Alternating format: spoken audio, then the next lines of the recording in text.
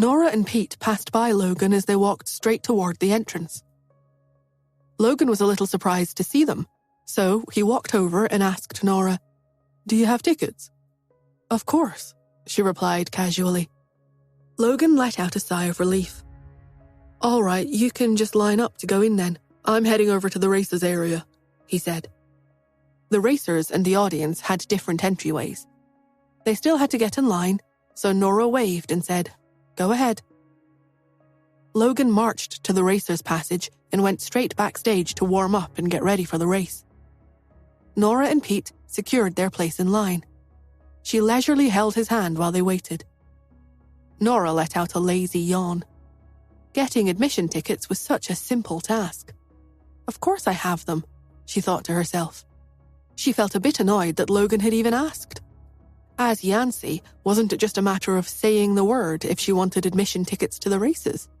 Besides, people had already been contacting her to offer her tickets a while ago. It had been quite some time since she herself last drove in a race, so she was itching to participate. She wondered if she could find Jordan Hoffman and ask him to let her drive a couple of laps around the track after the race. She had brought a small backpack with her racing suit inside, just in case. While she was musing to herself, Pete stood next to her with his head down. He was sending a text message to Cherry. "Where are you guys?" Cherry replied immediately, "We'll be there in a minute." Pete, feeling relieved, responded, "Remember, don't give anything away." "Okie dokie, don't worry, Pete, I'll do everything right," Cherry responded. He was about to text Cherry a few more reminders when suddenly 2 children darted over and knocked against his arm. Pete put his phone down and looked to see who had run into him. It was Brandon and Mia. The pair didn't know that Pete was there undercover, so they called out excitedly, "Cherry!" Pete had worn unisex clothing that day because deep down he really didn't want to be mistaken as a girl. However, the people around them would see him that way after hearing his friends shout out his sister's name. He fell silent for a while. Then he asked, "What are you guys doing here?" Mia glanced at Brandon timidly and replied, "We're here to watch the race. Brandon said that car racing is a lot of fun." Pete glanced around, but he didn't see any adults with them. It was rare for him to make any requests, but he looked at Nora and asked, "Mummy, why don't we let them come with us?" Nora uttered a distracted, "Okay." It sounded like she didn't really care one way or another. She stood by and watched the 3 children talk amongst themselves. The truth was, her son really should try to make more friends. During her recent observations of Pete, she found that his tendency to shy away from people was actually slowly getting better. The line moved quickly. After all, those who could get their hands on a ticket were not ordinary people. People at these racetracks were generally either rich or of high social status. The security officers at the entrance didn't dare to make things too difficult for them. Soon, it was their turn to enter. Nora handed over the admission tickets as they approached one of the security officers. He looked over the tickets and glanced at the 3 children. He then turned to Nora and said, "You can go in, but they can't," gesturing at the children. Nora raised her eyebrows. Brandon was already shouting, "Why not?" The security officer let out a muffled cough and replied, "Children aren't allowed in." Children aren't allowed to go in? How did I miss this? Nora thought, taken aback. She hadn't expected such a restriction. When she had lived abroad, Cherry had come to the races with her without a problem. Perhaps this rule was due to cultural differences. While pondering, she spotted Terence running over with 3 friends from school trailing behind him. They went straight into the racetrack without entering the line at all. None of the security officers stopped them. Nora watched in disbelief. Her face contorted with surprise. She was about to speak when Brandon interjected, "Then why are they allowed to go in?" He pointed at Terence and his crew. Terence positioned himself at the other side of the entryway and made faces at them. Answering over the security guard, he taunted, "Because my father is Paul Quinlan, so I can bring in as many people as I want." Brandon got angry and said, "Well, my uncle is Joel Smith. He's Mia's dad, too. so why can't we go in?" The security officers exchanged a glance at the mention of Joel's name. It had been Terrence's idea to stop Brandon, Mia, and Pete from entering. Although this was Jordan Hoffman's turf, the security guards knew they had to show Paul Quinlan some courtesy as well. They did not expect the two children to be from the Smith family. Terrence flicked his hand with a gesture of forgiveness. "Of course the two Smiths can enter," he said.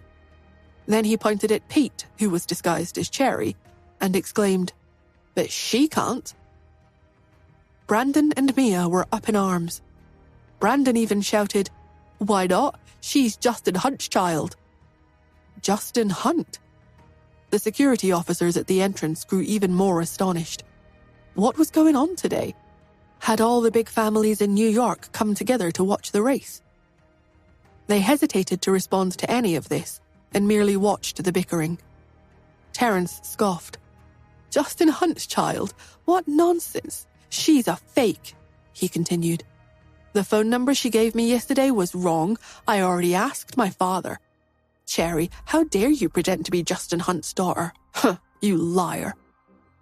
Brandon shouted back, "That's impossible. I asked my uncle. She really is Justin Hunt's daughter." Mia also nodded. She turned to the silent security officers and said earnestly, "Aren't you afraid that Uncle Justin will get mad if you don't let Cherry in?" The security officers, rendered speechless, were trembling with fear. This wasn't looking good. Nora's brows drew together as she listened to the children's conversation. That Terrence kid needs to be taught a lesson, she thought. He seemed very naughty and mischievous, and he seemed to be making things difficult for Pete. Another thought popped up. Was Pete being bullied in school? The look in her eyes turned cold. She was about to speak when a booming voice reached them. "She's Justin Hunt's daughter. Here, let me take a look." Nora turned to see a man dressed in a suit approaching. He seemed like he could be an amiable person on the one hand, but his eyes had a sinister look in them that was disquieting. As soon as he approached, Terrence ran to him, crossing back to the entryway once more, calling out, "Daddy!" The security officers stood up straight and greeted the man respectfully. "Mr. Quinlan?" Paul Quinlan ruffled his son's hair and looked at Pete and Nora. His gaze swept across Pete and fell on Nora. He smiled insincerely and said, "Mighty audacious of you to use Justin Hunt's name to do whatever you want outside. Are the two of you just planning to throw your life away?" Nora narrowed her eyes. She had never been one to allow herself to suffer any injustice. Should she deny that Pete was Justin's child in a situation like this, it was highly likely that Pete would be hurt. He was a sensitive boy and simply wasn't as hardy as Cherry. Thus, Nora only hesitated for a brief moment before she countered resolutely and said, "And how would you know this child isn't Justin's, Mr. Quinlan?" Paul was suddenly struck by Nora's appearance. He gazed at the gorgeous woman in front of him. She carried herself in a manner that was neither self-conscious nor overbearing. Her pretty face was absolutely stunning, and the aura around her glittered with brilliant energy. She hadn't faltered at all in his presence. Paul narrowed his eyes. Terrence piped up again. "She's not. She's a fake. Cherry, you're not going to be able to get in." He stuck his hands on his hips. At that point, a commotion suddenly broke out in the distance. Someone shouted, "Mr. Hunt is here."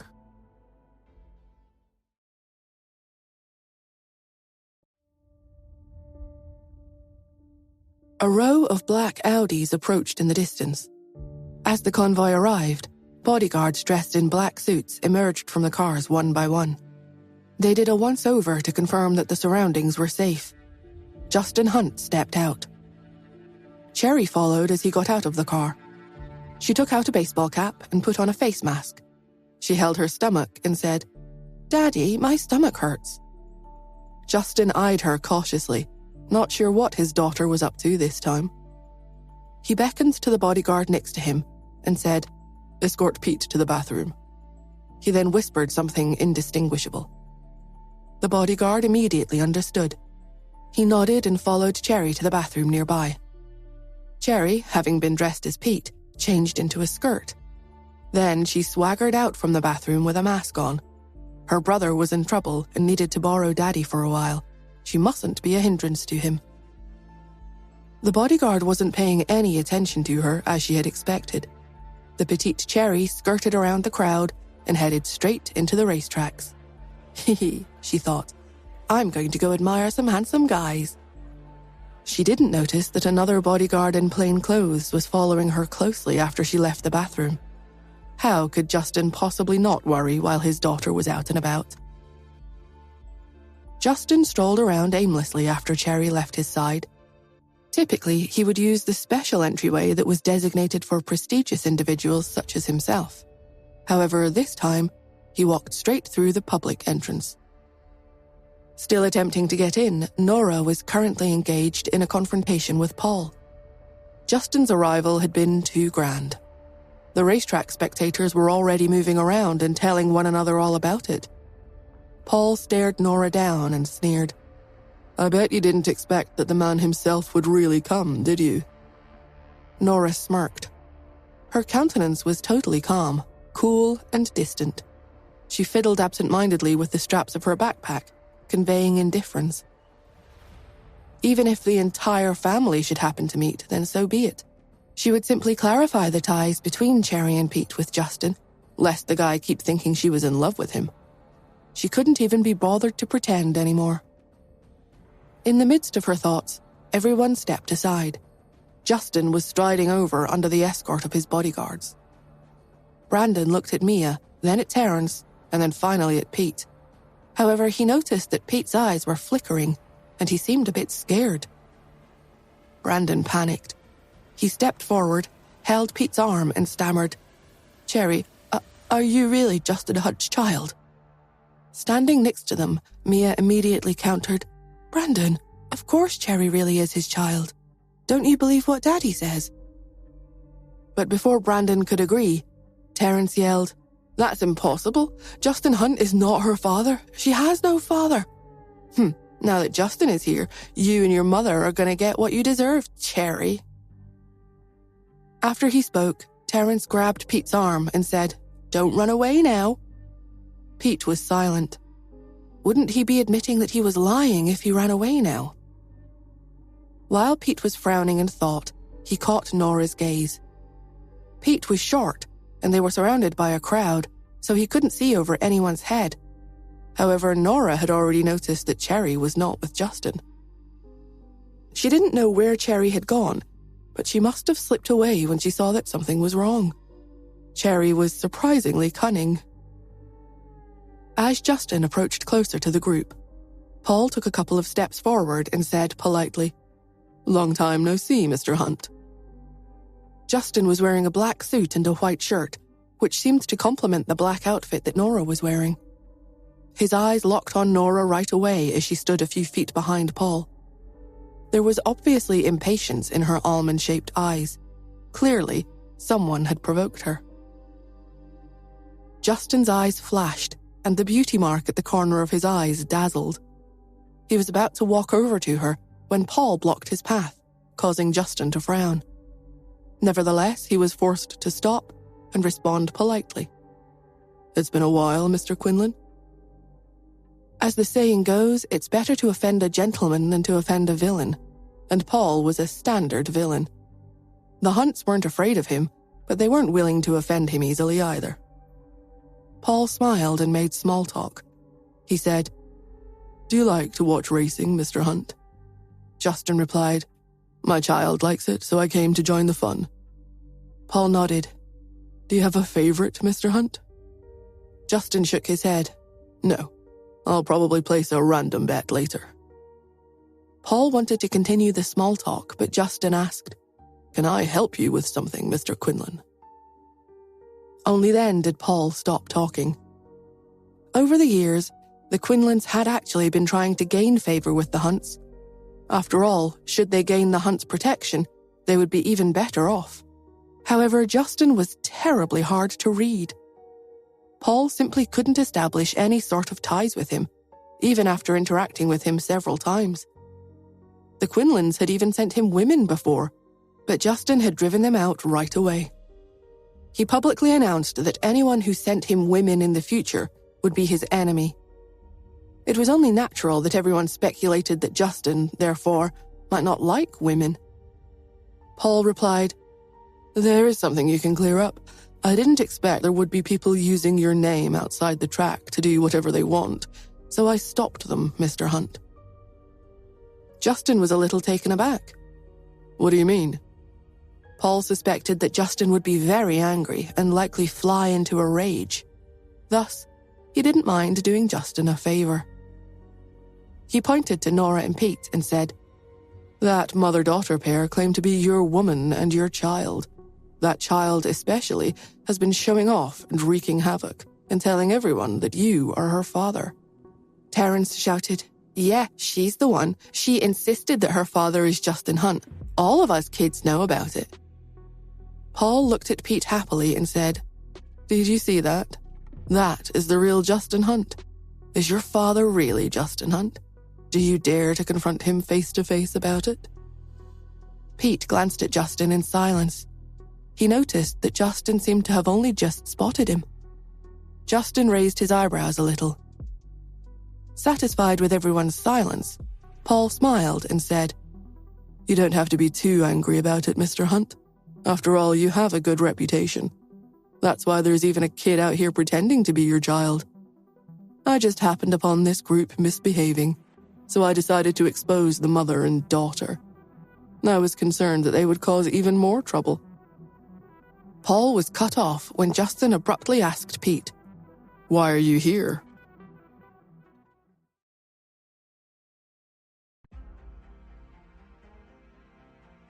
Everyone was dumbfounded.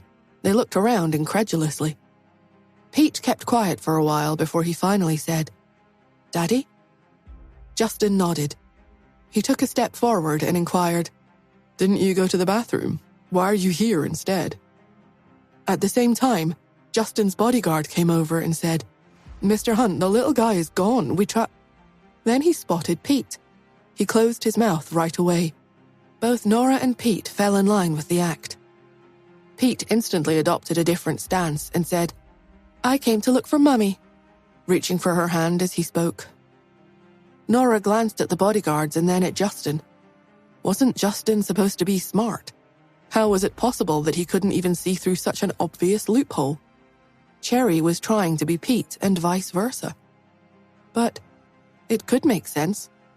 Near identical twins that were brother and sister were not very common.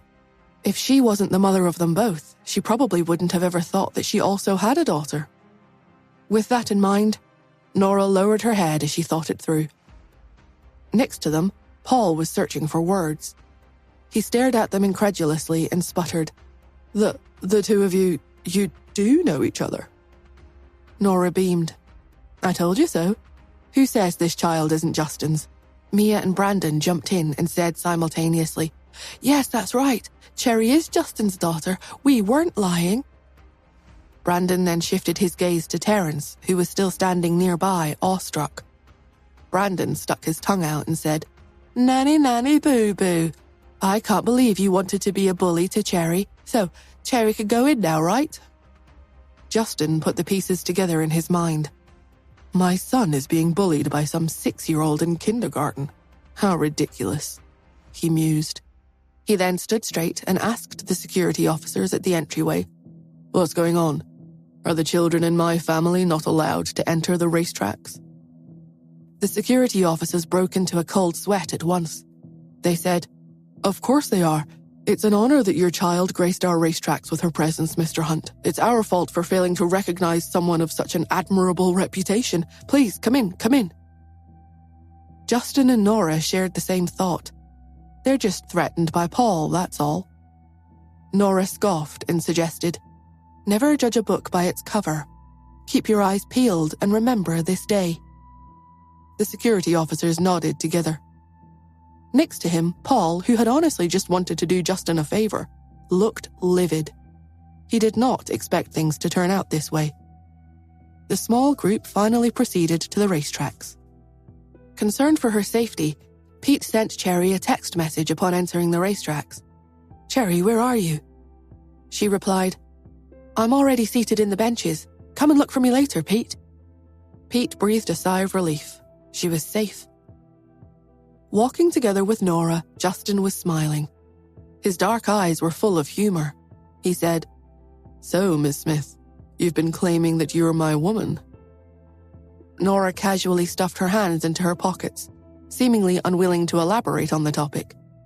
She pinched at the straps on her backpack. She asked, "What put you in the mood to come and watch the race, Mr. Hunt?" "My son likes to watch," Justin chided. However, it really was because of little Cherry. Nora nodded. "Oh, I see."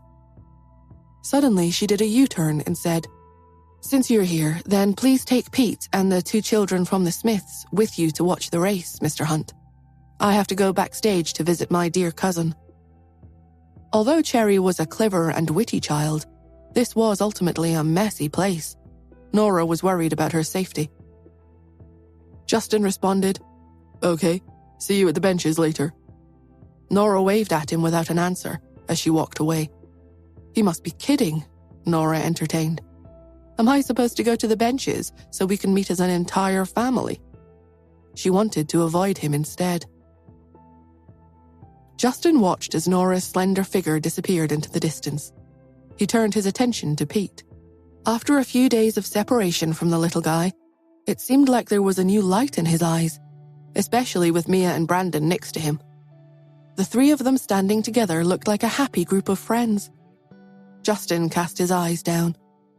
Pete had never really had any friends. Furthermore, he didn't allow anyone other than Justin to go near him. The children were swaying and giggling as they walked. Brandon bumped into Pete from time to time, yet Pete didn't show any sign of annoyance. Justin was curious. Nora might not always have herself together, but under her watch, Cherry had grown up to be a lively and lovable girl. Her son had only been with her for a few days, and he also seemed to have become much more cheerful. Was he actually not that good at raising a child? While he was reflecting, Paul came over to make up for the confrontation earlier. He smiled and said jokingly, "You see, information about you is really too confidential, Mr. Hunt. I always thought that you had a son, but as it turns out, you actually have a daughter."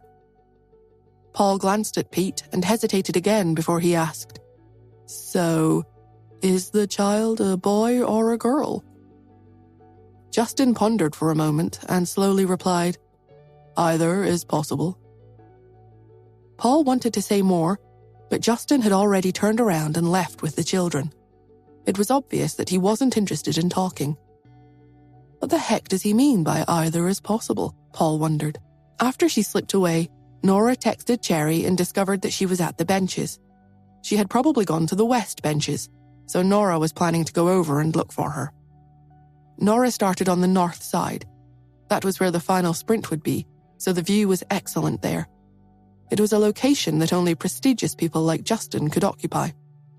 On her journey to the west side, she passed the Racers' Lounge. A couple of racers walked past her as she trekked by the resting area. They were chatting enthusiastically with each other. "Have you heard? Logan Anderson has a leg injury. People are saying he shattered his ankle. Guess he can say goodbye to first place now." "I even heard the Myers put money against the Andersons, but people are trying to keep it a secret. After all, Paul Quinlan is backing Winston. Winston is all in for this Linson fellow. What should we do if Logan loses? Will the bookies let him off?" "No way. Logan probably won't be able to leave this place alive today. Those bookies are something fierce." "How tragic. If he insists on racing with his injury, I'll bet his leg will never be the same. With the way things are going, he's doomed. Unless Yancey descends from heaven to save him." The 2 racers chuckled at the idea. Nora's interest in their conversation heightened.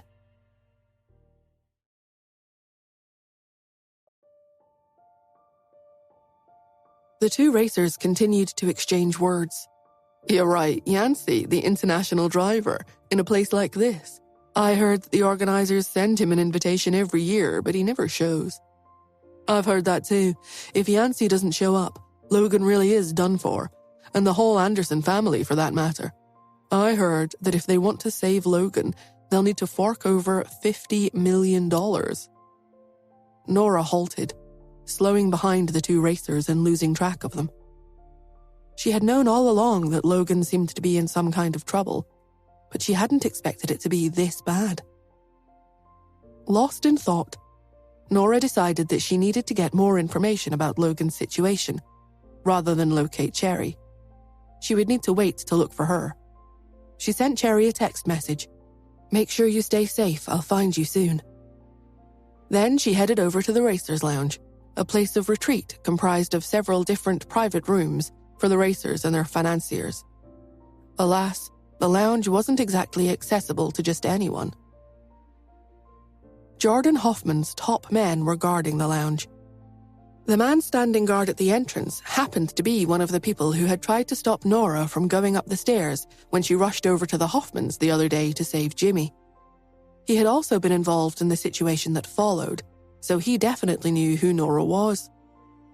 Surprised to see her, he jumped up and said hastily, "I'll take you to Mr. Hoffman."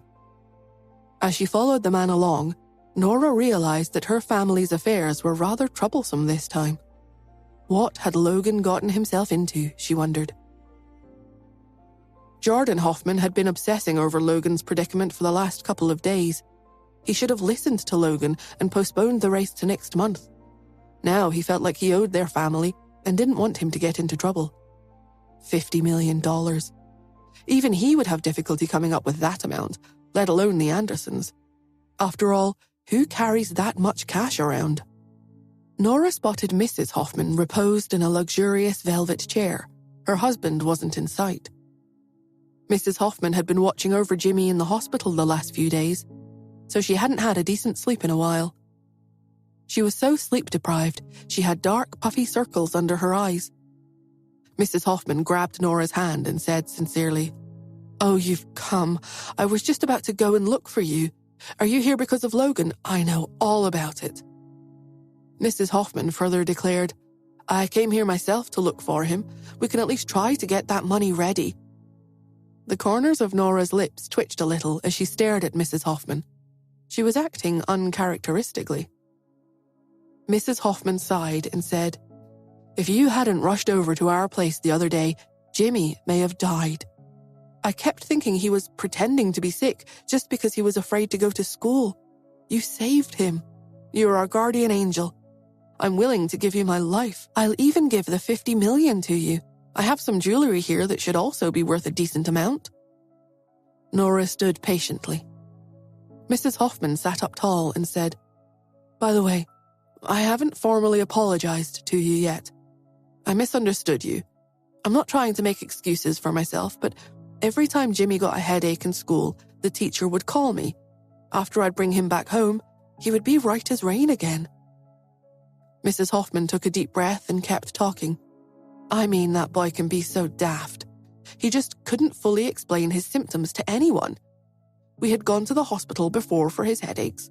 The doctor suggested a brain CT scan, but then he told us there could be radiation exposure, so he wanted us to think about it. After we went back home to think about it, Jimmy said he felt fine. This happened over and over again. That's why, when you told us he should have a lumbar puncture done, my first reaction was to think that you were spouting nonsense. Now that I think about it, I was so ignorant." Nora wasn't angry. She wasn't even upset at all. She had seen plenty of patients' family members who were even more overbearing than Mrs. Hoffman. A mother was right to worry about a CT scan for her child. The radiation exposure from a brain CT scan was equivalent to 1.5 times that of a chest X-ray. It was typical for doctors to leave the decision up to the family. Nora abruptly changed the topic. She gripped the straps of her bag and stated, "I'd like to visit Logan." "Okay, I'll take you to see him," responded Mrs. Hoffman. They took off together to find him. Logan was resting in one of the private rooms in the lounge. A sign over the door read, "Team White." He contemplated for a moment. "I can't let my team down," he agonized. He shifted his ankle around. The severe pain sent a shock through him, causing him to turn as pale as a sheet. Cold sweat trickled down his forehead. He tried to tune out his racing buddy who was rambling excitedly next to him. They sure were ruthless. I think your ankle is shattered. Can you put any pressure on your leg at all? I mean, honestly, shouldn't you just forfeit? I think you should go to Mr. Hoffman and give up the race. Logan didn't pay any attention to him, yet he heard his words slip by like air. All at once, he felt a combination of both pain and resolution. It's one thing to lose, but it's something else entirely to give up the race. He knew he couldn't disappoint his fans and financiers. He took a deep breath, steadied himself, and said, "Let's go." Suddenly, the door to the lounge room was pushed open. It was Linson Lee, the racer whom Winston had his money on. He had also gained the favor of Paul Quinlan. Linson was a relatively new racer with a lot of promise for a successful career. He had taken second place the year before, finishing a mere 5 seconds behind Logan. Logan looked at him with hostility. "What are you doing here?" he asked. Linson posed arrogantly in the doorway. "I'm here to show Logan, the racing king, my concern for his well-being, of course." He offered a sly smile. After a brief pause, Linson carried on. "So, how's your foot? Or is it your ankle? I heard that you might have broken some bones in there.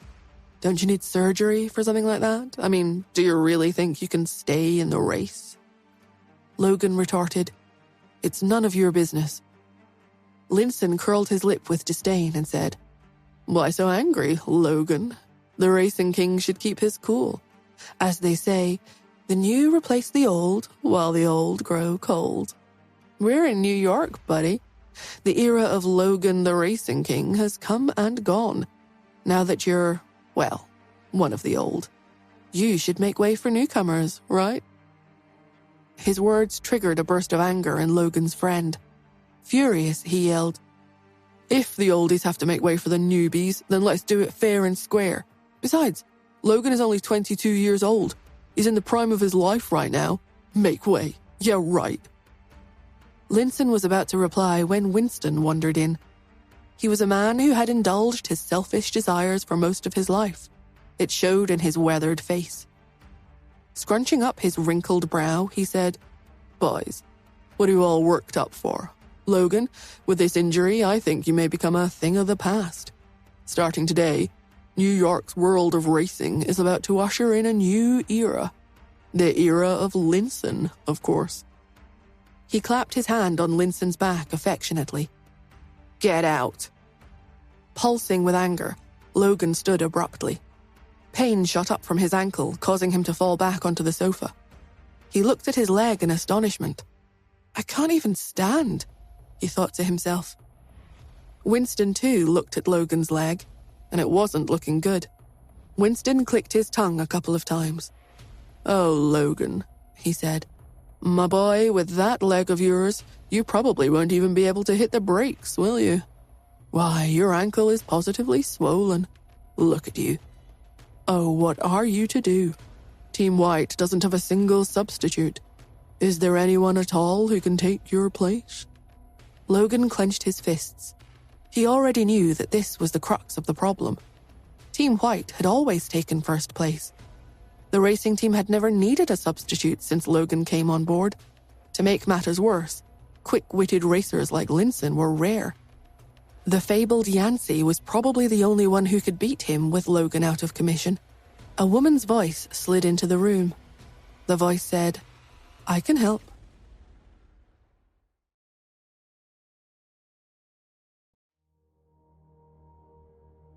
The bickering men looked over to see the woman to whom the voice belonged.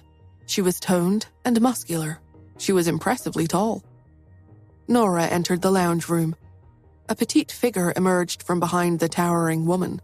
It was Mrs. Hoffman. The pair stood their ground in front of the frazzled group of men. Linson spoke first and asked, "Who are you? What are you doing here?"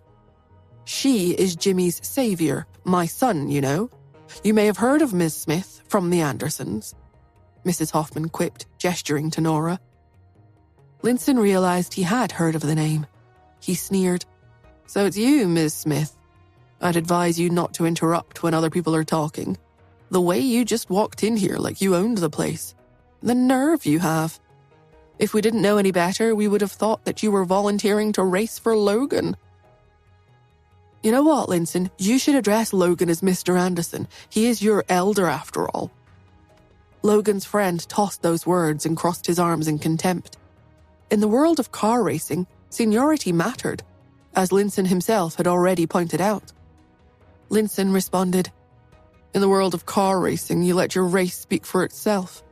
Also, this is the Racer's Lounge. It's best that women stay out. But clearly, Logan, your family felt that they should send someone to supervise you in your condition." Linson prattled on. "Miss Smith, right? Don't worry. There is no doubt that I'll let Logan lose with dignity today. After all, with this talk of elders, I have to show our racing king here some courtesy, right?" His words sparked anger in the rest of the group. Mrs. Hoffman rebutted, "Linson, you're here to race, so just race. Why must you speak in such an infuriating manner?" "Mrs. Hoffman, I know you're one of the organizers of this place. Are the races you hold so fair and square that people don't even have the right to talk anymore?" Linson queried. Mrs. Hoffman had never been a very eloquent person.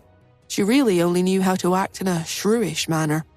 However, it didn't seem like pettiness would be of any use in this situation. There was no way Linson would show her any courtesy at all. The whole reason he was there was to beat Logan and make a fool out of her husband. After all, Jordan had made a ton of money over the years through Logan Anderson. Winston laughed and said, "These are men's affairs, Mrs. Hoffman. What are you women interfering for? We men may be competing with one another, but we'll still take our personal relationships with one another seriously. This won't affect our relationship, right, Miss Smith?" Winston had wanted to take Nora as his wife back in the day, but had failed to do so. Although he hated her for it at the time, at the sight of her face now, he couldn't quite hate her anymore. Linson decided to cooperate. "All right, let's not argue anymore. You'd better hurry up and find a substitute, Logan. Given the condition of your leg, your life will be in danger if you can't step on the brakes." Logan gritted his teeth. He was about to speak when Nora offered, "Didn't I already say that I can help?" Mrs. Hoffman was the first to respond. She addressed Nora. "Racing is not like your average driving, Miss Smith. It's not that simple. You need to have a good sense of the car and its quirks. You must mind the field, the turns, the other cars." Winston scoffed. "She's right, Miss Smith. This isn't a joke. 160 miles per hour is the maximum speed in a regular car, right? In racing, the minimum speed starts at 200 miles per hour." Linson had another jab ready for Logan. "Have you completely given up, Logan? The racing king, you call yourself? Just concede your defeat now with dignity." "I have the freedom to choose whoever I want as my substitute. Correct me if I'm wrong, but we are still standing in my lounge room. Linson, if you want an exclusive lounge, then just go win the championship. Now, please, leave," Logan demanded. Only champions had their own lounge rooms at the racetracks. Even if Linson was Logan's main competition, he still had to change and warm up with the rest of the racers. This was simply an unwritten rule in the world of racing. Linson's eyes flashed. "Certainly, of course. Well, enjoy your exclusive rest for the last time then, Logan, or shall I say Mr. Anderson. After today, you may never enjoy this luxury again." After spewing those words, he turned around and faced Winston. He commanded, "Let's go." Winston threw Nora a lingering glance. He wanted to strike up a conversation, but ultimately he left the room without saying anything. Only Nora, Mrs. Hoffman, Logan, and Logan's buddy remained. No one took Nora's offer seriously. Mrs. Hoffman worried aloud, "What's going on? Even if you can't finish first, the substitute should be able to go instead, right? Hasn't Jordan been looking for a substitute for you the last few days?" Logan huffed. His friend spoke up.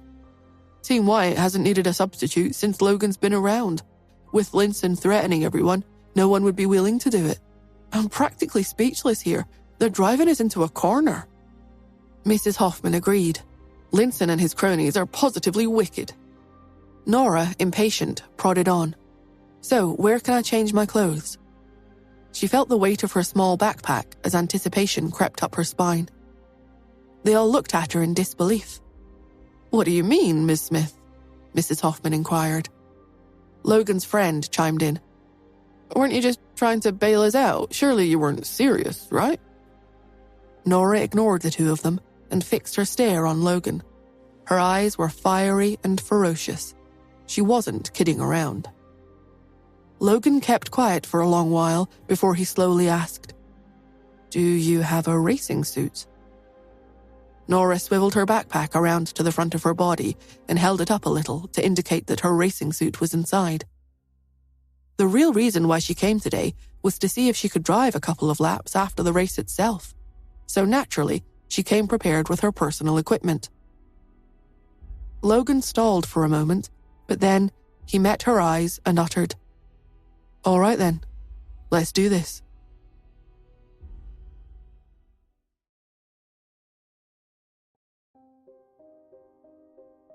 Logan waited anxiously with his friend and Mrs. Hoffman outside the lounge at the racetrack. Nora was changing inside the lounge. Logan's friend was concerned.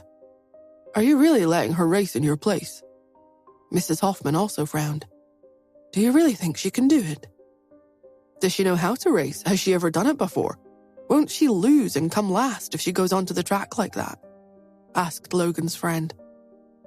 An irritated Logan clenched his jaw and retorted, "If you're so worried, why don't you do it?" His friend shut up at once. Logan stared at the door to the lounge. With his injury, he couldn't drive. His ankle hurt worse than the day before. He wouldn't be able to push through the pain and drive. Logan knew he would lose for sure this time. Linson was right, he probably wouldn't even be able to step on the brakes. Under the circumstances, he had no other choice. He had to find a replacement or forfeit the race. His last-ditch effort had been to find a replacement. The door was pushed open with a creak. Nora was dressed in a red and white racing suit as she walked out of the lounge. Her long hair had been tied into a ponytail, and she was holding a helmet. The tight-fitting racing suit outlined her tall and graceful figure, stunning the trio at the door. Mrs. Hoffman looked her up and down and said, "You look amazing. This is the first time I've ever thought that a woman could look good in a racing suit." Logan's friend looked her over and said, "At least your cousin looks the part. She makes a good first impression. Even if she comes in last, it will be a dignified loss." Logan glared at all of them. The overhead speakers crackled. "All racers, please make your way to the pit." Logan leaned on his crutch as the announcement rang out. He limped after them as the four of them walked toward the pit together. Logan loved his car very much. He had modified it to be one of the best cars in the city. Nora didn't really care much to watch racing as a sport. She liked to drive, but what she enjoyed the most was going fast. She touched Logan's car and thought it would do nicely. Logan stroked the car possessively and said, "Get in and get ready. You need to get settled and we don't have much time." It was the first time Logan had ever said those words to another person. He opened the door for Nora and motioned to her. His sports car was the love of his life. For as long as he had owned it, he had never allowed anyone else to drive it. Nora nodded. She climbed into the car, sat in the driver's seat, and familiarized herself with the controls. Then she gave Logan an okay gesture and got out of the car. After staying quiet for a while, Logan finally said, "Safety should be your top priority. It doesn't matter if you come last." He said softly, "At least it will be someone from our family who will lose the race and not a stranger losing on our behalf." Nora raised her eyebrows at his words. She was a little surprised. She never imagined Logan would say something like that. She had spent time with everyone in the family except for Logan. She had only exchanged a few words with him, and they had only met a few times. He had always given her the cold shoulder. It was unexpected that he considered her as a part of his family. She was still in a daze when the other racers started coming out to their cars. When they saw Nora, they stopped and stared at her in surprise. Linson and the rest of the racers all spoke at the same time. "What's going on, Logan, the racing king? You got a woman to fill in for you," said one. Another asked mockingly, "Have you given up before the race has even started?" "He thinks he's better than us. Why else would he get a woman to race against us?" said the third racer with annoyance. Another driver looked at Nora skeptically and said, "There has never been a female champion in the world of racing. In fact, very few women even participate in the races." Mrs. Hoffman got angry as she listened to their comments. She placed her hands on her hips and sneered, "Just mind your own business. None of you are perfect. Is there a regulation in the rule book that states that a woman can't race? How is it that I don't know anything about that?" Everyone knew who Mrs. Hoffman was. None of them dared to say anything. She let out a scoff and turned away from them. Logan had many fans who supported him and bet that he would win the race. He had won the championship a few years in a row and he was a relatively safe bet. But at the moment, all of them were cursing. "Damn it! What does the Racing King think he's doing? Why would he get a woman to stand in for him in the race?" said one of the spectators. Another could be heard saying, "I heard he injured his leg and he can't drive." One of the supporters looked up in shock and said, "Does this mean we'll lose for sure? I bet all of my savings." The crowd was becoming angry. "Then she needs to get off the track. If Logan loses, then he deserves it. We bet on him. I didn't spend that much money just so a woman could lose it all." "Exactly," confirmed a man in the back. The group of people shouted down at Nora, "Get lost." Jordan sat on the far side of the stands. He watched as the group of spectators made a big scene. Nora's arrival was unexpected. He had been equally shocked and surprised when he first saw her get into the car. But with everything that had happened over the last few days, he felt he had to stand up for Nora. He reminded the crowd of the rules, which stated that substitutes were allowed to take over for a race. The outraged and indignant group of people had no choice but to submit to the rules. They could complain, but there was nothing else they could do. A few minutes earlier, Justin had entrusted Pete and the other children to the bodyguards. He got up and walked toward the lounge. Lawrence, who had accompanied him, asked, "Where are we going, Mr. Hunt?" Justin lowered his gaze. "Didn't they say the Anderson kid injured his leg? How's he going to race?" "Surely you're not thinking of racing yourself, sir?" Lawrence gaped at his boss. Justin's lips curled into a smile. He replied, "Yeah, it's been a long time since I last exercised these old arms and legs of mine." Lawrence stared at him and quietly thought to himself, "You are really going above and beyond for this woman. But it's plain to see that she's the one who likes you. Why are you chasing after her?" No one dared to intercept or stop Justin, no matter where he went. He saw Nora and her 3 companions walk toward the track as he approached the lounge. He stared at the woman's graceful figure, his eyes darkening a little as he gazed at the exquisite curve of her back. Lawrence also looked at the 4. "Is that Ms. Smith in the racing suit? Is she going onto the track as a driver?" "What are you looking at?" Justin asked in irritation when he noticed Lawrence's gaze. Lawrence swallowed hard. His gaze stopped at her tiny waist and then slowly traveled down her long and powerful legs. They silently followed behind the 4 and saw Nora getting into the car. The speakers crackled again. "All racers, please get ready." As the announcement rang out, the racers put on their helmets and got into their cars. Logan held Nora's shoulders before she got into the car. Justin's scorching gaze had been fixed on his hands, and a flash of possessiveness almost consumed him. Logan instructed, "The ranking doesn't matter, but your life does. Just drive like normal." Nora patted him back on his arm. The corners of her lips curled into a smile, and she said, "Don't worry. Just wait for me. I'll return with the winning cup for you."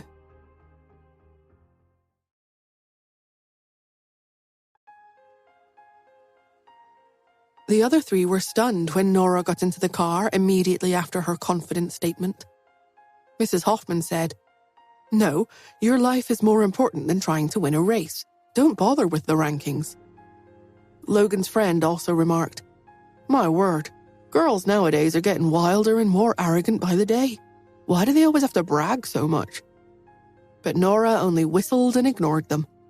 She felt as if all the cells in her body were on fire. She only ever felt like this when she drove a racing car. It was like she was fired up and raring to go. She had stopped listening to what the people outside were saying a long time ago. Nearby, Winston and Linson were talking to each other quietly. "Mr. Myers, I'm going to win. All you need to do is sit back and wait for the Andersons to go bankrupt," said Linson. Winston replied, "Cut the crap. That woman thoroughly embarrassed me a while ago. You need to teach her a lesson during the race." Even though his proposal had been dismissed as a joke at the time, Winston still felt embarrassed. To make matters worse, the two of them had parted on a sour note when they had met again. If he couldn't get his hands on a beauty like Nora, nobody else would either. Linson's eyes darkened. "Give it to me straight, Mr. Myers. What kind of lesson are you asking for?" On the track, forcing a car to stop or overturn was within the rules. Linson was proud and arrogant. Except for Logan, he didn't think much of anyone else. He knew that he would have the time and opportunity to engage in such nasty little thoughts. Winston's eyes darkened. Tina was standing next to him. Ever since she had been dismissed by the university, her reputation in the medical community had been utterly ruined. John had asked her about it when she returned to them, but she simply refused to reveal that Nora was Athena. Once she told them the truth about Nora's alter ego, John would no longer stand up for her. He was the type of man who would give in and work to make peace with Nora. To avoid that, she hadn't mentioned it to anyone at all. Winston had only brought her there today because she pestered him until he relented. When she heard their conversation, she said harshly, "The more ruthless, the better." Winston had wanted to hold back a little because Nora was a woman. Tina held his arm and said, "She's the reason I was dismissed by the university. Why won't you help me take revenge on her for that? Besides, she already has a fiancé." The word fiancé made Winston want to ruin the woman. The look in his eyes turned cold, and he said to Linson, "Do as she says." "Roger that, sir," he said with a smirk. He had his instructions, and Linson got into the car. The race was about to start. Justin had overheard their entire conversation and looked absolutely livid. Halting the race and taking Nora's place was a good solution, but he couldn't risk her anger. She was proud and stubborn. Besides, it seemed like she was an experienced driver. If he were to interfere, it could upset her. But if he did nothing, he was concerned that Linson might really do something dangerous that could risk Nora's life. Justin promptly made his decision. He walked to where Team Black was gathered and grabbed the racer as he was about to get into his car. He put on the helmet that the racer had prepared and got into the car. "Hey, who are you? You—" The driver panicked. He was about to say something else when Lawrence came forward and grabbed his arm. He stopped what the driver was about to say. "That's Mr. Hunt." The racer was shocked. Team Black had always been in last place and had never achieved a good ranking in the races before. The driver was just there to stay visible and go through the motions, but unexpectedly, Mr. Hunt had seized his car. Everyone was still absorbed in their thoughts when the Grand Marshal waved the starting flag. All the cars charged out. "Come on, come on!" cheered the crowd. The spectators were on their feet. Cherry and Pete were in different areas on the stands. They watched Team White's car excitedly. "Come on, Mummy!" Pete cheered. "Mummy, you're the best!" Cherry shouted. Logan and Mrs. Hoffman stood on the sidelines and stared nervously at the racetrack. His friend said, "She seems fine. Looks like she's following the crowd. It's just that her start was a little too fast." The thought was on everyone's mind. Logan's jaw tensed up tightly and he clenched his fists. It was easy to become unstable if one took off too quickly. There was a sharp turn not far ahead. Everyone familiar with the track knew it was dangerous to start too fast because it would make the turn treacherous. Nora had a child, a daughter. The risk was too high. He didn't want her to die trying to help him. Logan nervously took a couple of steps forward. He fiercely regretted letting her go onto the track. Justin had seen some races at the track before. He knew what to expect. When he saw that Nora had taken off too quickly and was leading far ahead, he became alarmed. He didn't have much time to think about it. After stepping on the gas, he chased after Nora in the hopes of stopping her before she reached the turn. If he couldn't stop her, perhaps he could help her in another way. In the stands, the spectators were also alarmed and nervous. Someone said, "Isn't the driver for Team White going a little too fast? Does she have a death wish? Oh my God, this is making me panic. What should we do? What if something happens to her?" said someone else. Another man said, "Did she see the sharp turn ahead? She's driving so recklessly." There are always a few accidents every year, but the idea of such a beautiful woman dying makes my heart hurt, whispered another man. Tina and Winston exchanged a look. Winston smiled and said, "It doesn't look like Linson needs to do anything."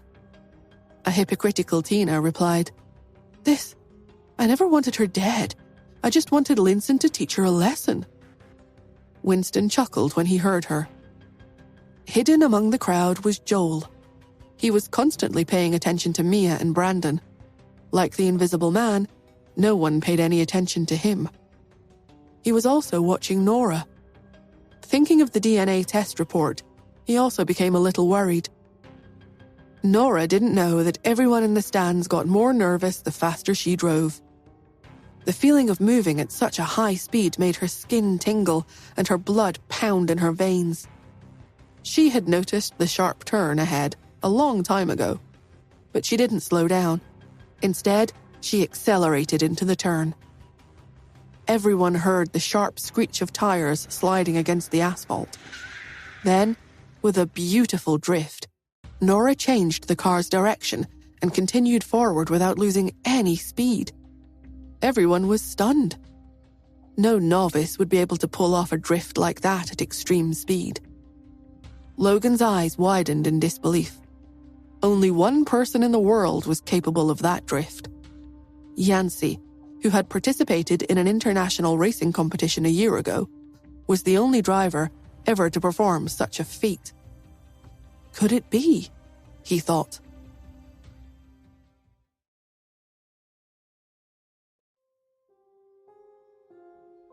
Logan stared in disbelief at the leading car on the track in front of him. He suddenly recalled a conversation he had had with Cherry a long time ago. She had looked at his car and wanted to know if he was a racer. He had thought she was just making conversation when she had started talking. "I like car racing too. So does my mummy." "Do you know who Yancey is?" "My mummy doesn't allow me to tell anyone." Before Nora had gotten into the car, she said confidently, "Don't worry, just wait for me. I'll return with the winning cup for you." She had said it so casually. When Logan thought about it again, he realized there had only been affirmation and certainty in her voice. He stared at his sports car, and his gaze became intense. It never occurred to him that the cousin he disliked so much could actually be Yancey, someone he admired the most. He took a step forward and craned his neck to look over. Excitement ran through his veins. Mrs. Hoffman didn't know much about racing, and the sight only made her heart pound in trepidation. She said, "What happened to Nora? Why did it look like the wheels were about to catch fire?" Logan's friend swallowed hard, and he uttered, "Oh my God." Even the people who weren't optimistic about Nora's racing stood up. Someone rubbed their eyes and asked hesitantly, "Were my eyes deceiving me, or did she just luck out? That angle, that speed, that drift. No one could make that without a few years of racing experience under their belt," said a man, staring in shock. Another asked, "It really wasn't a fluke? Was it because she's too inexperienced to be scared? Or was she bold because she knows what she's doing? "Is that really something a woman can do?" said another. The race continued at breakneck speed. Nora's car was far ahead of the rest. The cars in second and third places were neck and neck.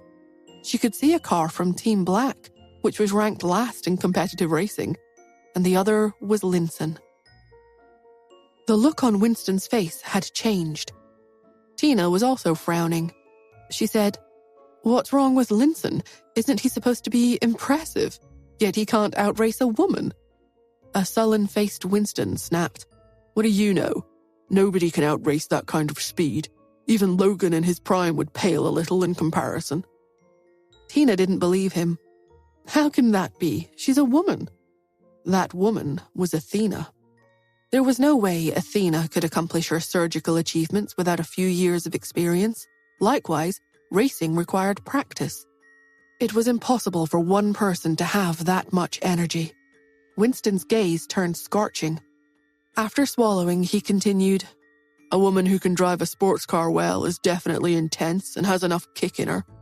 I can't bear to part with her anymore." When Tina heard his words, resentment welled up within her. She tugged at Winston, took a deep breath, and said, "You're my fiancé." Winston looked at her and smiled. "Am I?" She choked. Tina had broken off their engagement to get rid of Winston and deal with Nora. She told John that Winston was like a brother to her. Later, because she had no other options, she had returned defeated and climbed into Winston's bed. Only then did the two of them get back together. Ian Smith had always been treated by her. Her skills as a doctor could not be questioned, as that would undermine John's judgment.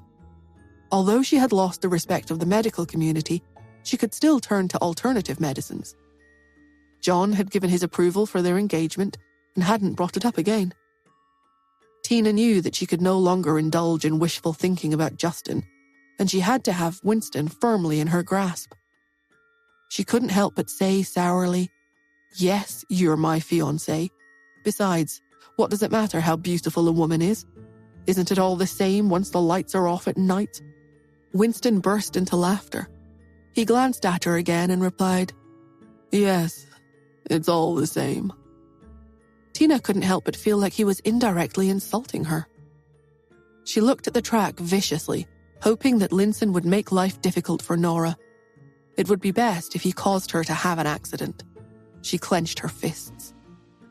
Justin, who was in Team Black's car, was also stunned. Nora's ability to maneuver the turn effortlessly at such a difficult angle amazed him. The corners of his lips slowly curled into a smile, and he thought of the international racer Yancey. He had never expected Yancey and Nora to be the same person. The woman was constantly surprising him.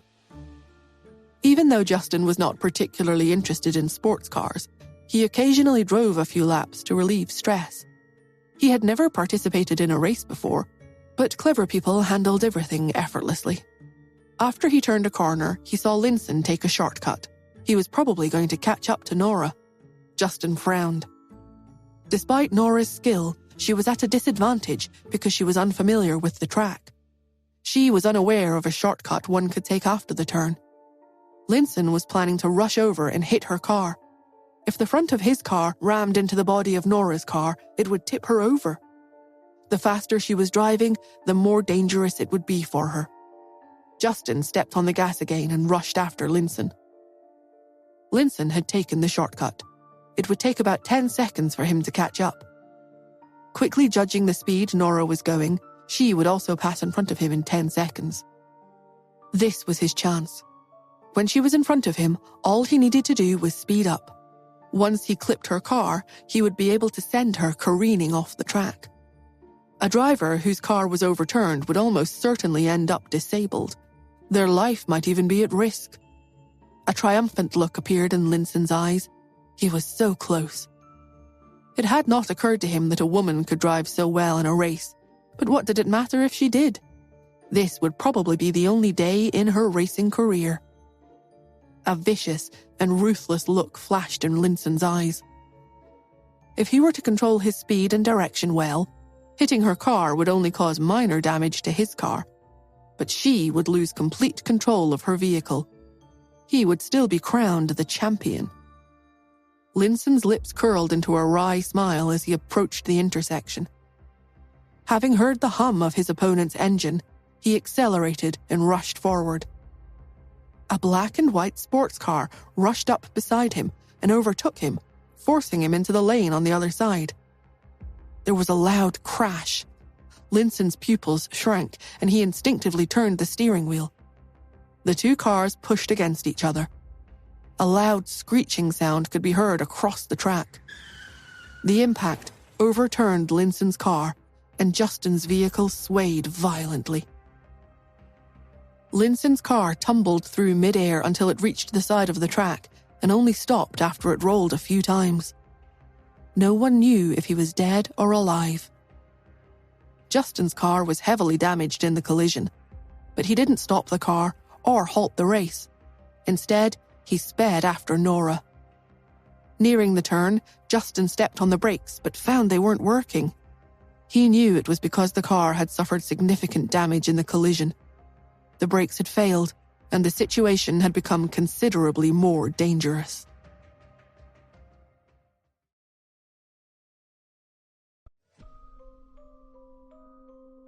Nora had noticed Linson's car bearing down on her. He clearly intended to ram into her car when they turned. As a professional race car driver, she was always aware of what was going on around her. As soon as she missed the intersection, she realized she was on the wrong route. From the moment she heard Linson's engine revving, she had kept his car in her peripheral vision. She smiled and sped up. So, Linson wanted to ram his car into hers? He would have to catch her first. As she sped into the turn, a loud crash sounded. Two cars had collided behind her. During the crash, Linson's car overturned and careened off the track. His fate was now in God's hands. The other car looked heavily damaged, but it was still following closely behind her. It didn't look like the driver had any intention of slowing down. Nora silently gave him a thumbs up. It was to be expected from a race car driver. This guy was definitely a pro. The driver sped up more. It looked as though he would overtake her soon. Nora was surprised to realize there was such an expert driver in her home country. She smiled and felt her competitive side rising within her. Her heart raced as she fought to keep her position as the leader. The two cars chased each other and did a few laps. There wasn't a lot of distance between Nora's car and the one from Team Black on the final lap. They raced side by side. There was little room in the lane. Nora sped up, but her opponent wouldn't let her go unchallenged. Nora looked over at the Team Black driver and gave him a thumbs up to show her admiration. She hadn't expected a driver who was faster than she was. Justin was in Team Black's car, and he was miserable. The track was slippery, causing the car to go faster and faster. He couldn't stop. If he couldn't find a way to stop the car, it would be the end of him. Why had Nora given him a thumbs up at a time like this? His lips twitched a little. Suddenly, he took off his helmet and yelled at the top of his lungs, "My brakes don't work. Stay away." During the last few laps, he had observed the lane and tried to come up with a practical solution. Though he couldn't control the car's speed, he could let it scrape against the barricade to slow it down. But that particular plan was a little too dangerous. She needed to hear about it and move away before getting tangled up in a collision. In astonishment, Nora looked at his familiar and anxious face. She had not expected Justin to be Team Black's driver. She didn't know he raced. And was he saying that his brakes weren't working? She immediately realized that his car had sustained damage during the collision with Linson. She knew it was probably best if she did as he told her and moved away. Nora hesitated for only a split second before she made her decision. Cherry and Pete would probably be heartbroken if he died, but their custody issues would no longer exist. But she would have difficulty cheering up the kids. She smiled at her outrageous thoughts. Then she looked at Justin and said, "Wait for me." Justin was stunned at her words. The next moment, Nora sped up. Her car's speed should have reached its maximum after a few laps. Nobody could figure out how she overtook him. She drifted her car and then executed a 180-degree turn 100 meters away. They faced each other. Justin's eyes narrowed. His car would definitely crash into hers. Then Nora's car went into reverse, speeding up in the process. She matched his speed in no time. After a moment, the two cars gently touched bumper to bumper. Together they crossed the finish line. Then Nora slowed down, using friction generated by the car to reduce the speed of both cars until they finally came to a halt. The people in the stands were quiet. There was only the sound of the other cars still on the track. As soon as the other cars stopped, Nora stepped out. The crowd erupted into rapturous applause. How exciting! Oh my God, that was an angel's kiss! How romantic! Sighed a woman at the front. How is it that I want two race car drivers to fall in love? I love Team White and Team Black as a racing couple. Aren't they totally a match made in heaven? Was heard from a man standing to the left. From the back, another man said, Oh my God, I've never seen such a thrilling race. Linson dropped out of the race with a bad leg break. Even if he survives, he can forget about racing for the rest of his life. And a dark horse suddenly appeared in the race. Who is he? To think he could come out of nowhere and achieve second place like that. I never dreamed that I would want two competing drivers to fall in love, someone whispered quietly. Jordan listened to the crowd's reaction and he heaved a sigh of relief. He had learned that Justin requisitioned the Team Black car and had crashed into Linson's car. He had also heard that Justin's brake failed after the collision. If Mr. Hunt were to suffer an unforeseeable accident on the track, the Hoffmans would be held responsible and they would never recover. But Nora had saved Justin. Her actions had saved Jordan's family again. Justin opened the door of the low racing car and got out. A sullen look crossed his face. He had been confident of stopping the car against the barrier. Nora's actions were too dangerous. The slightest miscalculation would have led to both cars crashing. He was already in danger, but there was no reason for her to risk her life. The moment he saw the gorgeous woman leaning against the sports car with her chin up, looking at him all badass and challenging, he wasn't angry anymore. He realized that she had anticipated all the risks and dangers, but she was confident that she could overcome them all. As he slowly walked towards Nora, the angry expression faded away, and his lips curled into a smile. His helmet had flattened his hair, so he ruffled it and casually said, I didn't think you loved me that much. Nora frowned. A smirk escaped Justin's lips as he said, What you did just now almost made it look like the cars were kissing. Nora couldn't believe her ears. Justin took another step forward. He lowered his voice and said, What was even more unexpected is that you actually loved me so much that you were willing to take such a huge risk, even if that meant you would die with me. Nora's eyes twitched. If she could turn back time, she would go back 2 minutes and avoid getting herself into this mess. She huffed quietly. Does he always misinterpret everything I do on purpose? In the stands, Joel was glad to see they were both safe. He heard his cell phone ringing. When Joel answered, his expression became grim as he listened to the caller's words.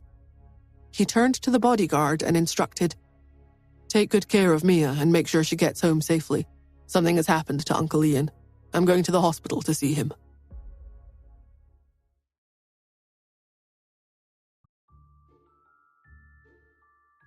Joel left the track quietly without attracting attention. He had come anonymously anyway. But Nora's appearance had caused a sensation. Justin and Nora walked off the racing track together. Logan and the others approached Nora as soon as she reached the lounge. Logan's friend immediately said, Who are you? Your speed, drift, and reaction time are all too good. Holy cow, that was so impressive. Nora didn't say anything. She glanced at Logan and saw that his eyes were burning with passion. The arrogant young man's usual icy look was gone. He stood stiffly and said very little, but his attitude had clearly changed. He must have recognized her. She glanced at him before she threw the helmet to him. "Help me bring it back home?" She didn't feel comfortable in the tight suit. She quickly went into the lounge and changed back into her black outfit. Jordan had walked over and was talking to Logan. He patted Logan's shoulder and laughed out loud. "She was simply amazing. She keeps surprising me, making me feel like nothing in this world is as simple as it seems." Logan nodded his head. "She's very impressive." Jordan winked at him and deliberately lowered his voice. "She's Yancy, right?" He refused to confirm or deny the assumption. Jordan seemed to understand and patted his arm. "It's true. Do you remember I once told you that I knew Yancy better than you ever would? I never expected the two of you to be related. Now that I think about it, it's a little awkward." Logan tried to keep his expression neutral. He was too embarrassed to admit he had just found out that his cousin was Yancy. Seeing Nora walk over, Logan hurriedly handed her the helmet in his hand. Nora asked, "Can you help me take the helmet home?" It was heavy, and Logan had a professional basket carrier. He replied, "No, you misunderstand. I want you to autograph my helmet." Nora stared at him in confusion. "I plan to keep it as a memento," Logan said shyly. Pete was delighted. Nora had won first place in the race, and Justin had come in second. As Mia and Brandon walked to the bathroom, he quietly followed them while they weren't paying attention. Cherry was hiding in the bathroom. Shortly after meeting up, Cherry said, "Let's switch back. I miss Mummy." Pete said, "Okay." Though he was reluctant to leave his mother and move back to his father, he could not refuse his sister's request. While the two of them talked, they changed their clothes. Then, Cherry skipped over to Mia and Brandon. Justin stood off to the side. When Nora went to the lounge to change her clothes, he prepared to leave. He wanted to make sure he took his daughter home and not his son. Justin deliberately lingered for a while longer. When he heard from the bodyguard that Nora had left with the 3 children, he walked out to where Pete should have been waiting for him. When he saw the little boy, he squatted down and smiled. "Was I cool just now?" His daughter was observant and must have seen what had happened earlier. The reason he asked again was to deepen her impression of him. He could almost imagine her turning soft and replying cutely, "Daddy is the best."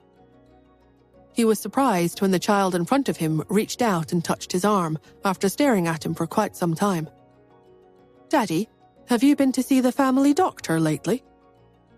The smile on Justin's face froze.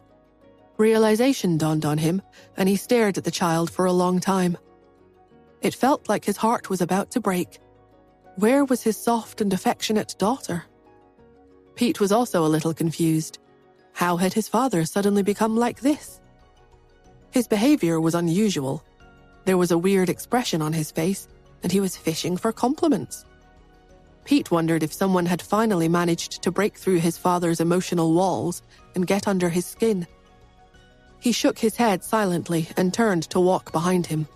He wished he could cover his face so that no one would know they were related. He said in a muffled voice, "You only got second place. Mummy came first. No wonder she is still not interested in you after such a long time." Sensing his son's disdain, Justin coughed and stood up straight.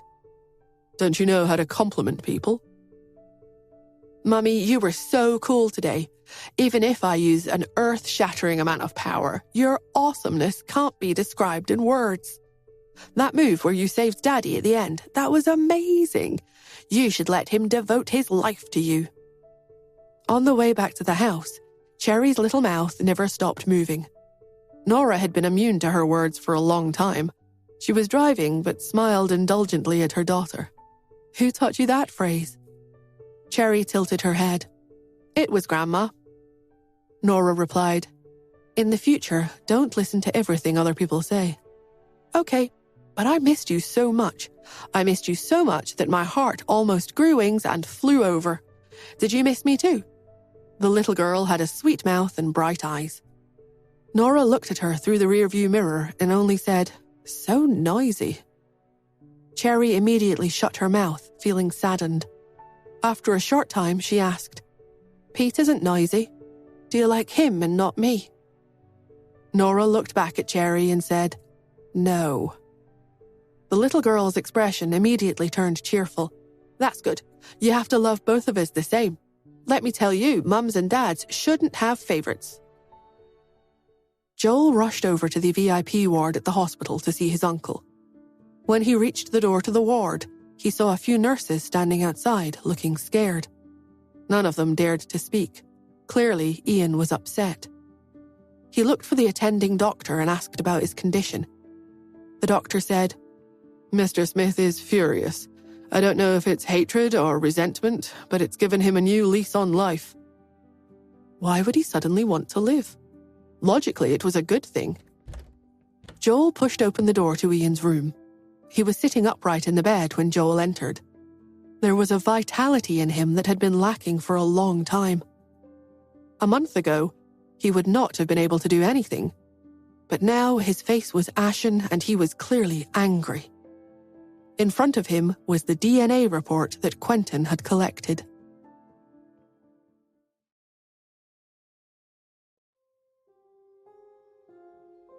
When he saw the report, Joel's breath caught in his throat.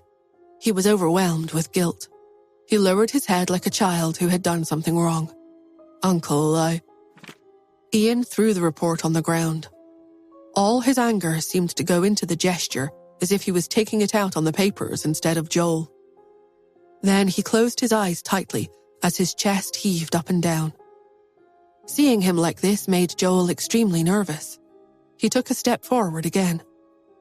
"Uncle Ian, I didn't let you see it because I was afraid you would be angry.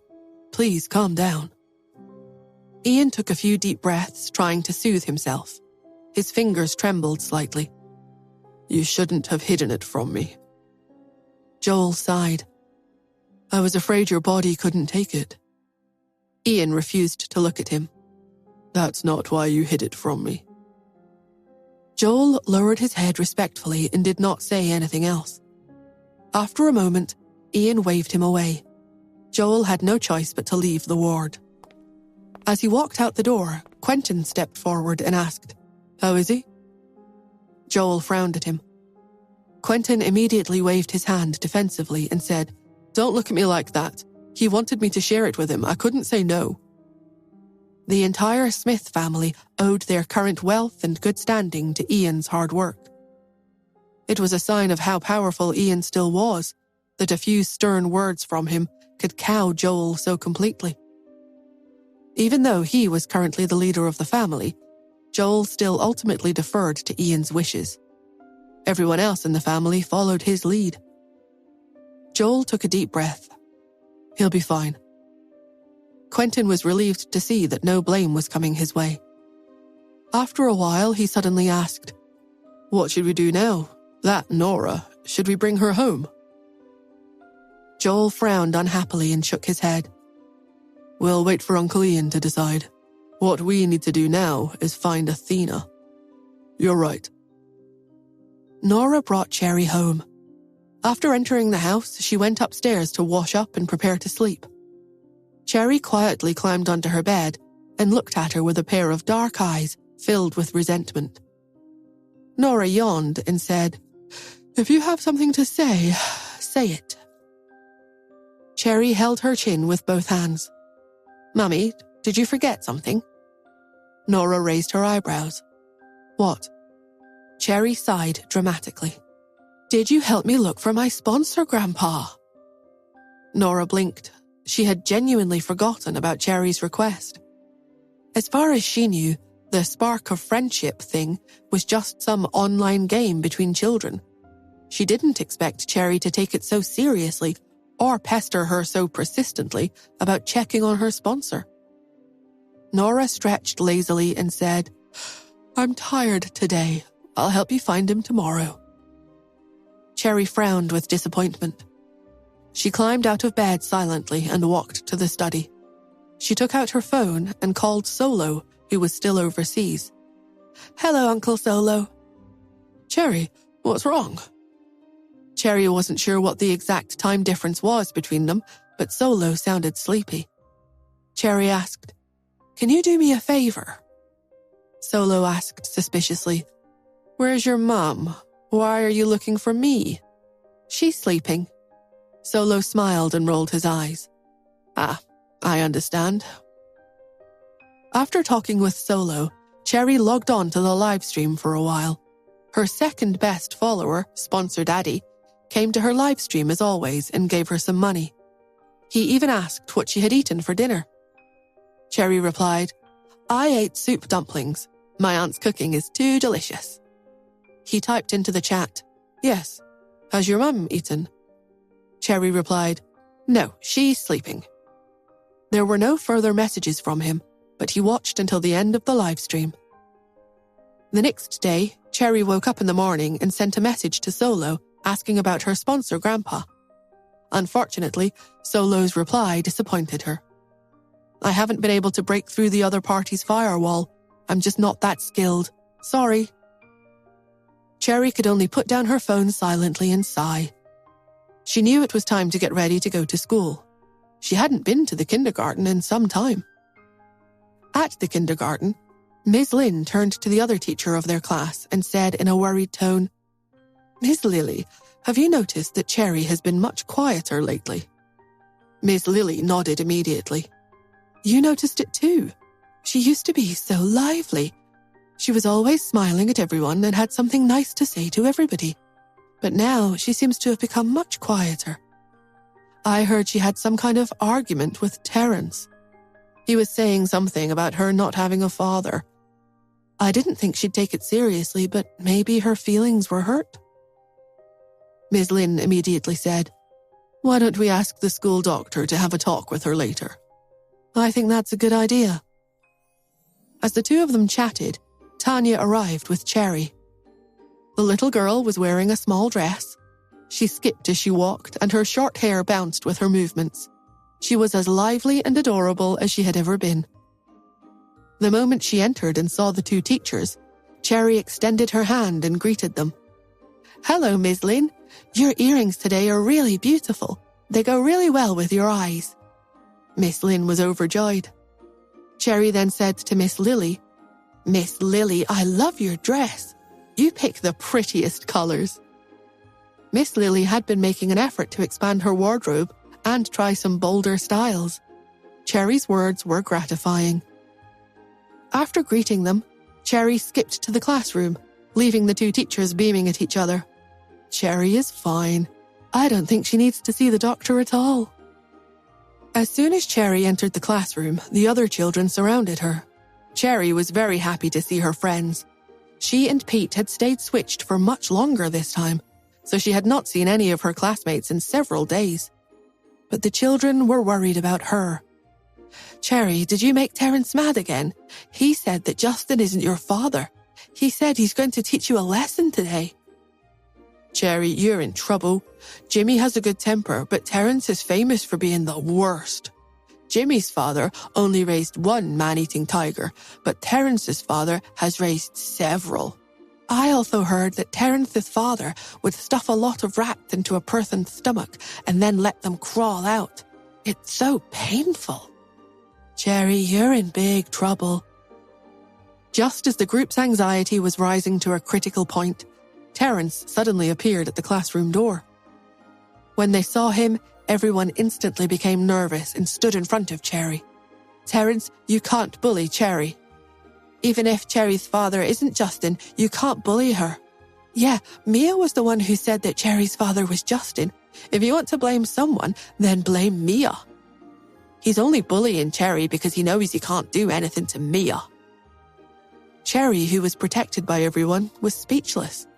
She blinked her eyes and patted the students in front of her. Get out of the way, I'm fine. However, the students were worried. No, Terence is half a head taller than you. You can't beat him. Let's go get the teacher. Cherry, don't be afraid. As the students continued to chatter and fret, Terence's lips twitched. He had only come by their class to apologize. He hadn't intended to pick a fight. He couldn't believe he had made them all get so worked up just by walking into the room.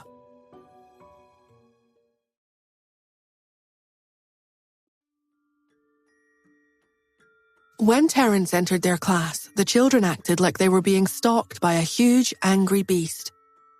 They all thought that Cherry was going to be beaten up.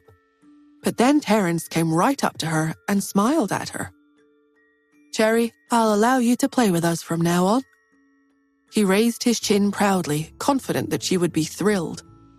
At home, his father had warned him not to cause problems with Cherry. They couldn't afford to mess with the Hunts, so Terence needed to change his approach. Bullying wasn't the way to go. They needed to be friends. But when Cherry heard this, she glanced at Terence and said indifferently, "Oh, but I don't like playing with you." Terence's expression darkened. "What did you say?" Cherry was not afraid at all. She didn't know the meaning of the word fear. Nora had raised her to be a bold and outspoken kid. She looked up and answered loudly, "I said, I don't like playing with you." Terence was furious. He stretched out his hand and pointed at her. "Even if you are Justin's daughter, don't be ungrateful. Justin has to be nice to my dad, and you have to be nice to me. Besides, I can get you all kinds of cool things. If you play with me, then you can come with me to the Quinn School of Martial Arts." Cherry blinked. "The Quinn School of Martial Arts?" Terence raised his chin. "Yeah, the Quinn School. My father is an unofficial student. Other than the main students, he has the highest status there. Do you know what the Quinn School is? They're one of the biggest groups in the martial arts world. They're very old and powerful, but they still have a training site in New York." His chest swelled with pride as he explained all this. "Your daddy is very polite to my daddy because of this." Cherry blinked as she tried to understand what he was saying. Was it true that Terence's father was Grandpa Quinn's unofficial disciple? Terence said again, "So don't think my father is afraid of your father.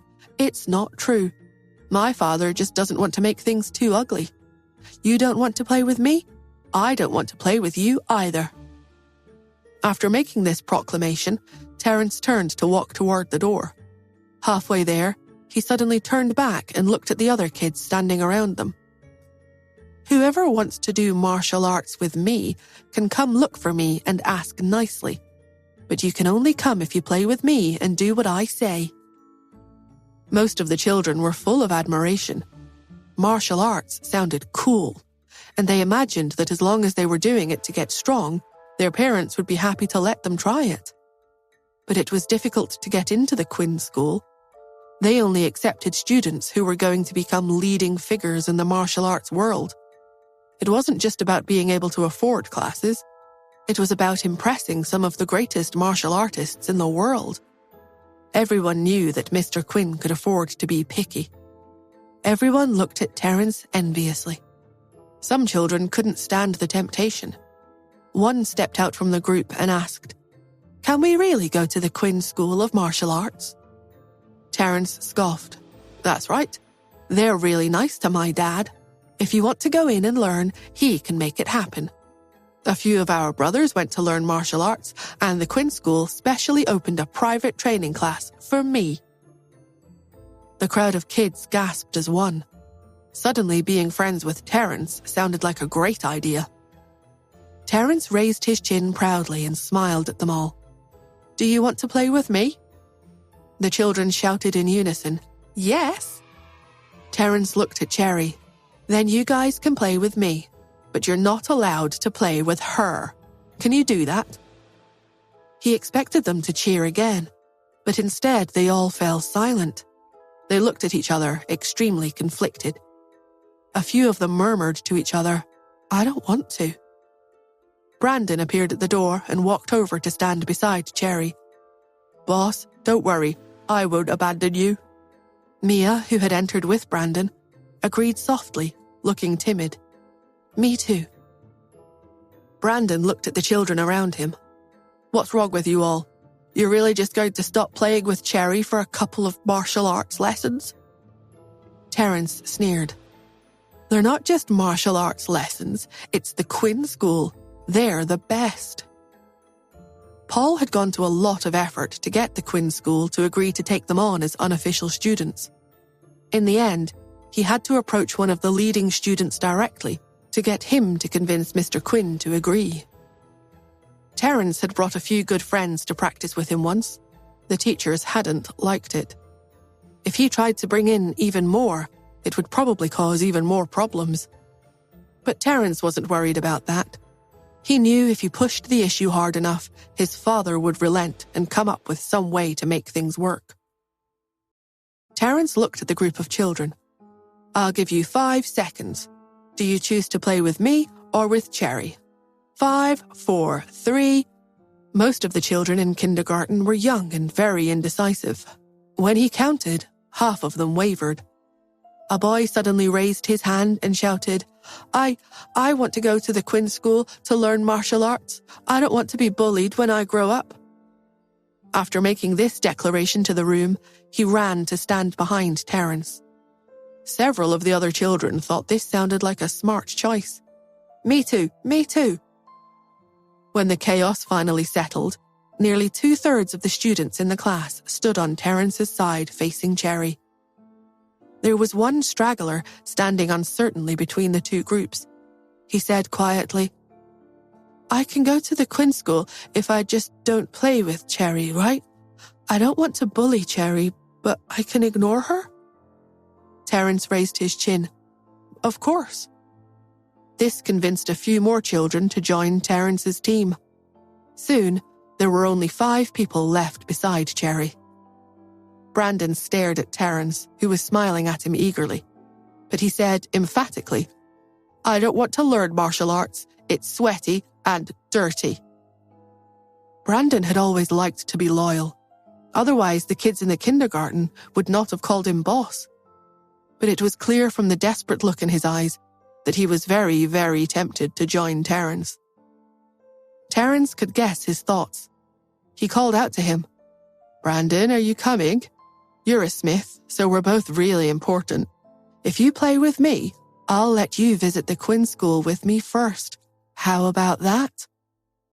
Brandon's eyes lit up. Getting picked first sounded great. However, when he looked at Cherry, his stomach filled with guilt. He shook his head. "I can't betray my boss." Mia nodded. "We can't betray Cherry." Cherry was extremely touched. She held Brandon's little hand and asked, "Do you want to study martial arts?" Brandon quickly said, "No, I don't. Don't worry, I won't betray you." Cherry smiled. "It's okay if you want to do martial arts, but if you want to learn, I can help you. You don't need Terence." Brandon's jaw dropped in shock. Loyalty was important to him, but he hadn't expected to be rewarded for it so quickly. Terence suddenly laughed. "Cherry, you're bragging again. No, even if your father is Justin, the Quinn School wouldn't take you in. Do you think you can enter it just because your family has money and power?" As soon as he said this, Cherry picked up her phone and called Mr. Quinn. "Hello, Grandpa Quinn? I missed you."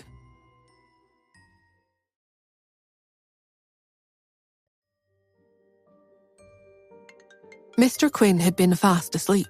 Cherry's call had woken him.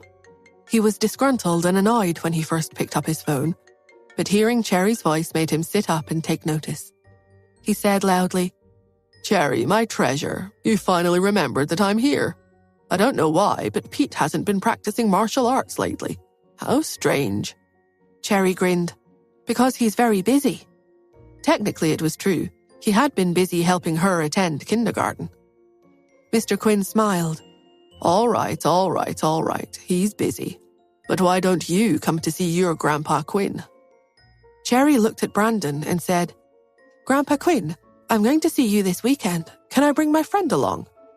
Mr. Quinn laughed. "Of course. Cherry's friend is my friend. My house is your house, so you can come and go as you please. I'm not like your mother. I don't just sleep all day. I bet she doesn't let you bring your friends home because she's afraid that you'll disturb her sleep, huh?" The joke didn't go over well. Cherry frowned fiercely. "Don't say that. Mummy isn't like that." Okay. You're Nora's die-hard fan. I won't say anything bad about her. You can come over this weekend. Grandpa Quinn will prepare delicious desserts for you and let you entertain your little friends, okay?" "Okie dokie." After chatting with him in excited tones for another few seconds, Cherry hung up. When she looked up again, she saw all the other children staring at her in shock. Brandon was a fairly simple-minded person. It did not occur to him to second-guess what he had heard. He said, "Wow, boss, you've got a lot of connections. You even know Mr. Quinn." Cherry nodded. "Yes, Grandpa Quinn has always wanted me to practice martial arts, but it's too tiring. My mummy will feel sorry for me, so I said no. But if you want to practice, I'll let Grandpa Quinn teach you." She knew Mr. Quinn doted on her. She was sure that he would agree to this small request. Brandon clapped. "Awesome. Cherry, this is awesome. I could go to the Quinn School of Martial Arts. Mia, you can come too." Mia looked at Cherry hesitantly, feeling a little disappointed. Today, Cherry was a little girl again. Everyone liked both versions of Cherry, but this one was especially fun. Mia knew that it was likely that she would get pushed to the side and wouldn't get to play with her. But at the same time, she liked the lively girl version of Cherry too. Mia asked timidly, "Is that okay? Can I come too?" Because of her poor health, she was small and thin. She could not participate in many sports programs. In many cases, when the instructors heard that she was Joel's daughter, they refused to accept her as a student. They were afraid she would bump into someone or get hurt. None of them wanted to risk offending her family. Cherry patted her chest proudly. "Of course." Mia's eyes lit up. "Yay." Seth, who had not been bewitched by Terence the entire time, said weakly, "Cherry, I want to go too. Is that okay?" He looked at Cherry carefully. She seemed to have changed again. In the past, Cherry had stuck close to him, which had made him happy. She seemed to like him, and he liked her a lot. He did not like to play with other girls, only her. But after she had become better at those math tournament questions, she had stopped paying attention to him. After class, he wanted to hold her hand, but she would glare at him and force him to back away. It had made him sad to realize that Cherry was distancing herself from him and didn't want to play with him anymore. Now that the whole class was being forced to pick sides, he wanted to go with her, but he knew she probably wouldn't bring him along to the Quinn school. He was already feeling sad about it. Part of him wanted to run away and hide. But then Cherry reached out and took his hand. He looked up and saw her smiling. "Seth, why are you leaving? Why aren't you sitting with me?" Seth's eyes lit up. "Is that okay? Can I sit next to you?" "Of course. You can come with me to the Quinn school this weekend too. You're the best-looking boy in our class. Grandpa Quinn will definitely like you." As the children chatted, Terence laughed. "Cherry, you really know how to brag. Just because you were talking to someone on the phone named Quinn doesn't mean you were talking to Mr. Quinn of the Quinn school. You're just pretending." Cherry couldn't be bothered to argue with him. "My mummy says that people with garbage in their brains are garbage all the way through. Terence, why do you like to say that others are pretending? You're the one who came in to brag." Terence was furious. "Cherry, knock it off." Cherry blinked. "Knock what off? I'm just saying what's true. Why are you so eager to admit that your brain is full of garbage?" Terence didn't know what to do. The previous times that he had dealt with Cherry, she had been soft-spoken. He didn't understand how she had changed so quickly. Furious, he turned and left the room, taking out his phone to call his father. Paul picked up quickly. "Terence, what's wrong?" Terence cried, "Dad, Cherry said that she and Mr. Quinn are very close. Is that true?" Paul immediately laughed loudly. "How is that possible? If her father wasn't Justin, she might really have known Mr. Quinn. But her father is Justin, and he trained with the Irvin School of Martial Arts. Irvin and Quinn are enemies. The only people in New York who don't need to show Justin respect are from the Quinn School. Don't worry, Mr. Quinn hates Justin. Terence sighed in relief. The Quinn School of Martial Arts was one of the things he liked to brag about the most at school. He didn't want Cherry stealing his thunder. He said, "Dad, I want to bring a few friends to Quinn's to practice martial arts. Is that okay?" Paul was stunned for a moment, but then he smiled. "All right, I'll think of a way for you to bring 5 more friends. You can choose who the 5 people are." "Yes, you're the best, Dad."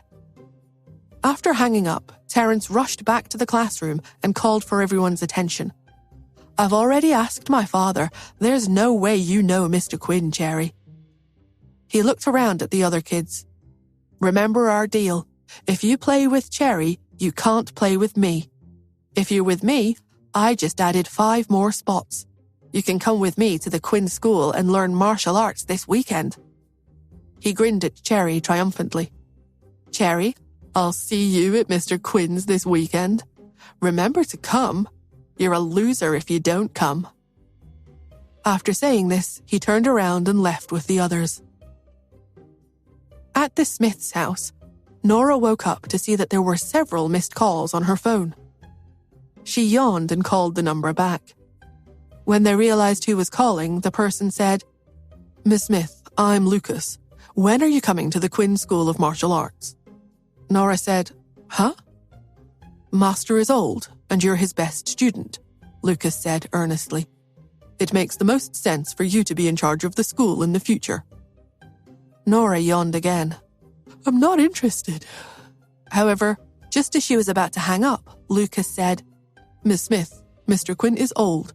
He woke up this morning and started coughing a lot." Nora paused. Lucas seemed to sense that he had captured her interest. "That's not all. An honorary student wants to send his son here to learn martial arts and strengthen his body. We've already prepared a class for him. He called today and said he wants to send 5 more children over."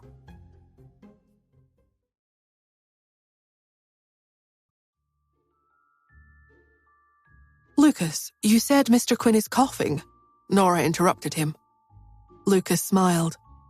"I knew you cared. You act cold, but you're a good person deep down. Write this down. You need 150 grams of chrysanthemum." Nora continued to list several medicinal herbs and flower tea. Then she continued, "Warm up a bowl of water for him to drink every day. It will ensure that he's refreshed.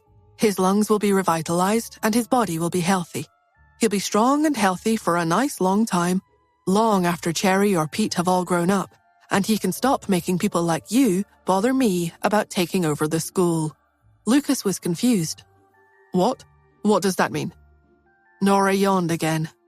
"If he gets worse, look for a doctor." "Is there anything else?" Lucas gabbled, looking over the long list of ingredients. "No, I think I got all that, but I'm hanging up." Nora hung up the phone in a snap. The Quinn School of Martial Arts had been in New York for many years. Together with Irvin School, they were ranked at the top of the martial arts world. It was a complicated business, and she didn't want to get involved.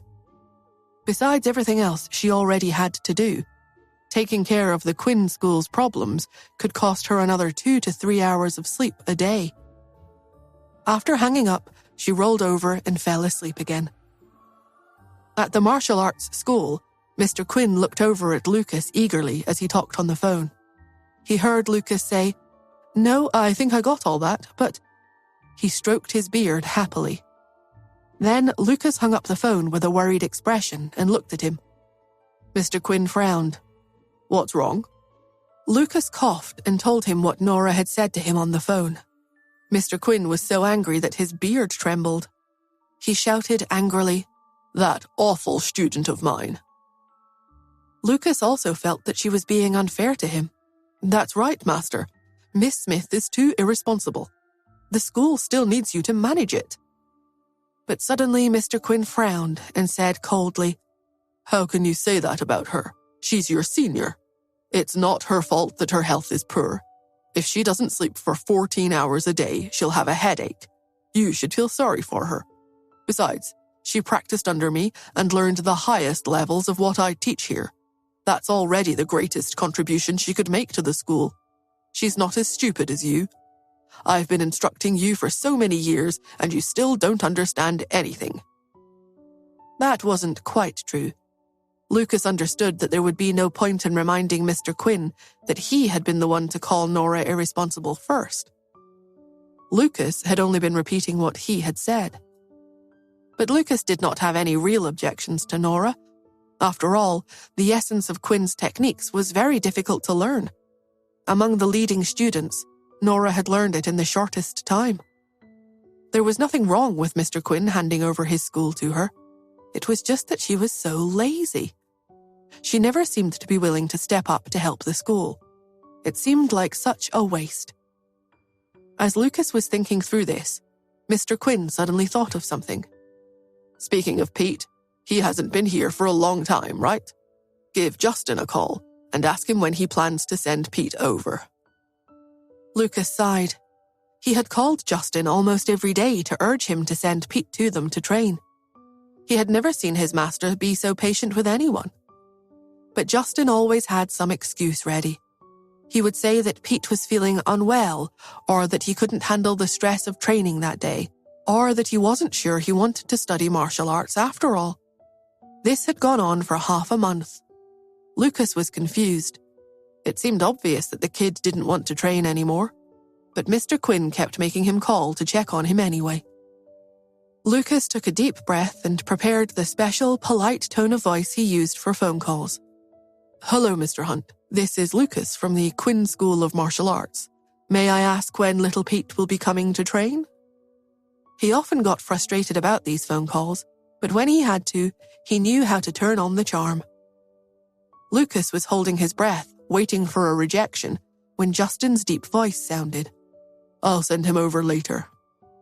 Without thinking, Lucas began to say what he had been saying for the past half a month. "Okay, I understand. If he's unwilling to study, he must..." "Wait, sorry? Did you say later? Like today?" "That's right." Then Justin hung up. Lucas looked at Mr. Quinn in disbelief. Mr. Quinn shook his head at him and sighed. "He's not coming again. He's as lazy as his mum." But Lucas cut him off, saying, "He said he'll be here later today." Mr. Quinn suddenly jumped up excitedly. "Then I'll prepare a training area for him." Pete woke up in his room at the Hunts' villa and stared at the ceiling for a long time. The pink color that now covered the entire room pierced his eyes. He felt like he had fallen asleep in the wrong place. He missed his usual black and white style. He remembered walking in last night and looking around in dismay. But when he had turned to complain to his father, Justin had said, "Isn't this just what you asked for?" Pete pressed his lips together and nodded. Cherry liked pink. This must have been her request.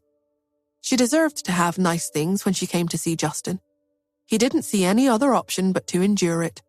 There was no other way. He sighed and got out of bed. After washing up in the bathroom, he walked out and opened the wardrobe. He looked at the contents of it in shock. The wardrobe was filled with small dresses. They ranged between pink, purple, white, glitzy, and floral. The collection was probably someone's dream come true, but not Pete's. After searching through the room, he found a few of his own old clothes in a pitiful pile in the corner. It would have to do. He would keep them aside and change into them later for his classes at the Hunt's old residence. Children from the Hunt family did not go to school with children from other families. Instead, they all went together to the old family house for their lessons. They were kept in one class, and the teachers worked with each child one-on-one.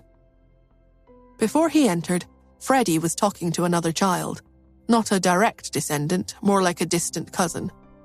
Freddie was questioning them with great interest. "Are you serious? Does Pete really not know how to do it?" The child nodded. "Yes, I'm sure.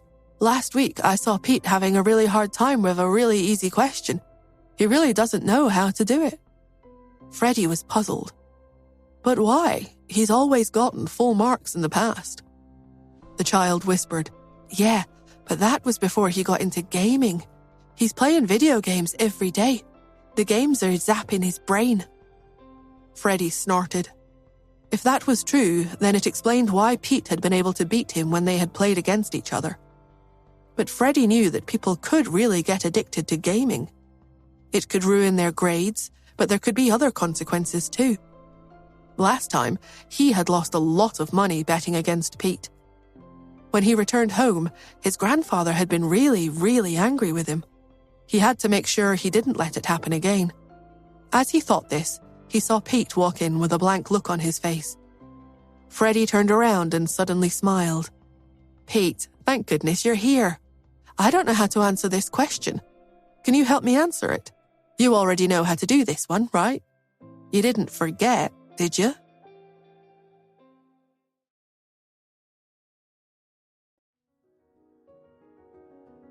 Pete frowned quizzically. He looked at the question on the worksheet. It was a very simple math problem. He found it hard to believe that Freddie couldn't solve the problem. Either he was much stupider than Pete had originally thought, or he was trying to set some kind of trap. Pete kept silent. He knew it was important to counter every possible scenario as efficiently as he could. The easiest way to handle the situation was to just not say anything. But when he saw Pete press his lips together, Freddie became convinced that the stories about Pete becoming stupid were true. If he had become obsessed with games, then he was probably neglecting his studies and losing progress. Freddie knew children were more liable to learn new things only for the short term and then forget them. He had been the same way as a little kid. Back then, he could memorize a poem, but the next day he would have forgotten it entirely. Pete was supposed to be some kind of special genius, but it looked like he was having the same problem. Freddie was thrilled. He grinned. "Uh-oh. Do you really not know how to solve it, Pete? Is it because you've been distracted? I know the games are fun, but we can't get addicted, you know. If your studies continue to fall behind, I'll have to tell great-grandma about it." Pete didn't say anything. The other Hunt children around them looked over curiously. Pete had always been a loner in their class, but his IQ was very high, and he tended to project a strong, distant, brooding image. Without knowing it, he had created a persona that all the children looked up to and were inspired by. They were all surprised to hear Freddie criticizing Pete for not studying enough. They wondered if their genius hero was losing his edge. Getting addicted to games and getting lower grades as a result seemed like such a dull, ordinary thing to happen to Pete. They expected it of each other, but Pete was supposed to be above that. The admiration in their eyes began to change to uncertainty and disappointment. When he realized how quickly his words were affecting the rest of the class, Freddie was filled with a sense of self-satisfaction. He raised his chin and said, "My dad always says that God helps those who help themselves. Even though we're all Hunts and we have super high IQs, we're not so amazing that we're above putting in hard work and effort either. Don't you think so, Pete?" Pete glanced at him again and sat in his seat. His seat was in the first row. It was a single seat all by itself, which highlighted his position and status. Freddie curled his lip disdainfully. Pete had been much more chatty and social the past few days, but suddenly he was going all quiet again. It looked like he was feeling guilty about letting everyone down. While Freddie was thinking about this smugly, the tutor came in with the test papers in his hand. He said, "All right, since everyone is here, let's begin the test. This will cover everything you have learned this month." Freddie thought, "Oh, that's right. It's the monthly test today. The test results will be ranked, and the ranking will be posted for everyone to see." Now he understood why Pete was acting so miserable and small. He must be terrified. Freddie smirked and said, "Good luck with the test today, Pete. They can be a little scary, but I know you don't think so. After all, you've always been the top student in our class, haven't you?" Pete wrinkled his forehead, but he continued to keep quiet. The tutor got to work distributing the test to the class, but as he handed out papers, he looked at Pete with a troubled expression. Pete was a relatively special case, and he tended to receive very special treatment in the class when he attended. But Justin also had other tutors who worked with Pete in private. Because of this, he didn't spend as much time in the Hunt's general classes.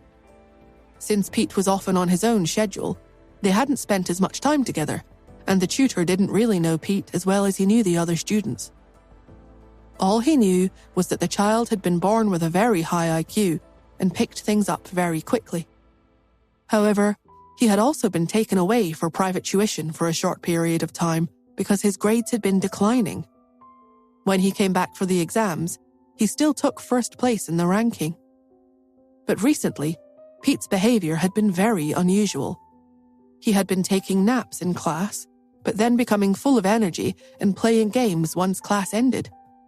In the past, he could last a full day of classes, but now he only really paid attention to 3 hours of lessons a day. Then Mr. Hunt would suddenly pick him up and take him away to have fun. The tutor was very troubled about it and had talked to Mr. Hunt about it several times in private before.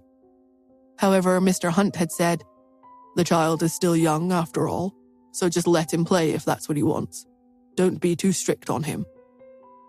He had been shocked at his response.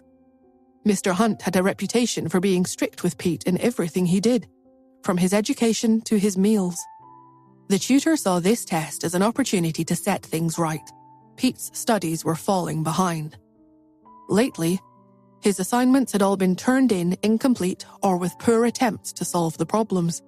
It was as if he didn't know how to answer any of the assigned questions. He wanted Pete to score badly on this test. Mr. Hunt and the boy both needed to see clear, hard evidence that something was wrong with his behavior and that it needed to be addressed. The test was 2 hours long. The classroom was quiet, and all the children were working on their tests with serious expressions on their faces. At the end of the test, the tutor collected the papers. As soon as all the papers had been picked up, the children erupted into lively chatter. Freddie ran over to Pete and asked loudly, "Did you finish all the questions on the test, Pete?" Pete only glanced at him and said nothing. The silent approach was working well enough for him, so he didn't want to change his tactics now. Freddie misunderstood his reaction. He said with a smirk, "It's okay. It doesn't matter even if you don't score well on the test. A one-time failure doesn't mean that you'll never get your grades back up. As long as you give up your games and get back on track, everything will be fine." This finally was too much. He had been biting his tongue all day. Pete couldn't help saying, "The questions were so simple. Do you really think I failed the test?" Freddie's jaw dropped in shock. Pete had suddenly turned back into his old self. Freddie pulled himself together. "You're still so stubborn. I knew you had a hard time with the test, but sure, fine. Let's wait for the results and see how badly you did." He left the classroom in a big huff. After he left, the rest of the children gathered around Pete and said, "Don't be sad, Pete. It's not a big deal even if you score badly once. That's right, you just played too many games. My father said that 1 month's grades don't mean anything. Everybody makes mistakes." While the children were talking, someone called out at the door, "Pete?" Everyone turned over as one to see Sean standing at the door. He nodded to Pete respectfully and said, "Mr. Hunt has instructed me to take you to the martial arts school." Pete usually went to the martial arts school for training twice a week. It wasn't a secret, but no one knew which martial arts school it was. Pete stood up and followed Sean out. Once they came out, they saw Justin sitting in the back seat of the black Lincoln and looking at documents with his head down. Sean opened the car door and little Pete climbed into the car on his own. Justin didn't even lift his head. Sean fell silent for a moment when he noticed. It seemed like something was wrong with Mr. Hunt, or that something had put him in a bad mood. Just a few days ago, he had been so attentive to Pete. When they needed to get into the car, He had carried Pete into the car himself and helped buckle him in. Sean didn't understand why things between them had suddenly changed again. Pete was completely unaware of Sean's thoughts. He preferred to get in and out of the car himself. But just as the car was about to start, the tutor walked out of the classroom with the test papers in his hand. He stepped forward and gestured at Sean to stop the car. He said, "Mr. Hunt, I'd like to speak with you about Pete's exam results." Justin lifted his head. He had a lot of fun with Cherry and didn't mind as much about her grades. But Pete's intelligence and academic progress were very important to him. He wanted to be sure that the change in routine hadn't caused Pete's grades to fall. He asked, "Are the results out?" The tutor replied, "I will mark them now. I'd like you to also have a look so that you can understand his learning progress." "Okay." Justin didn't think there was anything unusual about this. He was accustomed to working closely with Pete's tutors since he was taking care of his son by himself. He quickly got out of the car. Once they had settled in the tutor's office, the tutor took out Pete's test paper from the stack and started to review it.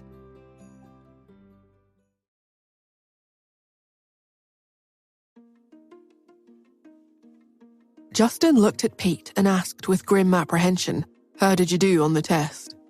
Pete replied, "All right, I suppose." Justin snorted and said, "Well, Pete, I hope that's the case. If you don't pass the test, you'll have a punishment to face." Pete sat back. He crossed his little arms and countered confidently, "Okay." Justin nodded at his reply. He tipped his head at the tutor sitting at the desk with them. They were meeting with him today so he could grade Pete's test. Unbeknownst to Justin, Pete had been studying at lightning speed without the constant supervision of a tutor to slow him down. The boy's mind seemed clearer since he had been spending time with Nora. It was as if his mother had cast some type of spell over him. He just felt so much more at ease and not nearly as paranoid as before. Pete slid his test and corresponding answers across the desk to the tutor. It was multiple choice. Shuffling the papers together, the tutor declared, "I have heard that Pete has been obsessed with video games for the past month, so it's understandable if he doesn't score well on the test." Pete drowned out the chatter as his tutor graded the test. Multiple choice tests didn't take long to grade, and the tutor skimmed down the page quickly. As he got further down the page, his eyebrows raised. Sweat began to bead on Justin's brow as he watched the tutor review Pete's answers. He gently asked him, "How is it?" The tutor held up a finger. No response, just pure concentration. "Never mind," Justin shook his head. "I oversee the education in this family, and I do a good job of it." A small head suddenly peered around the doorway to the office where they were seated. Justin's nephew, Freddie, peeked at them. Freddie noted the looks of concentration around the desk, and his eyes brightened mischievously. He scampered out of the office and snuck into the adjacent classroom. It was empty. He grabbed the phone in the room and dialed his grandfather, Raymond. "Grandpa, Pete messed up his test this time. I just know it. The tutor is grading it right now." "Is that right?" Raymond hollered on the other side of the phone. "Yes, Grandpa. Uncle Justin is here too. He said Pete's going to get punished if he doesn't pass." Freddie chirped. "Ha, I have to see this. I'll be there soon." Raymond stood up and lumbered to put his shoes on. He decided he wanted to pull his mother into the drama too. Raymond picked up his phone and called her. "Mother, Pete did poorly on his test this time, so Justin wants to teach him a lesson, if you know what I mean.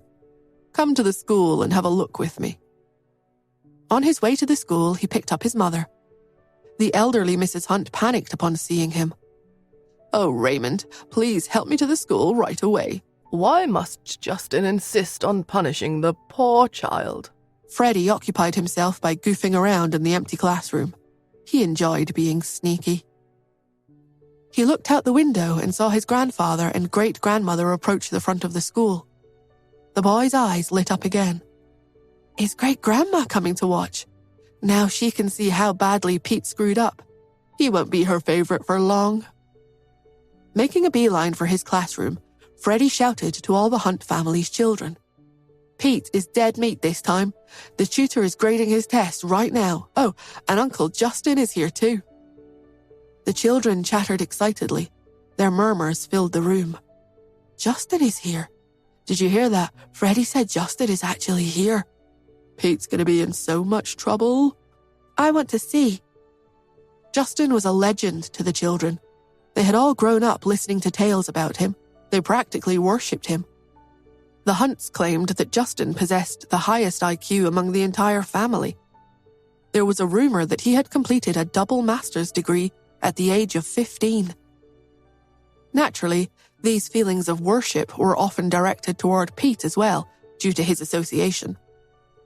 As far as his peers were concerned, Pete was a child who would never suffer any disciplinary action. Justin also wasn't the type to lay a hand on his child. So if Pete did fail his test, he had not only fallen from good grace, but Justin Hunt may be provoked to dole out discipline. The children dashed out of their classrooms one by one. They gathered outside the tutor's office and peered through the large interior window. Raymond and Mrs. Hunt were still making their way through the halls of the school. Pete was sitting at the desk with his little hands clasped together, muttering to himself under his breath. The tutor frowned as his red pen moved between the test and answer papers. Justin sat with his hands cupped under his chin, his wide eyes following the movement of the tutor's pen. "I think Pete really did fail the test. Look at the frown on the tutor's face. I've only seen him with that expression when he talks to me," said one child, who had a reputation for being the class clown. He had the poorest grades of all the children. The children stepped back momentarily as Raymond and Mrs. Hunt finally appeared. Raymond escorted the elderly Mrs. Hunt into the office. She was a tiny woman with a big presence. She exclaimed, "What's all this talk about failing a test? Who dares to punish my little Pete?" Raymond stepped from behind her. He offered an amiable smile and cooed, "Justin, there's no shame in a child doing poorly on an exam once or twice."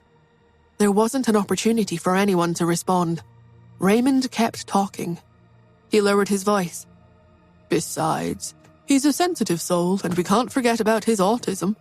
He's become a bit more social lately, so it's expected that his grades would fall behind.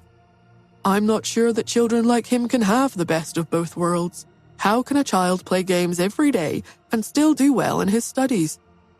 "Play games?" Mrs. Hunt inquired. Raymond droned on. "Yes, that's right. We are to blame for this. I fear that Pete has developed an addiction to playing video games. They say it's happening a lot these days, you know." He sighed. "Freddie plays games in order to cultivate his mind and spirit, but he knows to play in moderation. Pete, on the other hand, doesn't understand that. Freddie has already warned him to take a break from the games, but he refuses to listen." Raymond was portraying Pete as a child with poor self-control. Mrs. Hunt chewed her lower lip and looked around. All these children were listening. In just a few days' time, news about Pete's mediocre aptitude would reach all the parents' ears. "At this rate, he will never be able to take over the family business," she thought solemnly. Mrs. Hunt felt guilt creep up in her stomach. Why had she come to help turn this into a spectacle? Yet, since the situation had already escalated, she had no choice but to brace herself and interject. "So, our little Pete played games for a month. It's really no big deal. Don't all the children like to play games these days? Let's just drop this nonsense. None of the elementary schools publicly announce the students' scores nowadays." She smiled and shook her head apologetically. The tutor had already finished grading Pete's test papers. He lifted his head and looked at Raymond and Mrs. Hunt with a blank expression. What are these people carrying on about? He asked himself. Raymond took a step forward and said cheerfully, "Now, Mother, you know we aren't like all the other schools. Besides, Pete scores well on all of his tests. Don't mind this chatter. I have faith in you." He nodded his head at Pete. None of this was actually true. He just wanted Pete to be embarrassed. In fact, I want Freddie to learn from Pete. Let's get on with it then. How did he do? Raymond asked. The tutor paused for a moment, then displayed Pete's test and answers on the desk. The adults in the room craned to see. The children, still standing outside of the room, raised themselves onto their toes. The tutor gazed at Justin with an air of shock. All the answers are correct. The tutor then looked at Pete. The boy seemed a bit rattled from all the commotion that had just occurred. But Pete... Justin got lost in thought. Pete's level of understanding seemed to have regressed recently. In fact, Justin believed Pete's general cognition had decreased to the level of a first grader. How were all of his answers correct? It seemed that no one had expected this outcome. Freddie gasped. He was disappointed. He had wanted to one-up Pete. The family had led poor Freddie astray. They were ever doubtful, and he was following in their footsteps.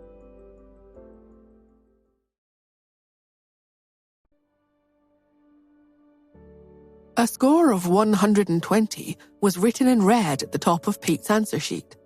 Raymond was dumbfounded.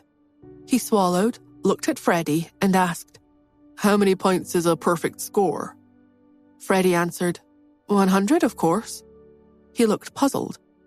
Raymond breathed a sigh of relief. He looked at the tutor and said, "Mister, even if you're trying to give Pete extra credit, surely you can't go beyond the full score. This is a test with a perfect score of 100, yet he scored 120? The adults in the room were silent. Pete shifted uncomfortably in his chair. The children who still stood outside the office were utterly stunned. Raymond puffed out his chest and asked, "Is he cheating? Could it be that this is how Pete has gotten all of his scores in the past?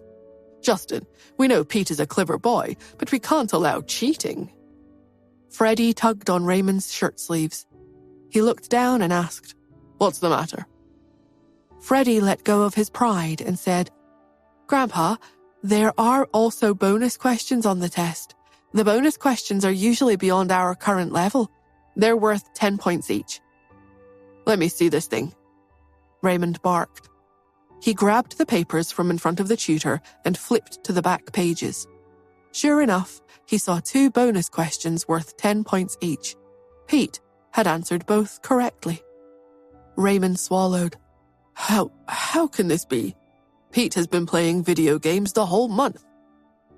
The tutor stood and said, "Mr. Hunt, I was opposed to Pete playing video games previously as well, but clearly I was worrying too much." Mrs. Hunt burst into laughter at once and hugged Pete.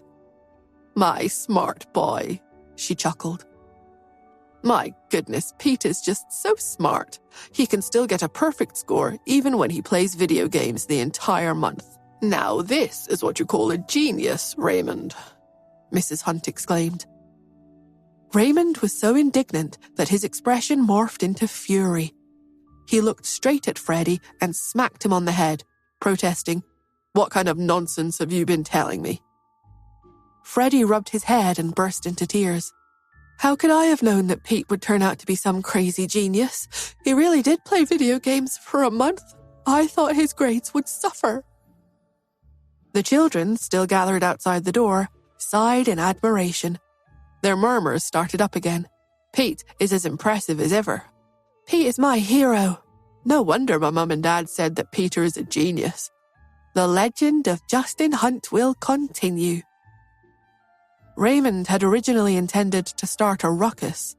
Well, there had been a ruckus indeed. However, it had backfired.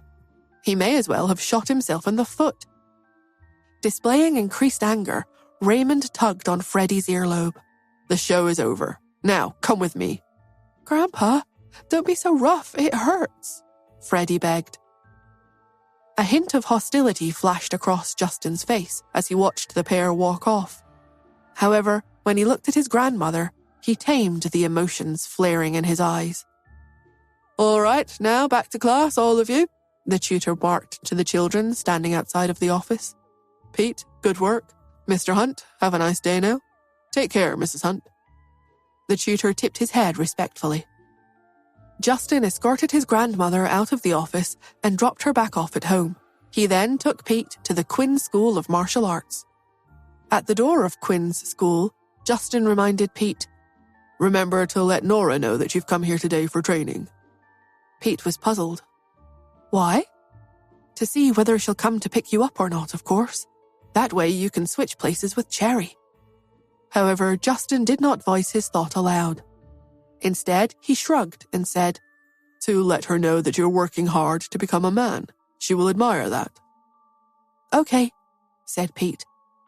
He couldn't help but feel like his father was acting weird. Had he found out about him and Cherry? He couldn't read Justin's expression, so he turned away and walked inside. Justin got into his car and drove off. As he departed, another car arrived and stopped at the entrance to the Quinn School of Martial Arts. It was Paul Quinlan.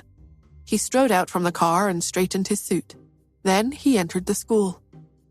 Paul was a respected student of the Quinn School of Martial Arts. However, he considered himself a disciple, though he was, in fact, unofficial. Seeing that he had arrived, Lucas, a revered disciple of the school, came to greet him. Paul asked, "Where's Master? I'd like to see him." "He's teaching a private junior martial arts class at the moment. He asked that no one interrupt the session," Lucas replied. Paul frowned. "A junior? When did he accept another student?" Lucas smiled and replied, "Recently, Mr. Quinn's most advanced senior student wasn't willing to take on the group, so he had no choice but to look for a younger student. He calls him his little disciple. But he's actually training him to be his successor." Everyone knew that Quinn had a highly advanced student who was his favorite. She was a disciple that he had accepted over 20 years ago. However, her identity was a mystery, and no one had ever actually seen her, except for a few select people. Despite the mystery of her identity, her words carried a lot of weight at the school. Paul grabbed Lucas and said, "We've been disciples of Quinn's for so many years. Can't you tell me who she is? I don't want to be forced to turn on anyone." The Quinn School of Martial Arts was held in high regard in the world of martial arts. Their direct disciples were not allowed to participate in other related organizations outside of the school. Paul Quinlan and Jordan Hoffman had each established their own factions and specialized in helping others, but not always in a righteous way. They were considered underworld forces. This violated the Quinn School's principles, so Paul had never actually become an official disciple. Instead, he stayed as an ostensible disciple in an unofficial capacity. Quinn felt that Paul overly indulged in material things, so he had always disliked him. Lucas smiled again and said, "I can't tell you that." He led Paul into the reception hall and changed the subject. He said, "By the way, your request for an additional 5 open slots has been rejected by the official disciples." Paul narrowed his eyes. "Oh? How come? Master doesn't bother with trivial matters like that, from what I remember." "It was his senior student's order," Lucas replied. Paul knew at once that it was a lost cause. Although he didn't know her name, he knew that she had always stood by her words. After a brief moment of hesitation, he asked, "Since she has given the order and the group has rejected my son's friends, the group won't accept other children either, right?" Lucas lifted his chin and replied, "Of course not." Paul nodded. "All right then." Pulling strings for his son was just his secondary objective in coming to the school. What mattered the most was keeping in contact with Quinn. Although he couldn't secure slots for his son or his friends, he could at least ensure that Cherry Girl couldn't bring anyone in either. That way, his son would be safe from embarrassment. He decided he didn't need to pester Lucas about it anymore. He got up, looked at the training gym, and began to stride over.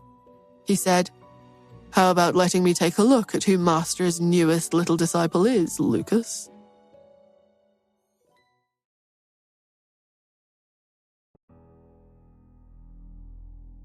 Lucas stopped Paul after he took a couple of steps toward the training gym. Master doesn't allow unofficial disciples to enter the training gym, Paul. No one is allowed to break that rule. The Quinn School of Martial Arts only imparted sacred martial arts techniques to their official disciples, never those who were unofficial. All official disciples were required to practice their techniques in the training gym. Paul had tried to access the gym numerous times so he could see the group's exclusive techniques. Having been halted by Lucas, Paul chuckled and smacked himself lightly on the forehead. Oh, would you look at that? The moment I get distracted, I just forget all the rules. All right then, I'll just sit outside and have some coffee. You can join if you'd like. Lucas nodded and followed Paul outside. The two of them stayed outside and chatted for 2 hours before Paul finally left with a big smile on his face. Paul didn't go home. He went to the Hoffmans instead. Jordan Hoffman was currently training in his workout room. He was a fearsome sight. Fierce and menacing-looking veins surfaced on his arms as he lifted the heavy dumbbells. Paul let himself in. He was taken aback when he entered and witnessed Jordan's sturdy, muscular physique mid-workout. A moment passed where Paul wondered if he could beat Jordan in a match. In all honesty, the martial arts techniques that Paul had picked up from Quinn were just fancy-looking moves. They were really all for show and had no substance. However, that hadn't stood in the way of him expanding his empire. A smiling Paul said, "Sorry for coming over unannounced so abruptly, Mr. Hoffman." Jordan detested small talk, but he hated it from Paul the most. He set down his dumbbells, patted his bulging arms, and bellowed, "What brings you here, Mr. Quinlan?" Paul walked over and sat down on a workout bench across from Jordan. He replied, "I'm here to discuss a business opportunity with you." The Hoffman and the Quinlan groups were rivals. Both possessed different turfs. Jordan frowned inquisitively. He then picked up a water bottle and doused himself with all of its contents. He felt much more comfortable once he had rinsed his sweat off. "What business opportunity can we possibly share?" he asked. Paul looked at him approvingly. "That sports car club of yours is suffering from poor management, right? I would like to buy it from you. What do you say?" Jordan made a motion directed at a security camera in the corner of the gym. Suddenly, a group of his guards stepped in. Paul tugged at his suit. He continued smiling. "When has it ever been the subordinate's place to interrupt us when we're talking, Mr. Hoffman?" Jordan's guards weren't happy hearing a comment like that from Mr. Quinlan. They stiffened. Jordan stretched out his arm and beckoned to his guards to hold off. "All right, hold off for a minute. Let's listen to what Mr. Quinlan has to say." It was no ordinary sports car club that they were talking about. It was Jordan's private racetrack. All of the gambling dens charged entry fees. The business raked in the money. This was especially so after Yancey's appearance. The racetrack had become extremely popular after that exceptional race. It now tended to get very crowded. Logan Anderson was scheduled for races throughout the upcoming month, so Nora would undoubtedly have to race as Yancey in his place. Even if the car racing enthusiasts didn't place any bets at that point, they would still purchase admission tickets to watch the races. This is what had captured Paul's interest. Paul adjusted his sleeves and said slyly, "I had financially supported Linson Lee, but he's currently lying paralyzed in the hospital. Unable to ever stand again, they say. Of course, I'm not here to hold anyone accountable for that. It's just that I personally also like racing very much, so I'd like to buy the club." Jordan's jaw tensed up. "How much are you offering?" Paul casually replied, $800,000. Jordan was insulted. "Mr. Quinlan, you must be kidding, right? Can you even buy the land that the track is on with $800,000? Every inch of land in New York cost an arm and a leg. Even though it was a suburban area, the land that the club owned was massive. There was no way that sum of money would ever be enough to buy it. Paul smiled. Didn't you buy it for the same amount 20 years ago? Jordan was incredulous. His expression darkened. Mr. Quinlan, property prices have multiplied dozens of times by now.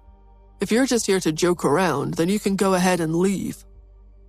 Paul stood and said, Well, I'll leave you with my offer. I hope you give it some thought, Mr. Hoffman. Jordan sneered. There's no need for me to think about it. If you're short of money, I can lend you some, Mr. Quinlan. Begging is not a good look for you. Paul didn't get angry. Aren't you curious about where I was before I came here? Jordan scoffed.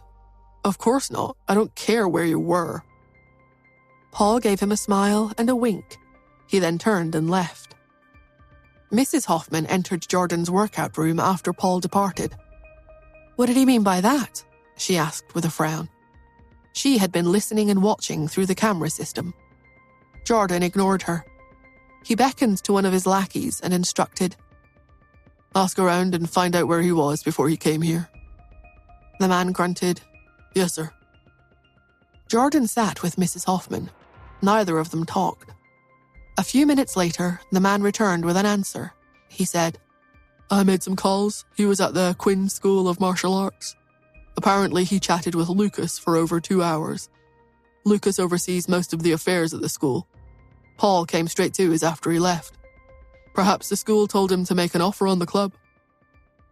Jordan frowned in contemplation. I've heard that Paul has been amassing wealth all these years because of the Quinn School of Martial Arts' instructions. Mrs. Hoffman interjected. They're too much. They have come to our doorstep to slap us in the face now, and they sent Paul to do it. How can you tolerate that, Jordan? Jordan patted the back of her hand lightly. He heaved a sigh and replied, The Quinn School of Martial Arts and the Irvin School of Martial Arts are the two groups that we cannot afford to mess with. I've been wanting to seek refuge with the Irvin School all these years so that I could contend with Paul. But they are simply not interested in the olive branch that I've offered. Mrs. Hoffman shook her head. How can we just let Paul continue on like this?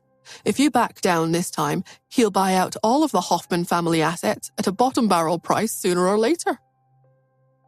Jordan stood and paced about. His muscles rippled under his skin as he did. His hands balled into fists, but then he grew despondent. He hung his head and said, What can we do? We have about 200 men under us, but how many disciples do you think Quinn has in the entire realm of martial arts? Mrs. Hoffman shrugged. The Quinn School of Martial Arts had developed quickly over the years, so they could realistically have over 10,000 disciples, including those who were unofficial. How could the Hoffmans win against those kinds of numbers? Jordan's minions were still standing behind him. They had worked alongside the Hoffmans for years to help build their empire. Would it all come crashing down around them? Mrs. Hoffman gave them a look of sympathy. She then turned back to Jordan, took out her cell phone, and said, I'll give Miss Smith a call. What are you calling her for? Jordan asked. Mrs. Hoffman's eyes welled with anxious tears. I'm going to tell her not to participate in the races anymore. Why should we make things easy for Paul?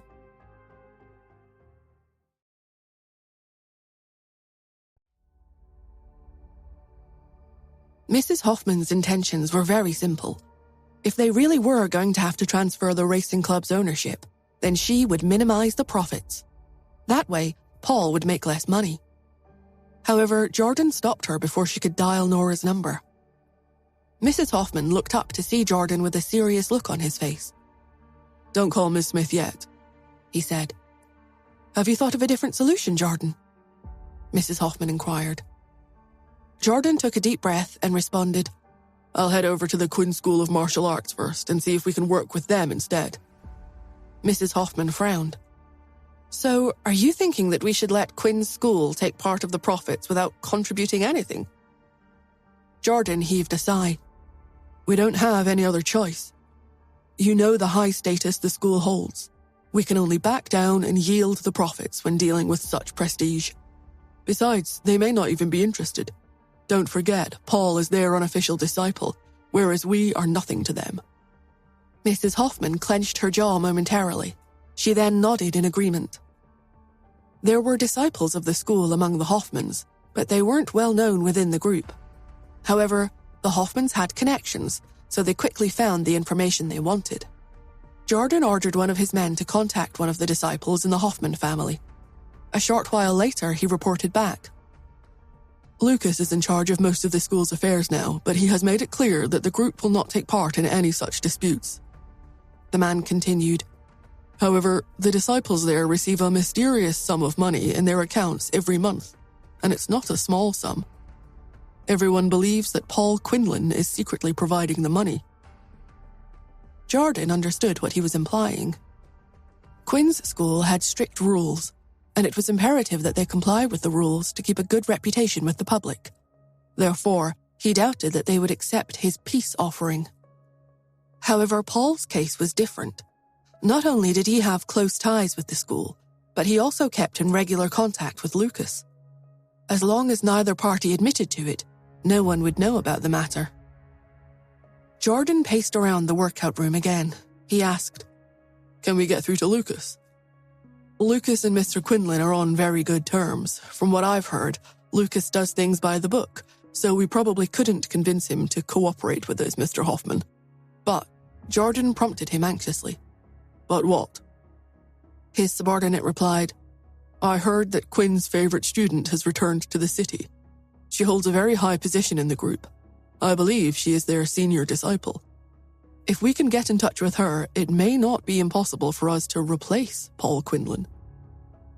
Jordan muttered under his breath, Quinn's senior disciple. Then he sighed. But how are we going to find her? Has any particularly powerful and impressive woman made an appearance in New York recently? Mrs. Hoffman thought of Nora, but she immediately shook her head. If Nora was the car racer whom Jordan had talked about, then she couldn't possibly be this senior disciple too, right? Besides, she thought, Nora is a doctor. She finally said, I don't know of any particularly powerful or impressive women. Jordan gave a wave of his hand and instructed, All right, that's enough. Have all of our men search for this woman. We will find her. Yes, sir, replied his subordinates in unison. Meanwhile, at the Andersons, Nora woke from a deep sleep. She saw a text message on her phone. It was from Pete. He wrote, Mummy, I'm at the Quinn School of Martial Arts. Nora was taken aback for a moment. She looked at the time. It was 4 o'clock in the afternoon. Cherry's classes were about to end for the day. It seemed like there would be just enough time to have the two children switch places if Pete wanted to come over. She was too lazy to type, so she sent a voice message instead. Should I come to pick you up? Nora went to the bathroom to rinse her face and wake herself up some more. 10 minutes later, she saw his reply. I'm all right with anything. Ask Cherry what she wants to do. Nora did not expect this reply. She tended to use a formula of calming pheromones to soothe her son's mind when he was with her. It was a subtle fragrance that she had concocted on her own. Aromatherapy seemed to be helping Pete. He was doing well in kindergarten and gradually opening up to the world. It seemed that he was taking a turn for the better. She felt that it was better for him to be by her side for the time being. Besides, Cherry had always been with Nora ever since she was born. She wanted Pete to come over so that she could make up for everything she owed him from her absence over the past 5 years. Nora sent a voice message to Cherry. I'm coming to pick you up. She went downstairs and got into her Jeep. She drove to the kindergarten to pick up Cherry first. The little girl skipped and bounced as she walked. She looked adorable and lively. She got into the car after waving goodbye to all her friends. Nora smiled at Cherry and asked, Shall we go see Grandpa Quinn? Cherry nodded excitedly. Cherry knew what that meant. She would get to switch with Pete and go to her dad's house. She loved being there. She was allowed to play after just 3 hours of classes every day. Furthermore, her father didn't bug her with things that she didn't want to do. When the two of them arrived at the school, Lucas emerged in a hurry to greet them. Nora, I'm happy to see you here, Miss Smith, he called enthusiastically. Nora acknowledged him with a tilt of her head. She then strolled leisurely toward the entry. Cherry obediently followed. Lucas fell in step beside Nora and said, "Everyone wants to meet you. It's no secret that you've come to New York." "No thanks, I don't have time for a meet and greet," Nora replied directly. There are too many people at this school, it would be way too troublesome to meet them all, she thought. Furthermore, she didn't want to risk exposing her identity. Lucas's lips twitched. He had gained a good understanding of Nora's personality a long time ago. He changed the subject. "By the way, this month's funds have been credited to the accounts. Is the sum larger than last month's?" "Oh, I'm not sure. How would I know that? I just know that I'm not strapped for cash," Nora casually replied. Nora didn't hold much of an opinion on these matters. She just didn't want anything to cause Lucas to insist that she return to take care of such miscellaneous concerns. "Very well then, Miss Smith. You two take care," Lucas said, welcoming them inside, holding the door open. Nora and Cherry entered the school. She dropped Cherry off in the reception room. Cherry knew she was supposed to find Quinn. Nora looked for Pete. She found him waiting for her. "Hey, Pete, ready to go?" Nora coaxed. The pair turned to leave. Meanwhile, Justin had also arrived. He began to stroll toward the entrance. Pondering to himself, he wondered, "Who will I take home today? Will it be my sweet Cherry or this stinky little brat?" It wasn't that he disliked Pete. It was just that he realized how adorable and spirited his daughter was and felt he hadn't spent enough time with her. Besides, Nora was a doctor, so she would have a better chance of helping Pete with his autism when he was with her. Justin had noticed that Pete hadn't been nearly as depressed lately. Moreover, his grades hadn't fallen behind either. As soon as Justin stepped through the doorway, he spotted Nora and Pete walking toward him.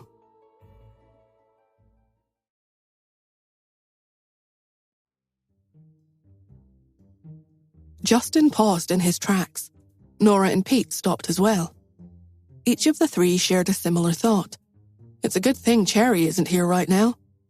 Otherwise, the family of four would have run into one another. They wouldn't know how to handle that. They stared at one another awkwardly. They each were hiding a guilty conscience. Justin was the first to speak. He asked, "Why are you here, Miss Smith? Are you here to visit Pete?"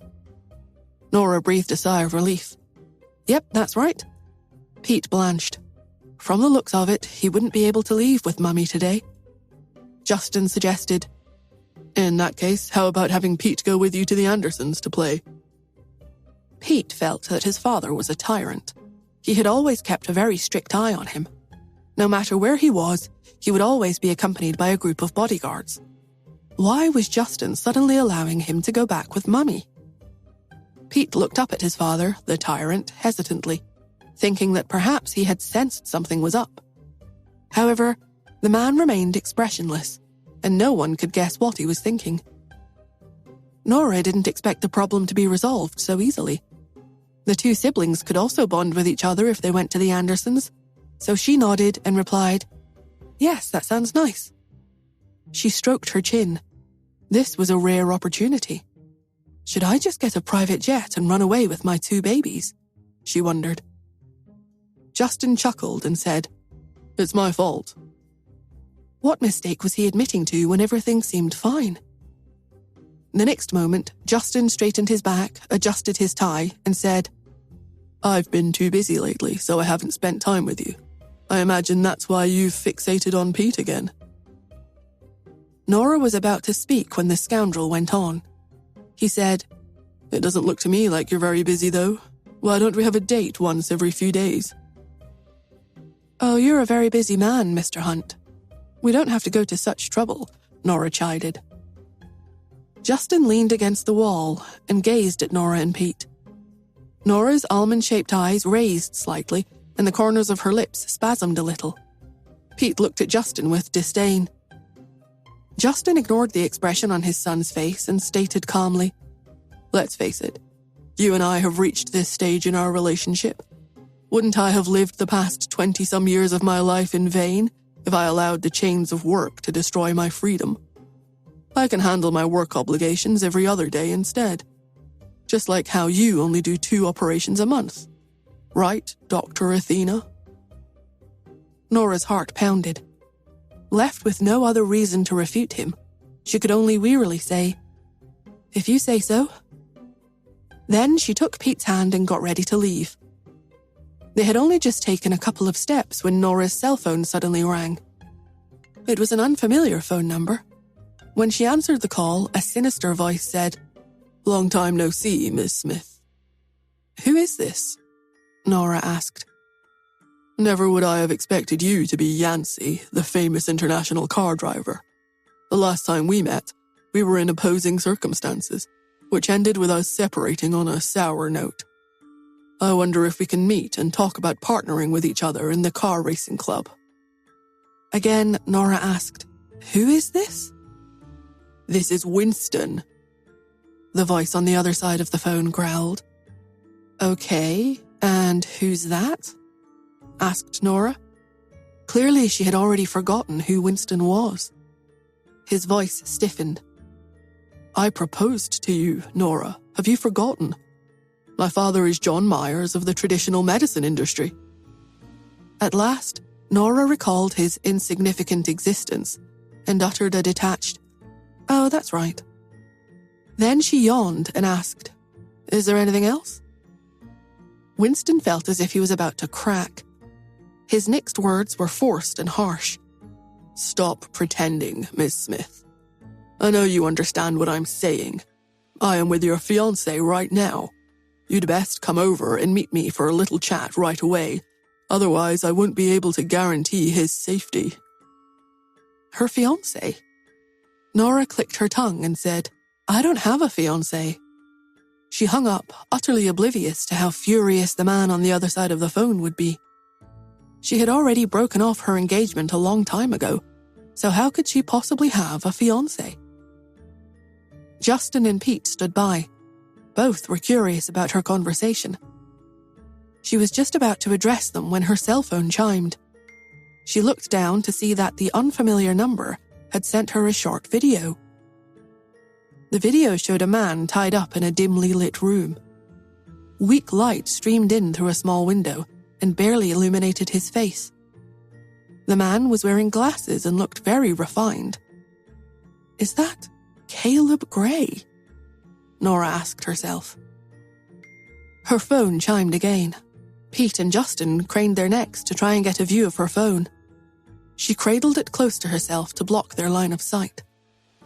Winston sent a text message that included an address. He also wrote, "I'll give you half an hour. Come over right away. For every minute that you take, I'll sever one of his fingers." Nora massaged her temples. She knew that this was because of her, and Caleb was taking the fall. She looked at Pete and ruffled his hair. Her voice was low and hoarse as she said, "Be good and wait for me here." Pete protested, "Mummy, where are you going?" To this, Nora responded, "Go find Lucas, stay with him." She turned to Justin and said, "I need to leave Pete here. This is an urgent matter I need to attend to." She turned abruptly and proceeded to leave. She heard footsteps behind her. She turned around to see Justin following her. He said, "It's not polite of you to go and meet your fiancé right in front of me, is it, Miss Smith?" "Oh, you're right. Then I guess I'll just save him behind your back," she countered. Justin fell silent and caught up beside her. Nora went straight to her car. She opened the door and got into the driver's seat. Justin let himself into the passenger side. Nora was a little surprised. "Are you coming too?" "Of course," Justin replied. "How can I let you go on a date with your fiancé?" he asked with an air of confidence. Nora didn't argue. The SUV was big and spacious, yet, even at Nora's height, she still looked petite in the driver's seat. However, with Justin's large stature beside her, it made the car seem a little smaller. Nora started the engine. She smirked and said, "Sit tight." The next moment, she stepped on the gas pedal, causing the car to zoom forward with a whoosh. Justin was thrown back against the seat, so he grabbed the handlebar at the top of the car door with his right hand. He looked at Nora. The woman seemed to be a completely different person when she drove. There was none of her usual laziness and carelessness, and her serious demeanor was exceptionally charming. The drive took nearly a half hour, despite the speed at which Nora maneuvered the car. The tires squealed to a stop at an abandoned factory. It looked excessively run down. Someone was there waiting outside. Nora jumped out of the car. Without even acknowledging Justin, the person said, "Come with me." Nora and Justin followed behind the mystery person into the dirty, dimly lit room. It was the same room from the video Winston had sent her. Caleb was seated on a chair, tied up and disheveled. His shirt was dirty and messy, and there was grime on his face, which was usually pristine. His mussed-up hair actually made him look deceptively handsome, despite the circumstances. Winston emerged from the shadows. He said, "Sign here, Miss Smith." She looked down at the contract in his hands. "You will agree to provide your services to the Quinlan Group. Then I will think about letting all of you go."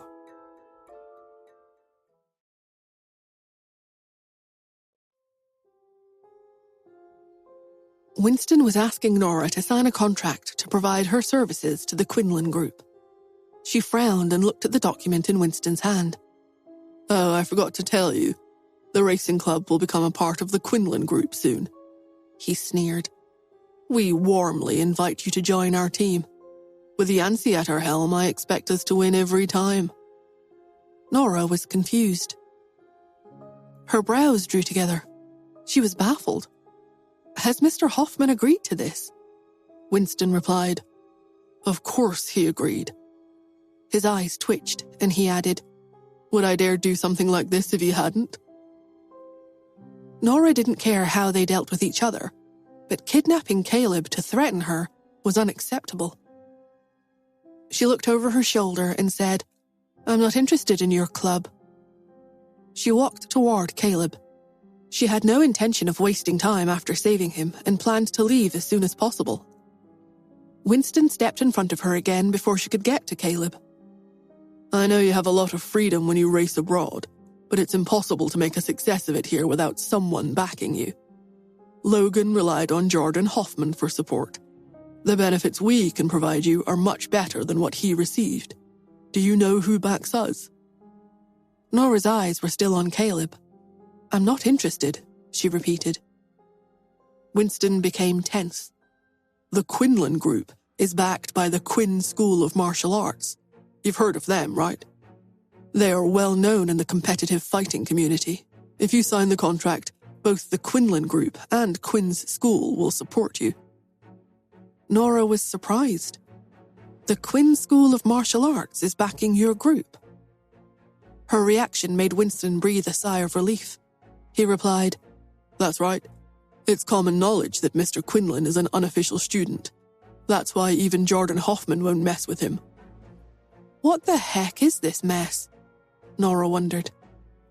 Were all the unofficial students this ruthless outside of the school? Her frown deepened. Winston was determined to persuade her. "You must be terrified of crossing Quinn's students. Sign this contract obediently, and as long as there's a good relationship between us, I will let your fiancé's pharmaceutical factory open in the city." Winston ogled Nora greedily. Nora and Yancey were the same person. When she had gotten out of that racing car, she had looked sassy and beautiful. He had craved her more than ever before. It would give him an even greater sense of accomplishment if he could conquer a woman like her, especially in bed. His smile turned lewd. Caleb's mellow and gentle voice reached out to them. "So, it's because of you that my application to establish a pharmaceutical factory keeps getting rejected?" Nora looked back at Caleb. Despite being tied up, he had remained calm and collected. He was a stunning sight, and his self-control added another layer to his frail beauty. He looked much younger than 30 years old. He could be mistaken for a young model from a magazine cover. Winston was jolted out of his daydream. He looked at Caleb and said with a grin, "Oh my, so you've finally caught up with the world. It's so easy to think that you're something big in California, but you're a long way from home. You want to expand your company into my city, but you haven't asked my family or the pharmaceutical industry for permission. We own the pharmaceutical market, so your family's factory can never be established here without our permission. You have already decided on the factory location, yet you keep failing the license application. Didn't the penny drop for you? Caleb realized what had happened, and he said, I see. That explains it. Winston glanced at Nora again. Of course, if Nora signs this contract, we will become family. Your business will be our business, and I'll look after you. We can both benefit from a deal like that. His gaze swept up and down Nora's body as he spoke, his intentions obvious. Justin hadn't been allowed in the room, but he snuck in after the guards had stopped paying attention. His eyes darkened at the same time as Caleb's. Caleb's long eyelashes cast shadows on his cheeks as he looked down. His glasses were just about to fall off the bridge of his nose. Nora does not need to compromise herself for my sake, he said with ice in his voice. Winston flew into a rage. He stepped forward and slapped Caleb across the cheek. Caleb's head jerked to the side, and he looked even more fragile. A red handprint formed on his fair skin. Winston snapped viciously, "Shut up." Only then did he turn back. He was about to speak when he saw Nora's expression had turned cold. She said calmly, "You must have a death wish." Just as she was about to take action, the guard at the door discovered Justin's presence. He bellowed angrily, "Who are you? What are you doing here?" Nora looked back to see the man at the door walking towards Justin. For a split second, she couldn't decide if she should save Justin or Caleb first. As she hesitated, Justin stepped forward. He made his way over to Caleb, fighting anyone who got in his way. His long legs allowed him to deliver accurate and ruthless kicks, while his punches were quick and unpredictable. Before anyone could see Justin's moves clearly, he had already dropped them all. Winston had been accompanied by over 10 men, but they were all sprawled on the ground. While some were unconscious, others groaned in pain. Winston stared at Justin in disbelief, terrified out of his mind. He swallowed and asked, "Mr. Hunt, why are you here? I'm from the Quinlan Group. Our boss is from the Quinn School of Martial Arts. You... Justin walked up to him and kicked him right in the crotch. Winston doubled over. The pain made his eyes water, and he saw dark spots. He thought he was going to pass out. Every man in the room flinched and instinctively clenched their legs tightly together in sympathy. Nora didn't feel the need to add any more to his pain, so she walked over to Caleb and untied the ropes that bound him. After being freed, Caleb got to his feet. He was about to thank Nora when his legs gave way. He had been tied up for too long and his blood hadn't been able to circulate properly. Nora was about to grab Caleb when another arm intercepted her and caught him faster than she could. Her eyes followed the powerful arm to see Justin staring straight at Caleb and pulling a long face. He said, "You're welcome, Mr. Gray." Justin didn't have to say another word. His attitude made his thoughts clear. I was the one who saved you, so don't try to get too close to Nora on the pretext of thanking her. Caleb moved his ankles a little. After he had steadied himself on his feet, he looked at Winston and the man lying on the floor. His eyes flashed with a dark glint as he stroked his cheek, but he lowered his gaze, concealing his expression. When Nora saw that he was fine, she took out the contract Winston had asked her to sign. After skimming it, she grabbed her cell phone and said, "I'll ask Mrs. Hoffman exactly what is happening with the Quinlan Group's acquisition of the race club."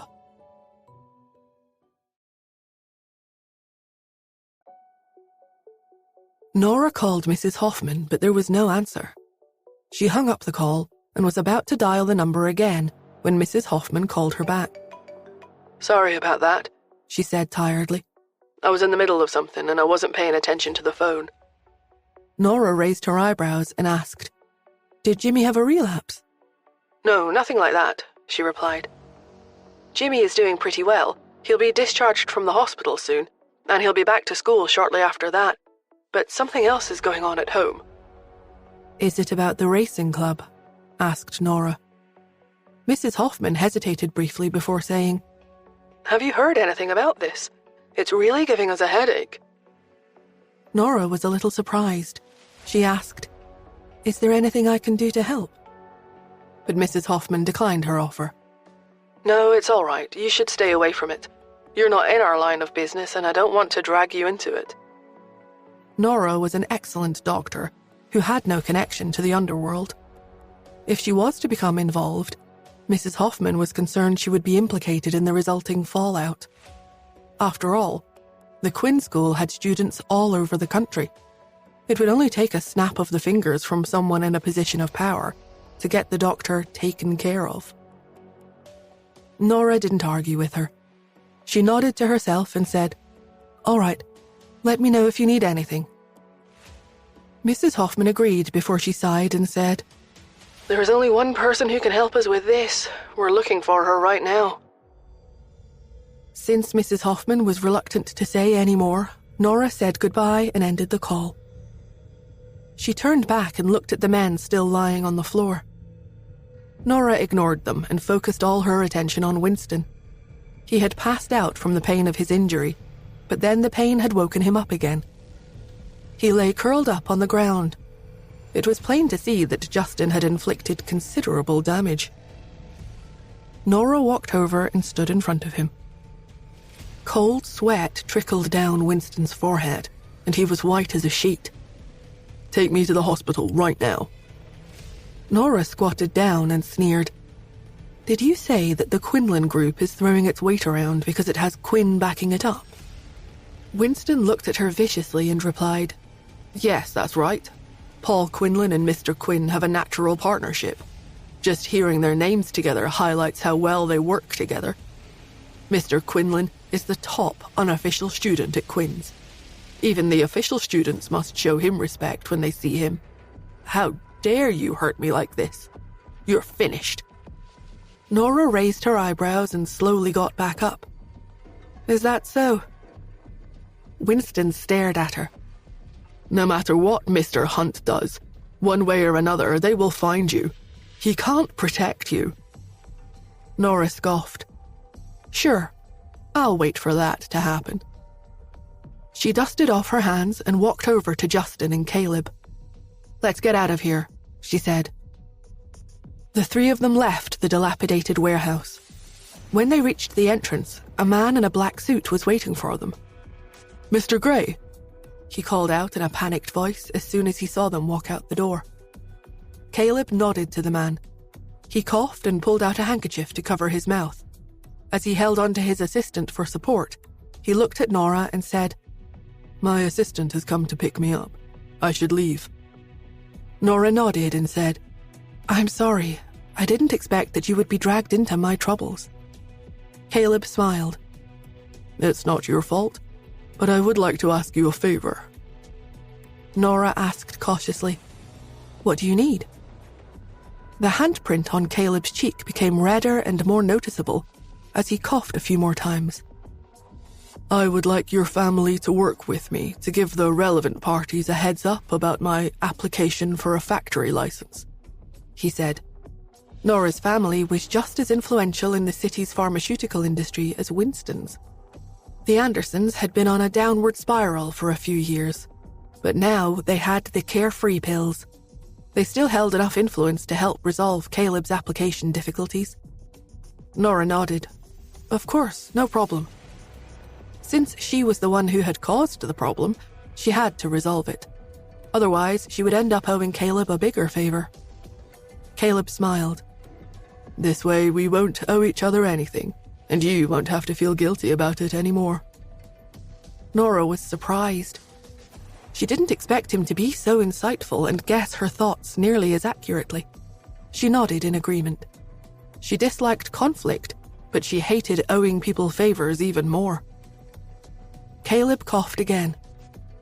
Nora glanced at him and asked, "Do you want me to look at your diagnosis? Maybe I can help." He waved her off. He smiled and said, "I've been sick for many years. It's tuberculosis. It won't kill me. Even if you give me a checkup, you'll just end up prescribing me herbal remedies in the end. No, it's fine. Besides, if you help me, I'll end up owing you a favor again." Nora didn't press the matter and nodded in agreement. "Okay." Justin interrupted. "If there's nothing else, we'll go and pick up the children now." Caleb and Nora looked at Justin. His words made it sound as if they intended to pick up their children from school together. Caleb smiled. "No, there's nothing else. Let's go," said Justin impatiently. Nora followed Justin to the car. They went directly to Quinn's to pick up Pete and Cherry and take them home. Caleb waited until the black SUV had pulled away before he coughed again. By the time he lowered the handkerchief, the look on his face had turned cold. The laid-back attitude and the gentleness in his eyes had disappeared, leaving behind only an icy coldness. His assistant asked, "What should we do with all those people inside?" The look in Caleb's eyes turned even frostier at the question. Of course, he knew about Winston's handiwork. He was neither blind nor stupid. He had only gone with the flow because he couldn't be bothered to pay any attention to it. But it looked like he had underestimated the man. He hadn't thought Winston would be so bold as to kidnap him. His assistant, Shadow, had been with him at the time. Even if he had to fight alone against 100 men, he wouldn't have faced any difficulty. But Caleb wanted to see what Winston was up to, so he had given Shadow a look, warning him to lose on purpose and follow them to wherever they were going. But unexpectedly, Winston had dared to hit him. He touched the hot, tender skin on his cheek and looked away detachedly. "Dispose of them." "Yes, sir," replied Shadow. Caleb opened the door and got in the car. A short while later, an explosion could be heard, and a column of flames shot into the sky. Shadow silently returned to the car. When he started the car to leave, he reported, "I made sure he couldn't get out before I left." He had gotten his revenge on Winston for messing with his business and having the audacity to hit him. Caleb let out a dismissive sound of acknowledgement. Then he closed his eyes and leaned against the back seat. Shadow didn't say another word. Paul got up furiously. "Are you serious? You're saying Justin Hunt killed Winston?" One associate had escaped the burning warehouse and had reported back to Paul about the situation. "The place went up in flames after Mr. Hunt rushed in to save Mr. Gray. He must be the one who killed them. What should we do, sir?" Paul paced around in a circle. He looked out the window and said, "Let's go to Quinn's. They won't sit idly by when someone threatens one of their students."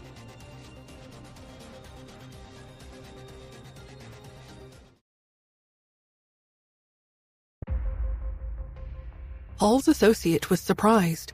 He followed behind Paul and asked, "Will Quinn really back us on this? We're talking about Justin Hunt." Paul confidently turned and said, "Whether they back us or not, this will only benefit us." The associate didn't understand. Paul explained the situation as though he was talking to a child, although he was actually analyzing it for himself. "The Quinn school values their students over everything else, and Quinn himself is known to be extremely protective of his own. This means there's a high likelihood that they will back us up. Of course, they can't make Justin Hunt pay with his life, but they will make him pay in other ways, like apologizing for his actions or providing some kind of benefit. If the Quinn school is cowed by Justin's influence and doesn't stand up for us, it would damage their reputation. But if Justin Hunt takes an aggressive stance, then it's very likely that our organization won't stand up for us and we'll have to fight a hopeless battle. Our society is governed by law, and we must respect that. However, our organization will compensate us because of the incident. Quinn will feel like his own child has suffered an injustice, and he will comfort us. We will be even more closely connected with Quinn when that happens." Finally, the associate understood. In his head, Paul ran the situation through again as he drove to Quinn's. On the way back to Quinn's, Nora looked straight ahead, her face grave. The Quinlan group had used the Quinn school's name for their own purposes and to intimidate others. She may have been able to ignore it if she hadn't experienced it personally, but she couldn't ignore what had been said directly to her face. She needed to have a good talk with Lucas. Justin noticed her solemn expression and asked, "Penny, for your thoughts?" "I'm thinking about Quinn." Justin's eyes narrowed a little. "Are you scared?" Nora was confused. Justin leaned against the passenger seat. His captivating eyes were reserved. His imposing presence filled the car. "Don't worry. If anyone from Quinn's team comes to us to make trouble, then we'll just deal with it as the prize-fighting world does. We'll fight." If anyone from Quinn's comes to make trouble, what was he talking about? She hesitated briefly before asking, "Why would anyone from Quinn's come to make trouble for us?"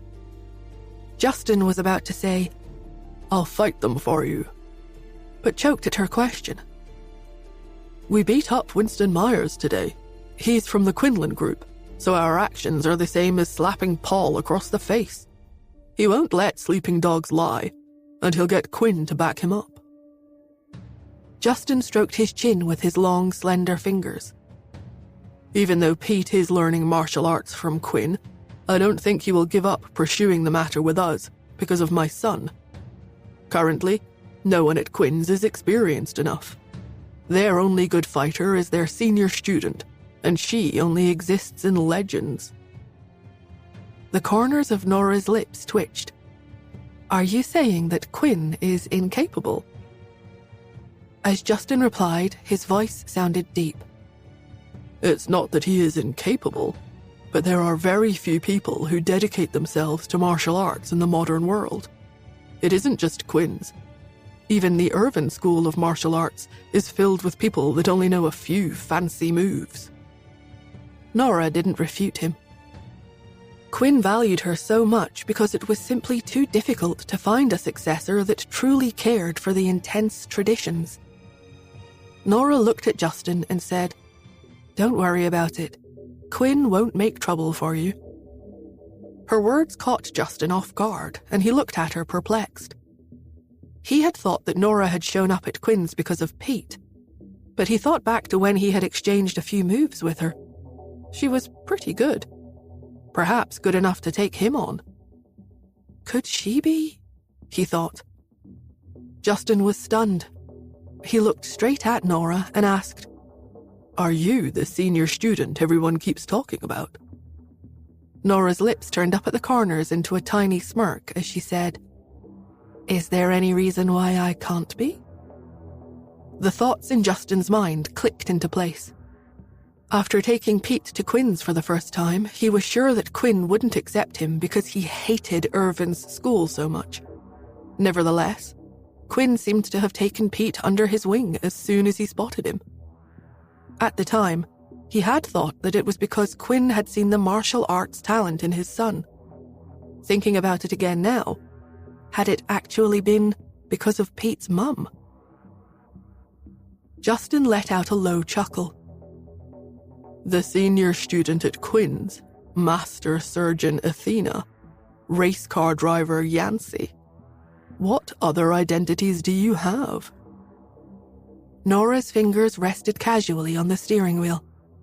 "I don't remember. I have too many." After a short silence, Justin couldn't stop himself from laughing. "Never mention Irvin's school to Quinn," Nora said seriously. "They have irreconcilable differences." Justin didn't know how to respond. A sharp glint flashed in Nora's eyes as she added, Also, I heard from the old man that Irvin's current senior student is very skilled. His moves are treacherous and devious, and he has completely adopted Irvin's sly and conniving ways. He'd best pray that I never get my hands on him. Justin's Adam's apple moved as he swallowed. He asked tentatively, "What will happen if you get your hands on him?" She looked sassy and confident as the corners of her lips quirked upward. "I'll show him the way to enlightenment," she replied. The Irvin School and the Quinn School practiced different styles of martial arts. Irvin focused on flexibility, fluidity, and breaking through in one blow after identifying the opponent's weakness. But Quinn focused on the training of oneself. If a person was strong enough, they would be able to outmaneuver every one of their opponent's moves. Quinn believed the Irvin School was filled with cunning and devious scumbags. They tarnished the might and prestige of martial arts. Justin could sense Nora's animosity toward the Irvin School, so he said, "You haven't even met their senior. You..." Nora snorted coldly. "But I've been enemies with him in spirit for a long time." Justin stared at her. Nora raised her eyebrows. "The old man uses him to pressure me every day. I don't have to meet him to dislike him." He fell silent. Finally, he decided to hold on tightly to his secret identity and ensure he didn't get exposed. When they arrived at Quinn's, they headed inside to the training gym and saw their 2 children on their way out. The kid dressed in boy's clothing was beaming. The one in the skirt wore a mask and a cap and had a frosty look on her little face. Nora and Justin could tell them apart the moment they saw them. Justin stepped forward and took Cherry's hand. She was dressed in boy's clothing. He said, "It's late, Pete. Let's go home." Cherry nodded and said, "Okie dokie." Nora took Pete's hand. "Let's go home too, Cherry." Pete held her fingers in a tight grip. "Okay." The 4 of them were about to leave the training gym when a noise came from the main entrance. They paused in their tracks. Nora looked out the window to see Paul stepping through the front doors. His usually refined image was gone, and he seemed frantic. Lucas grabbed his arm and asked, "What's the matter?" Paul ignored him. Instead, he shouted into the training gym, "Quinn, you have to help me."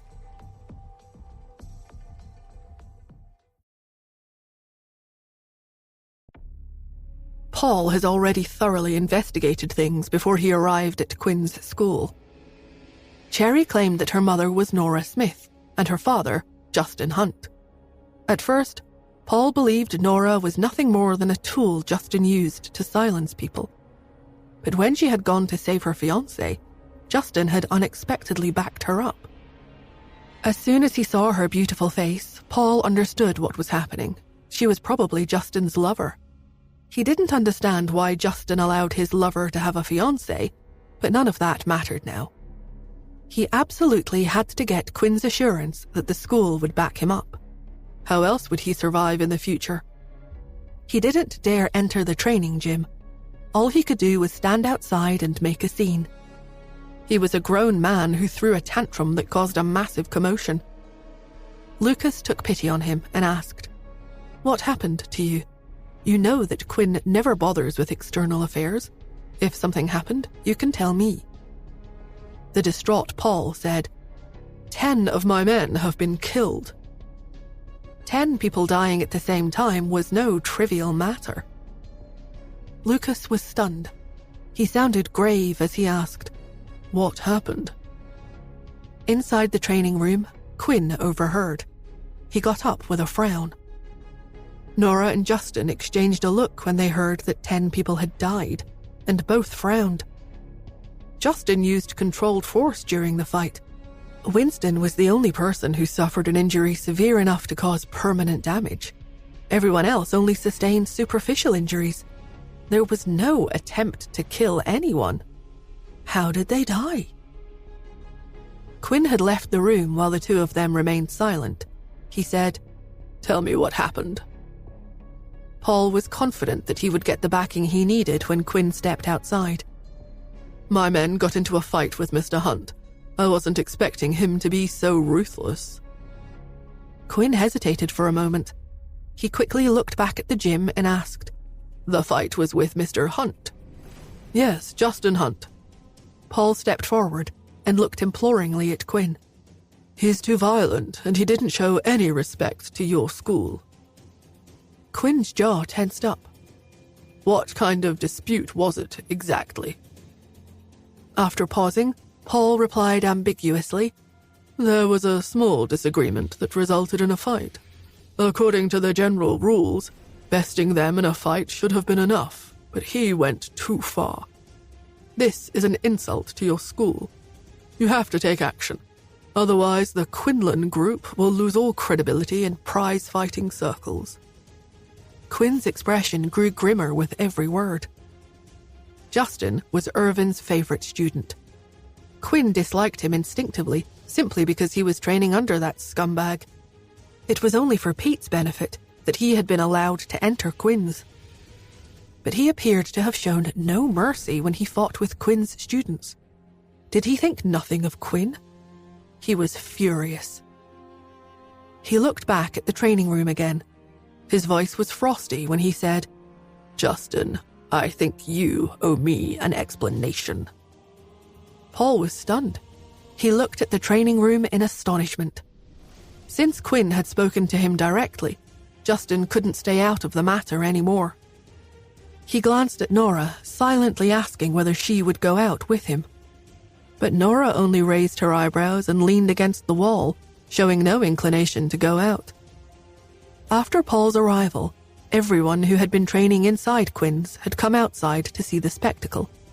Since there were so many people out there, she couldn't go out. It would cause her a great deal of trouble in the long run if she did. Justin walked out of the door alone, after realizing that she had no intention of moving. Paul's eyes narrowed when he saw Justin. He hadn't expected to see him on the premises. Was he there to apologize? Paul frowned and took a more aggressive stance. "I was just about to look for you to ask for an explanation. What exactly have Winston and my men done that has offended you so much that you would take such drastic measures against them? That's 10 lives." Quinn also frowned and asked, "What exactly is going on?" Justin responded calmly, "I didn't kill anyone." The answer surprised Paul. "Are you too cowardly to take responsibility for what you've done? They are already dead. If you didn't kill them, who did?" he sneered. A fierce look flashed in Justin's dark eyes. His voice was low and deep as he said slowly, "I don't know who killed them, but it wasn't me. I only knocked them out." "So you admit to knocking them out? Shortly after your fight, a fire broke out at the warehouse, killing all of them. Maybe you didn't kill them, but you left them there. You murdered them," Paul sneered. The police had already checked the scene. All the men had died in the fire. It was an unfortunate accident. According to the police report, there was a gas tank inside the room. Nobody noticed that the tank's valve had come open during the fight. After Justin left, somebody lit a cigarette. The place had exploded. Justin's eyes narrowed as his keen senses caught on to something. There was a massive fire. Did this happen by accident, or was it done deliberately to get rid of the aggressors? Next to Paul, Lucas said, "In other words, this is all a misunderstanding. Mr. Hunt didn't kill them. This was just an accident." A sigh escaped Paul's lips. Yes, it was an accident. But just because he didn't kill the man himself, it doesn't absolve him of the responsibility. If the fight had not taken place in the warehouse, and he hadn't knocked them out, none of this would have happened. Angrier than ever, Quinn listened to how the events had unfolded. So many young lives were lost needlessly. He looked at Justin and demanded, "What exactly did they do to make you so angry that you would knock them all out?" Quinn's fury made Paul breathe a sigh of relief. The old man had always been protective of his own. Paul was sure that Quinn would side with him. He couldn't make Justin pay for it with his life, but it would be worth it if they could get him to concede and pay compensation. Paul embellished by saying, "One of my men took an interest in his lover and insinuated that he wanted to get her into bed. It's normal for young people to lose control and try to steal a woman from someone else. Mr. Hunt's response was too aggressive." Quinn was speechless at the statement. He looked at Justin furiously and demanded, "You have a lover?" He was troubled by the new information. His favorite student had already given birth to this man's children, yet he had a lover on the side. Quinn got even angrier. "What's her name? I want to know who she is." Quinn's reaction made Paul even more excited. He spiced up the story more by saying, "Her name's Nora Smith. She's from a down-and-out family, but she puts on quite the act.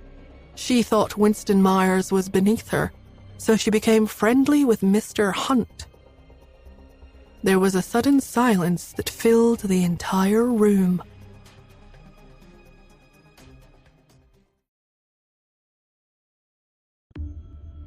Paul narrowed his eyes and looked at Justin. He was waiting for Justin's explanation. Since Quinn had already interfered, there was no doubt that he would see the whole thing through to the end. But Justin's usually expressionless face was blank. Paul frowned and waited.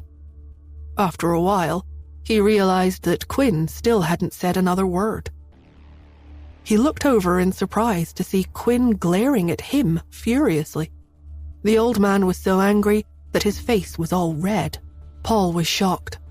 He was about to say something when Quinn asked, "Who did you say his lover was?" Paul tentatively replied, "Nora Smith. I'm sure you haven't heard of her before. She's from a small town in California and is currently living with the Andersons." Quinn rubbed his hand.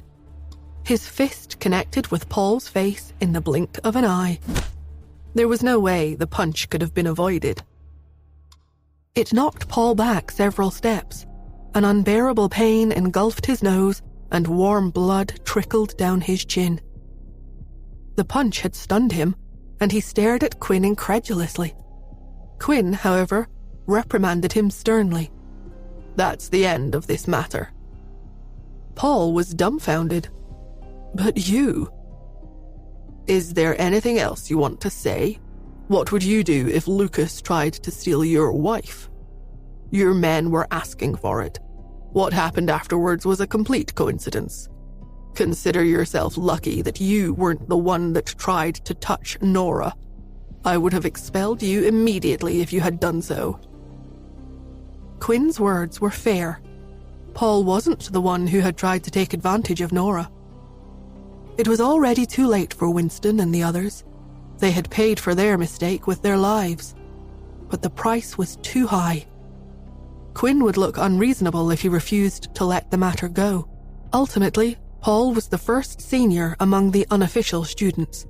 If his actions didn't breach the code of conduct, Quinn couldn't expel him from the group. Paul was stunned. Moments ago, Quinn had been filled with righteous indignation. Why was he suddenly acting so strange? He wanted to say something else, but Quinn waved him off and said, "You must take responsibility for this incident. There is nothing else to say. If something similar happens again, I won't let you off the hook so easily. Lucas, show him out." "Yes, sir," Lucas replied respectfully and grabbed Paul's arm. "This way, Paul." Paul was older, but Lucas was an official student. All unofficial students had to acknowledge him as more senior. It was one of Quinn's rules. Paul was still seeing stars from Quinn's unexpected punch. Lucas was physically quite strong and was able to pull Paul away from the room.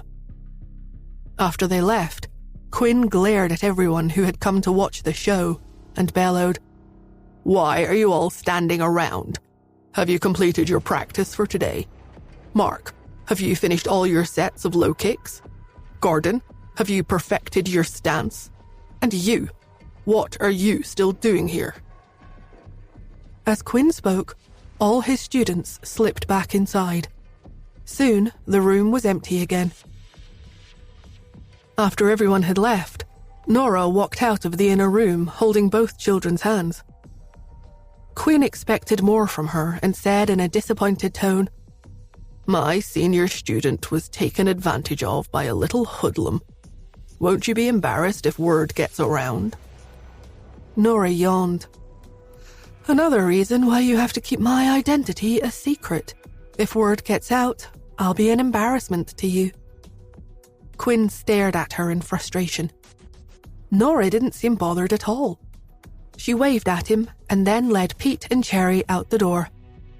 "I'm off, old man. I need a nap." Quinn was so furious that he was glaring at her huffily, but there was nothing he could do. Justin and Nora left together. They separated at the door to take their children to their different homes. Paul was still utterly bewildered when Lucas pushed him out.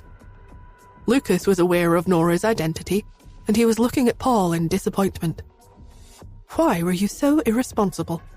How could you allow your men to do something as idiotic as stealing someone else's girlfriend?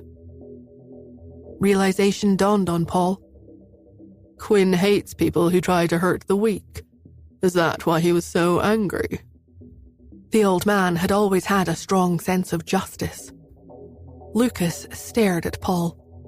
How could he tell the unofficial first senior that he was barking up the wrong tree? The person he was trying to harm wasn't weak. She was tougher than everyone else. The corners of his lips twitched a little. He patted Paul on the shoulder and warned, "Quinn only punched you, and he didn't use his full force. He has shown you mercy. Don't do anything stupid or illegal. Just lie low for now." A glint flickered in Paul's eyes. "You know me? I always do business honestly. I haven't the guts to do anything bad. I always keep Quinn's teachings in mind."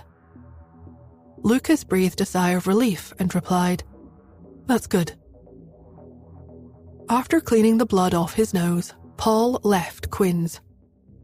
The associate he had taken with him to Quinn's could not remain silent. "Boss, do you think we can keep our act clean for a while? We're about to acquire the racing club." Paul sneered. "Of course we can. We're honest businessmen. And we're buying the racing club legally. There's nothing dishonest about that." The associate was scared. "But didn't Mr. Quinn say that?" "The old man is just acting," Paul said. "Don't take what he says seriously." The man nodded obediently. "Okay." Unsure of what had happened, he asked, "Are we going to give up without a fight?" Paul narrowed his eyes. "We may not be able to deal with Justin Hunt, but someone else will have to pay the price for this." "Who is it?" Paul looked at his associate.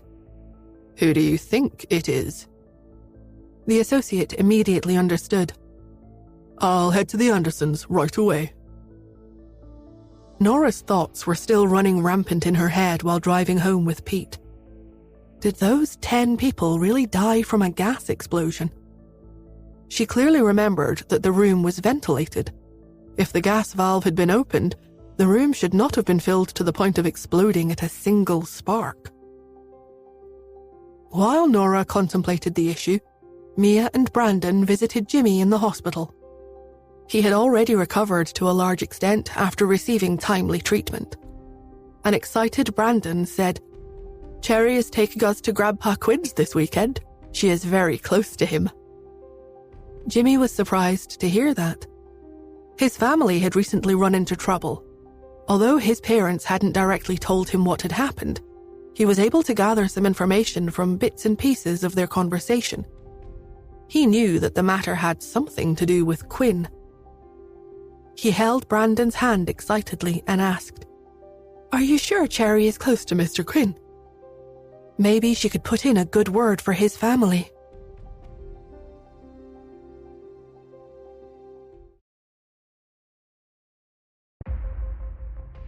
Brandon had always been all brawn and no brains. Ever since he was convinced that Cherry could transform from a boy into a girl, he had admired her very much.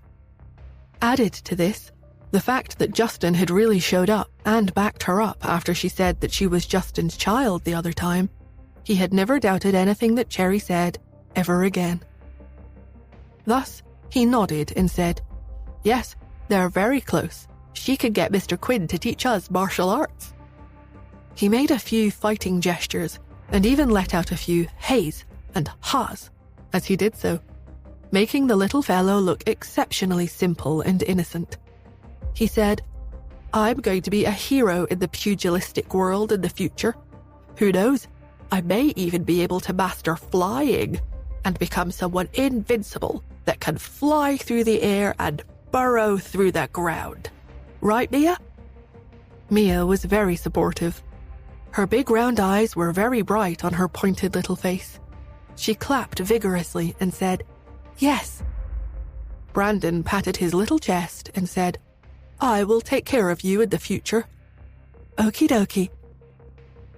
Jimmy, who was lying on the bed. After the two left, Mrs. Hoffman came to watch over him in the evening.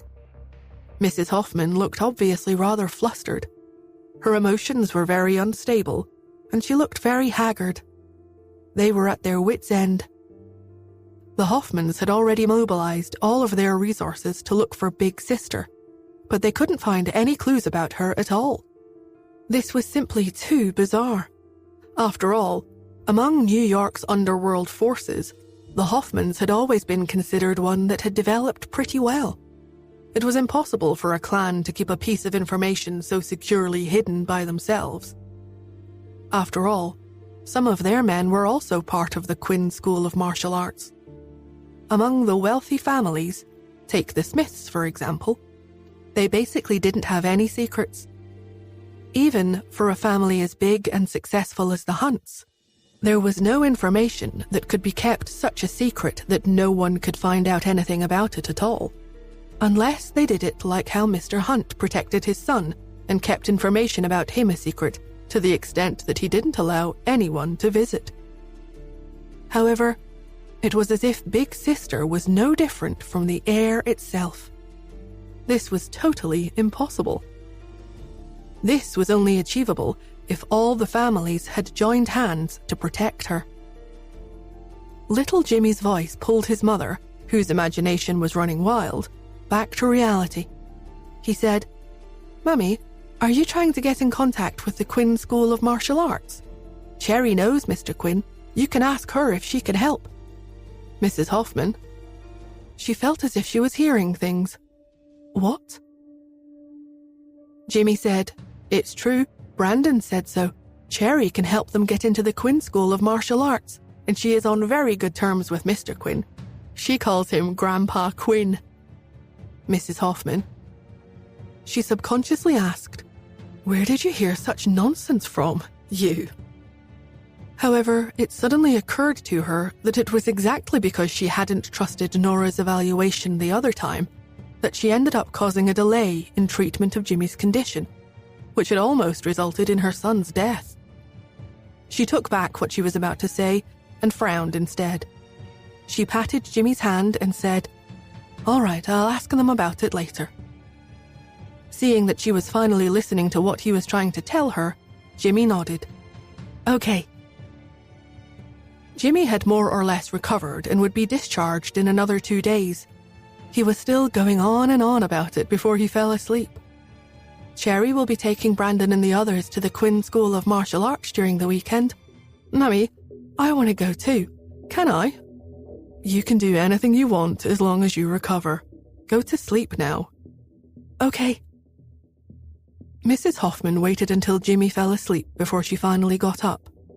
After thinking about it, she decided to call Jordan. She said, "I think Ms. Smith may be acquainted with the Quinn School of Martial Arts." Jordan was surprised. "Why do you say that?" Mrs. Hoffman relayed Jimmy's words to him. Then she said, "I don't know if Cherry is just bragging or if what she says is true. Sigh.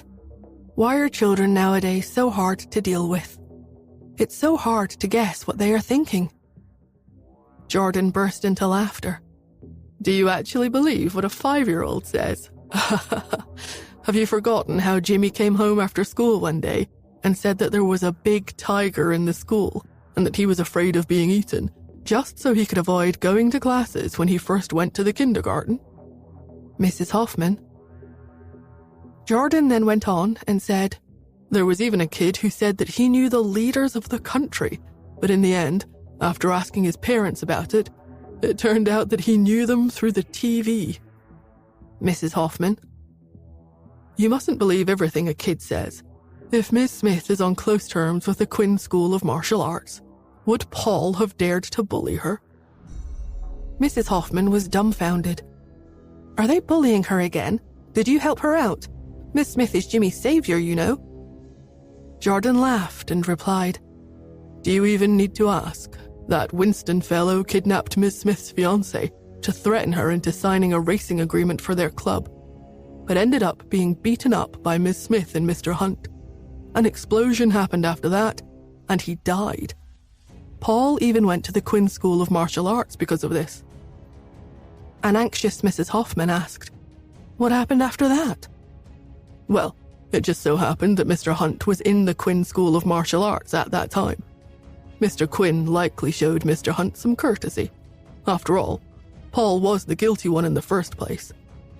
Our men found out that Paul left the sect with bruises on his face, so he probably got beaten up. Mrs. Hoffman became excited at once. What cathartic news. When you look at it that way, Mr. Quinn isn't an unreasonable person either. Yep, everyone in the pugilistic world sings the praises of Mr. Quinn. I reckon he isn't aware of what's happening among people at the lower rungs. The problem now, though, is that he already stopped taking care of things many years ago, so it's a mammoth task for us to even talk to him. We still have to look for Big Sister regardless. Mrs. Hoffman frowned. How about I ask Miss Smith about it? It doesn't hurt to ask anyway. Jordan fell silent for a moment before he said, let's wait for a while more. Didn't Jimmy say he's going to the Quinn School of Martial Arts this weekend? It's not too late to ask after we confirm that Cherry can really bring the children into the sect to learn martial arts. If we ask Miss Smith about it now, won't it put her in a spot if she isn't actually acquainted with the Quinn School of Martial Arts? All right then. The weekend soon arrived. As Cherry had made a promise to the children, Pete had no choice to bite the bullet and take the few children to the Quinn School of Martial Arts. They gathered at the kindergarten entrance first. However, only 4 people turned up at the meeting time. Brandon, Mia, Seth, and little Jimmy, who had just recovered from a serious illness. Brandon called a classmate that had promised to come. Why aren't you here yet? We're waiting for you. The classmate replied, my mum says that Cherry is lying. The Quinn School of Martial Arts isn't that easy to enter, and they have never done any recruitment for training classes. I'm not going to go there just to be left out in the cold. Brandon didn't insist. He said, it's just as well that you didn't come then. This way, there'll be one fewer person that Mr. Quinn has to teach, and he'll be able to give me more guidance. He called another kid after he hung up. The kid gave him the same reply. My dad says that Cherry is faking it. There's no way that we can get into the Quinn School of Martial Arts. I'm not going to go anymore.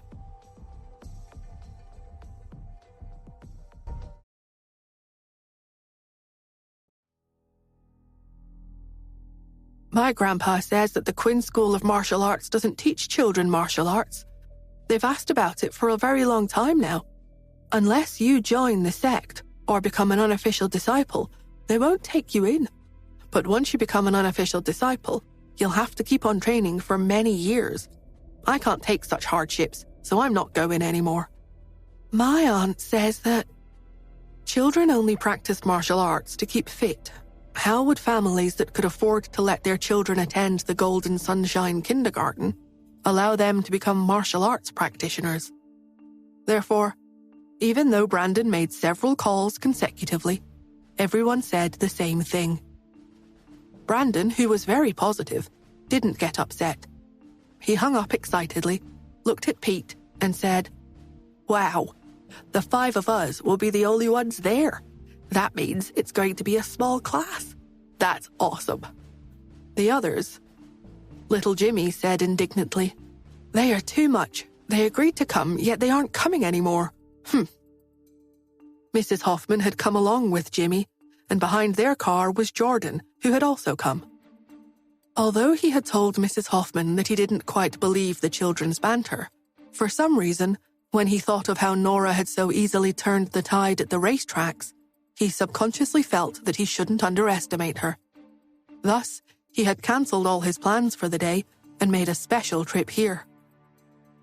The sensitive Mia was afraid that Cherry would be upset, so she looked at Pete.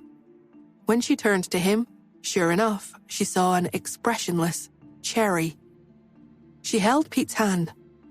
"Don't be mad, Cherry." "I'm not, yeah."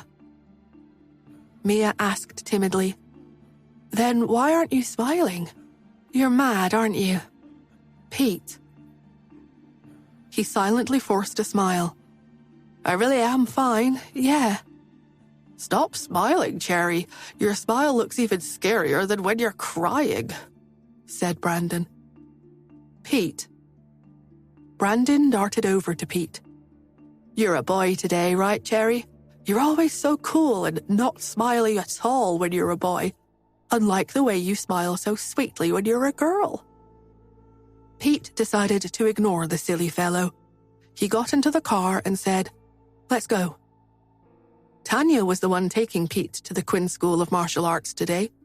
One shouldn't ask why Nora hadn't come, because she was making up for lost sleep. As there were 5 children there, they wouldn't fit in a single car, so all of them rode in separate cars.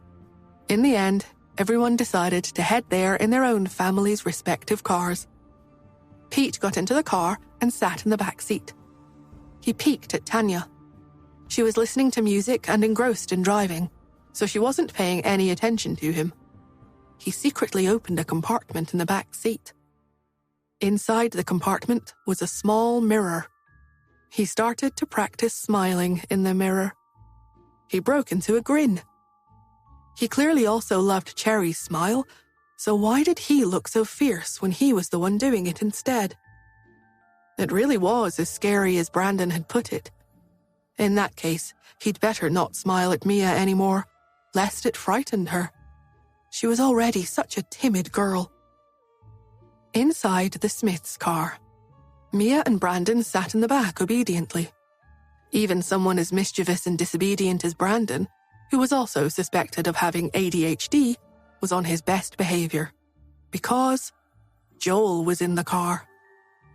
As he shifted his butt from side to side, he couldn't help but lean into Mia's ear and whisper, "Why is your father here, Mia?" Mia replied softly, "I don't know, yeah?" Joel raised his eyebrows as he listened to the 2 children's conversation.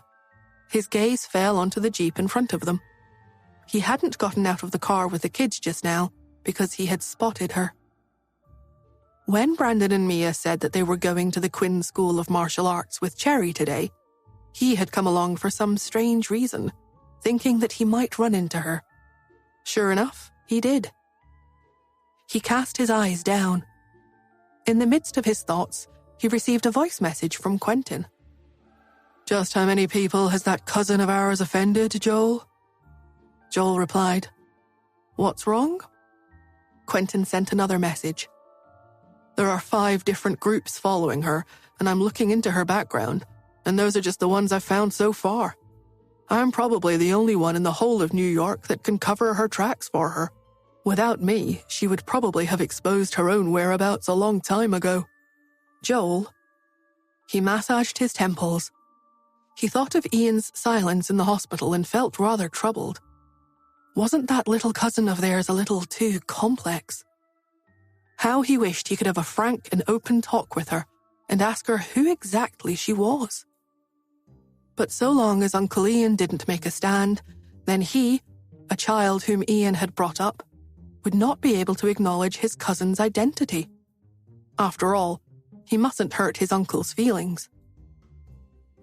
Should Uncle Ian be adamant about not letting the Smiths acknowledge her, he would also help to erase all traces of the DNA test so that she and the Smiths would never have anything to do with each other.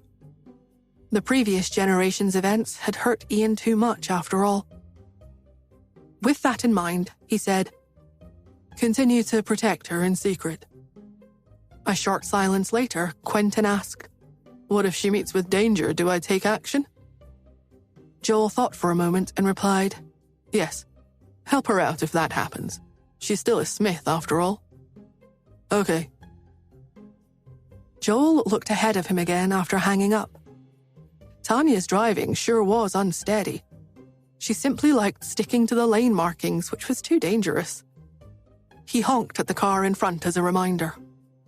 When Tanya heard the horn from the car behind, she thought that the driver wanted to confirm with her whether or not he was following the right car. She didn't think that Joel would be in the car. After all, when Mrs. Hoffman got out of the car just now, the adult who had gotten off the Smith's car had been a chauffeur. If Joel had come, then why wouldn't he get out of the car? Therefore, she smiled and returned a honk of her own, but continued to do things her own way while she drove. Joel. The group arrived at the Quinn School of Martial Arts with mighty momentum. The children got out of the cars. They were about to go through the main entrance when they saw a group of children coming out of the side entrance. The one in the lead was none other than Terence, the school bully. Terence was hanging his head and shouting angrily. "They've been teaching us normally so far, so why aren't they teaching us any more?" Lucas had forgotten to bring up the matter the last time he saw Paul, so he could only personally see them out the door when the children came over today. He explained, "Big Sister has forbidden us from teaching non-affiliated children. You are still allowed to come here yourself, Terence. After all, you're already an unofficial disciple of the Quinn School of Martial Arts. However, other children won't be able to learn martial arts with us anymore, unless they join the Quinn School of Martial Arts." Terence felt especially embarrassed. "Since you won't let them in, then I won't go in anymore either." The group of children walked out of the premises with great momentum. As luck would have it, they bumped right into Pete's group. After the children stared at one another for a while, Terence finally said, "What are you laughing at, Cherry? You're just embarrassing yourself by coming here. Did you hear that? They just said that Big Sister has forbidden them from teaching children anymore. Even if your father is Justin Hunt, the Quinn School of Martial Arts is not a place that you can get in with money. Humph."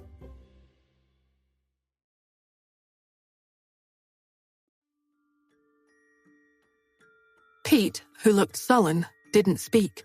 However, there was also a devil incarnate in their line of work, Brandon, who stood up for his boss. "Terence, you were chased out yourself, and you're taking your anger out on us. Cherry is very powerful. If she says he can bring us in, she can." Terence sneered.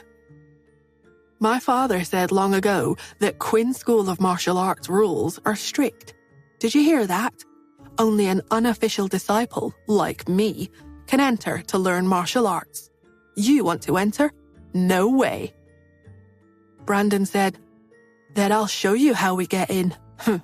Cherry, let's go." Pete nodded and led the way, heading straight for the door. However, Terence was following behind them.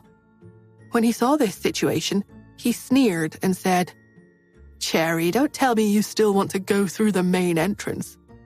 Do you know that unless there are important guests or inner disciples, the gates of Quinn School of Martial Arts are not open to just anyone?" Quinn School of Martial Arts management was very strict. This was also one of the reasons why Jordan and the others could not enter even if they wanted to be associated with the Quinn School of Martial Arts. This was because they would be stopped at the entrance. It was impossible for them to speak to someone with authority. Pete had been in power since he was young. No matter where he went, he would always go through the front door. He did not know anything about this. Mia didn't understand either. But Brandon understood. His father and Joel were separated by a generation and could be considered cousins. Although they were both Smiths, his generation had to move out. After all, his lineage was too distant. The direct descendants and the collateral descendants were very clear in aristocratic families. Therefore, his father often instructed him to maintain a good relationship with Mia, who was the child of the head of the direct descendants. Of course, he wasn't protecting Mia entirely because of this. After all, he was still young and wasn't that utilitarian. It was just that his father reminded him every time not to go through the front door, and he was used to it. Therefore, he subconsciously looked at Pete. "Boss Cherry, are we really going through the front door? Is that not good?" Pete turned his head in confusion. "Every time I come, I always use this door." Every time he came to learn martial arts, it was either Nora who brought him here or Justin. Not to mention that he was an internal disciple personally taken in by Mr. Quinn, and would be the one to inherit the mantle of Quinn School of Martial Arts in the future. Out of those two parents, one was Miss Smith of Quinn School of Martial Arts, and the other Mr. Hunt of Irvin School of Martial Arts. They both have very important positions in the martial arts world. How could they possibly take the side door? Hearing his words, Terence instantly felt that Cherry was lying. He immediately sneered and said, "What are you bragging about? Every time my father comes to the Quinn School of Martial Arts, he would only be allowed to go through the front door if it's a special occasion. The rest of the time, he would go through the side door. Do you think you guys are worthy?" Pete smirked coldly. Where did this wild dog come from? Why is it barking in front of Quinn School of Martial Arts? Terence? He looked around, confused. Is there a dog? Where's the wild dog? Pete. He should not have said so much. Arguing with someone whose IQ was not on the same level as his really damaged his image. He shook his head and simply walked forward. In the car, Jimmy's mum was still in touch with Jimmy's father. The two of them looked ahead. When they saw that Terence was being rejected while Cherry was walking toward the main door, Jordan couldn't help but say, "This child is indeed lying." Jimmy's mother was taken aback. "What's wrong?" Jordan said, "That Lucas's words carry a lot of weight in Quinn School of Martial Arts. Since he said that Big Sister had given the order not to open classes for the children, it's impossible for him to open them again. Didn't you see that Paul Quinlan's son was chased out? Although I haven't found out who that Big Sister is, I found out that she has very high prestige in Quinn School of Martial Arts. Since she said she wouldn't open classes for the children, she definitely won't." Jimmy's mum sighed. "It's a good thing that I didn't call Miss Smith. Otherwise, it would have been awkward if she had learned that the children were bragging." Jordan nodded, but he also sighed in disappointment. If Cherry and Miss Smith could not find a way, what else could they do? He looked at the side door. There, after Lucas sent Terence and the others out, he had closed the door and left. If he could speak to Lucas and get him to convey this to Big Sister, would that work? With that thought in his mind, he said, "I'm going off to do something. Pick Jimmy up later and comfort him for not being able to enter Quinn School of Martial Arts. Then go home." Jimmy's mum nodded. "Okay." Jimmy's father hung up and was about to leave when he saw...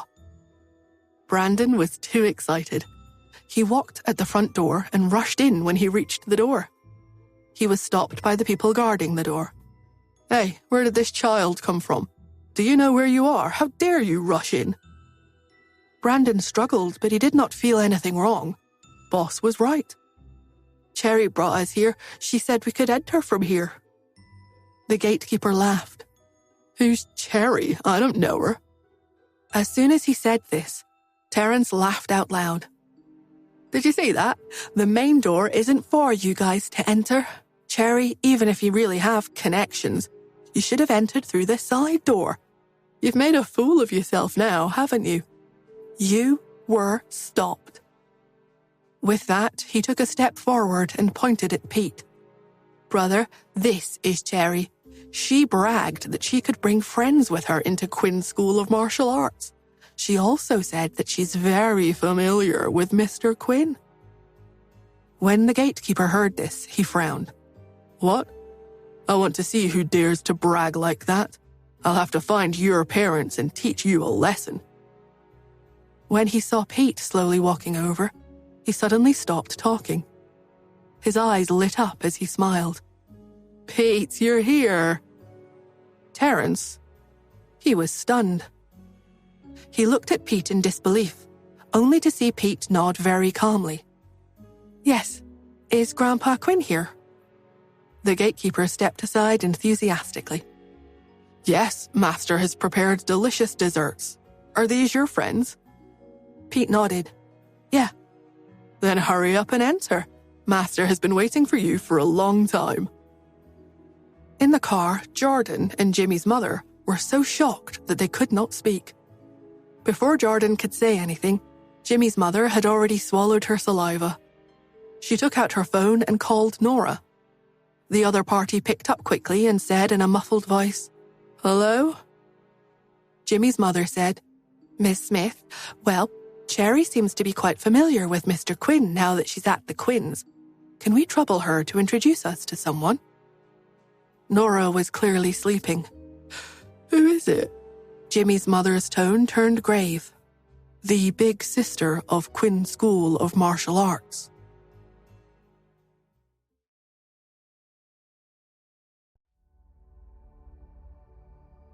Nora was silent for a moment. Sensing that she was silent, Jimmy's mother misunderstood.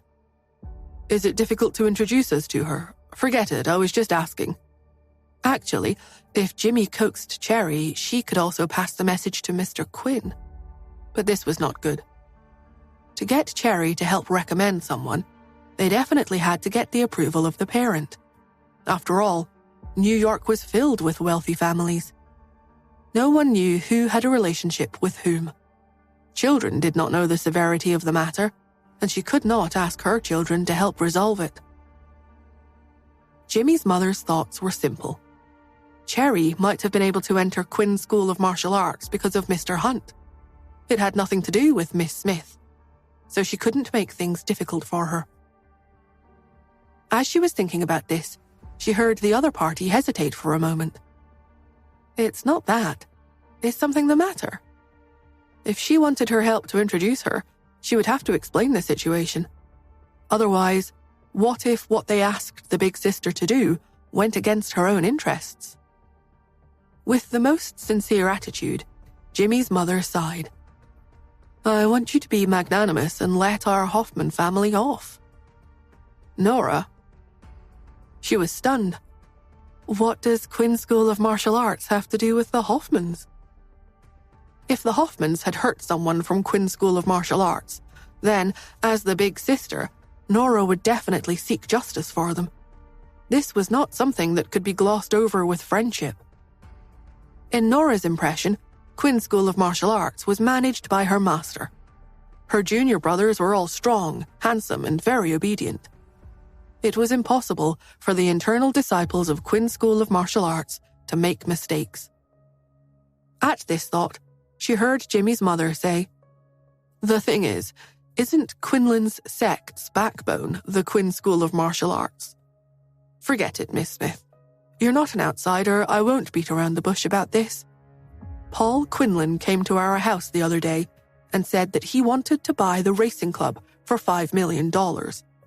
Apparently, this is Quinn School of Martial Arts' intention." "Nora?"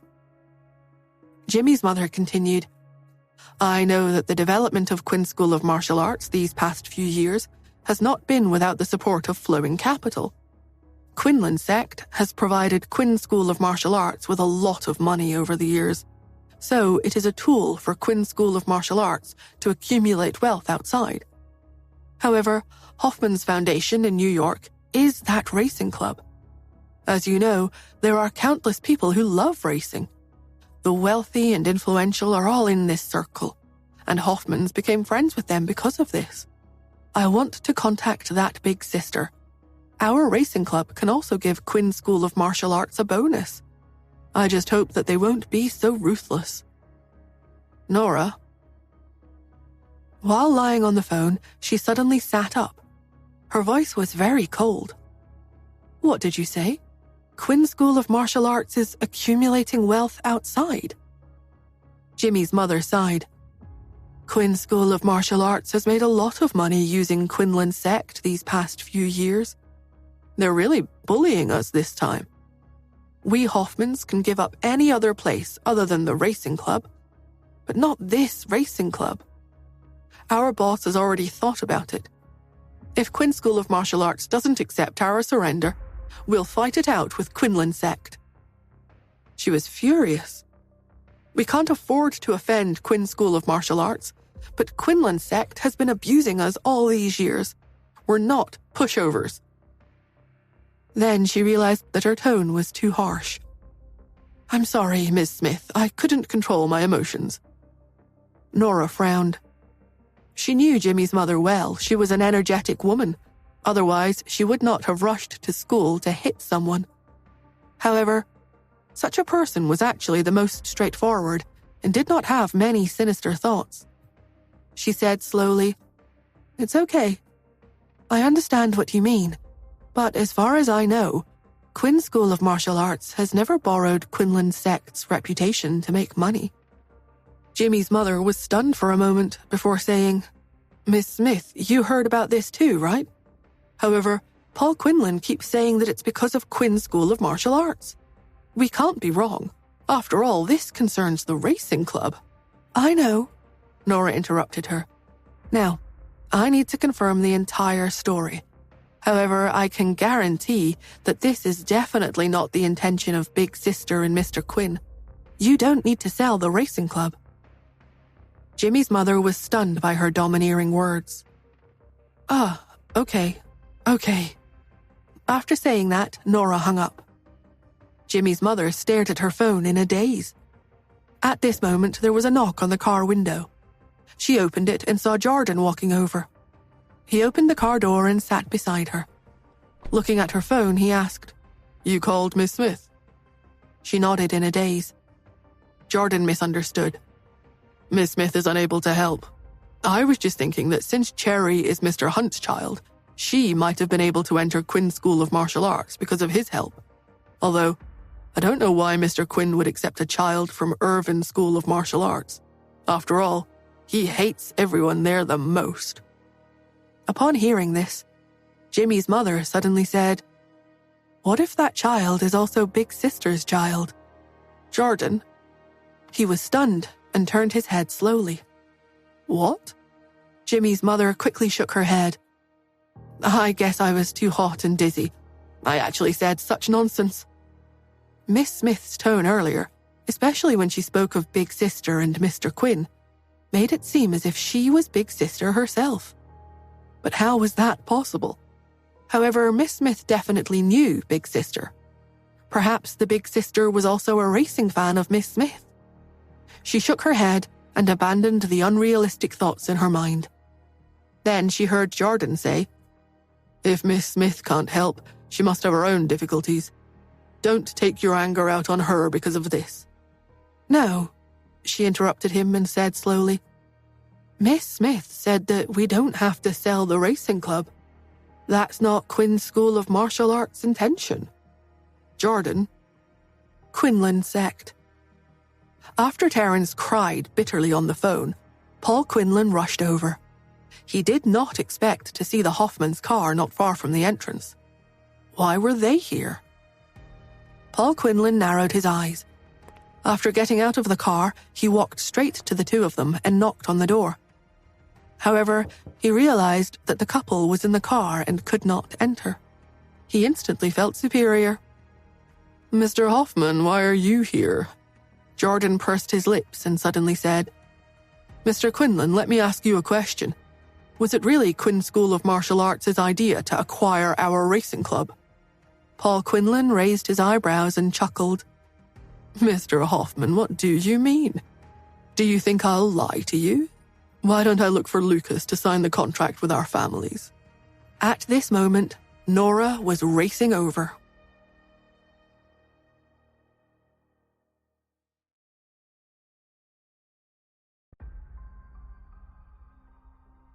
Nora could ensure that she and Mr. Quinn did not commit any crimes, and she could also guarantee that Lucas, who had interacted with her a lot, was not that kind of a person.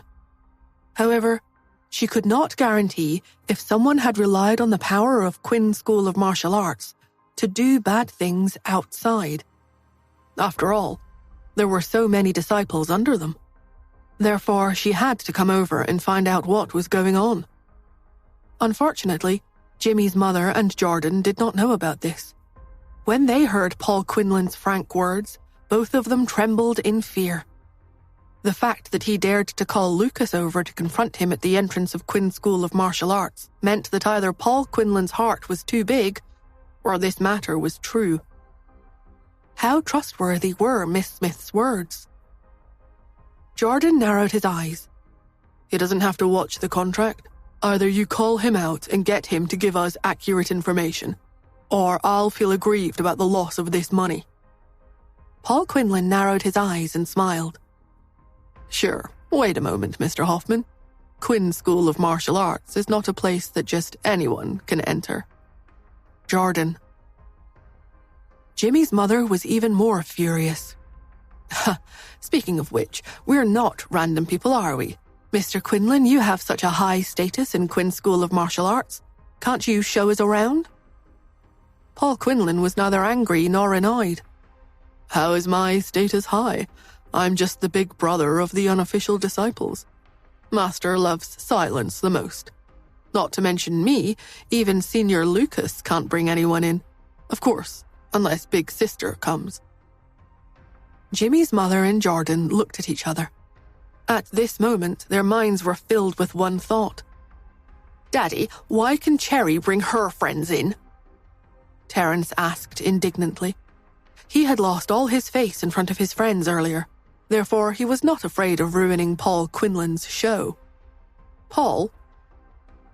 When Terence had called him to cry and complain, he had said that Quinn's School of Martial Arts had stopped him from bringing his friends in.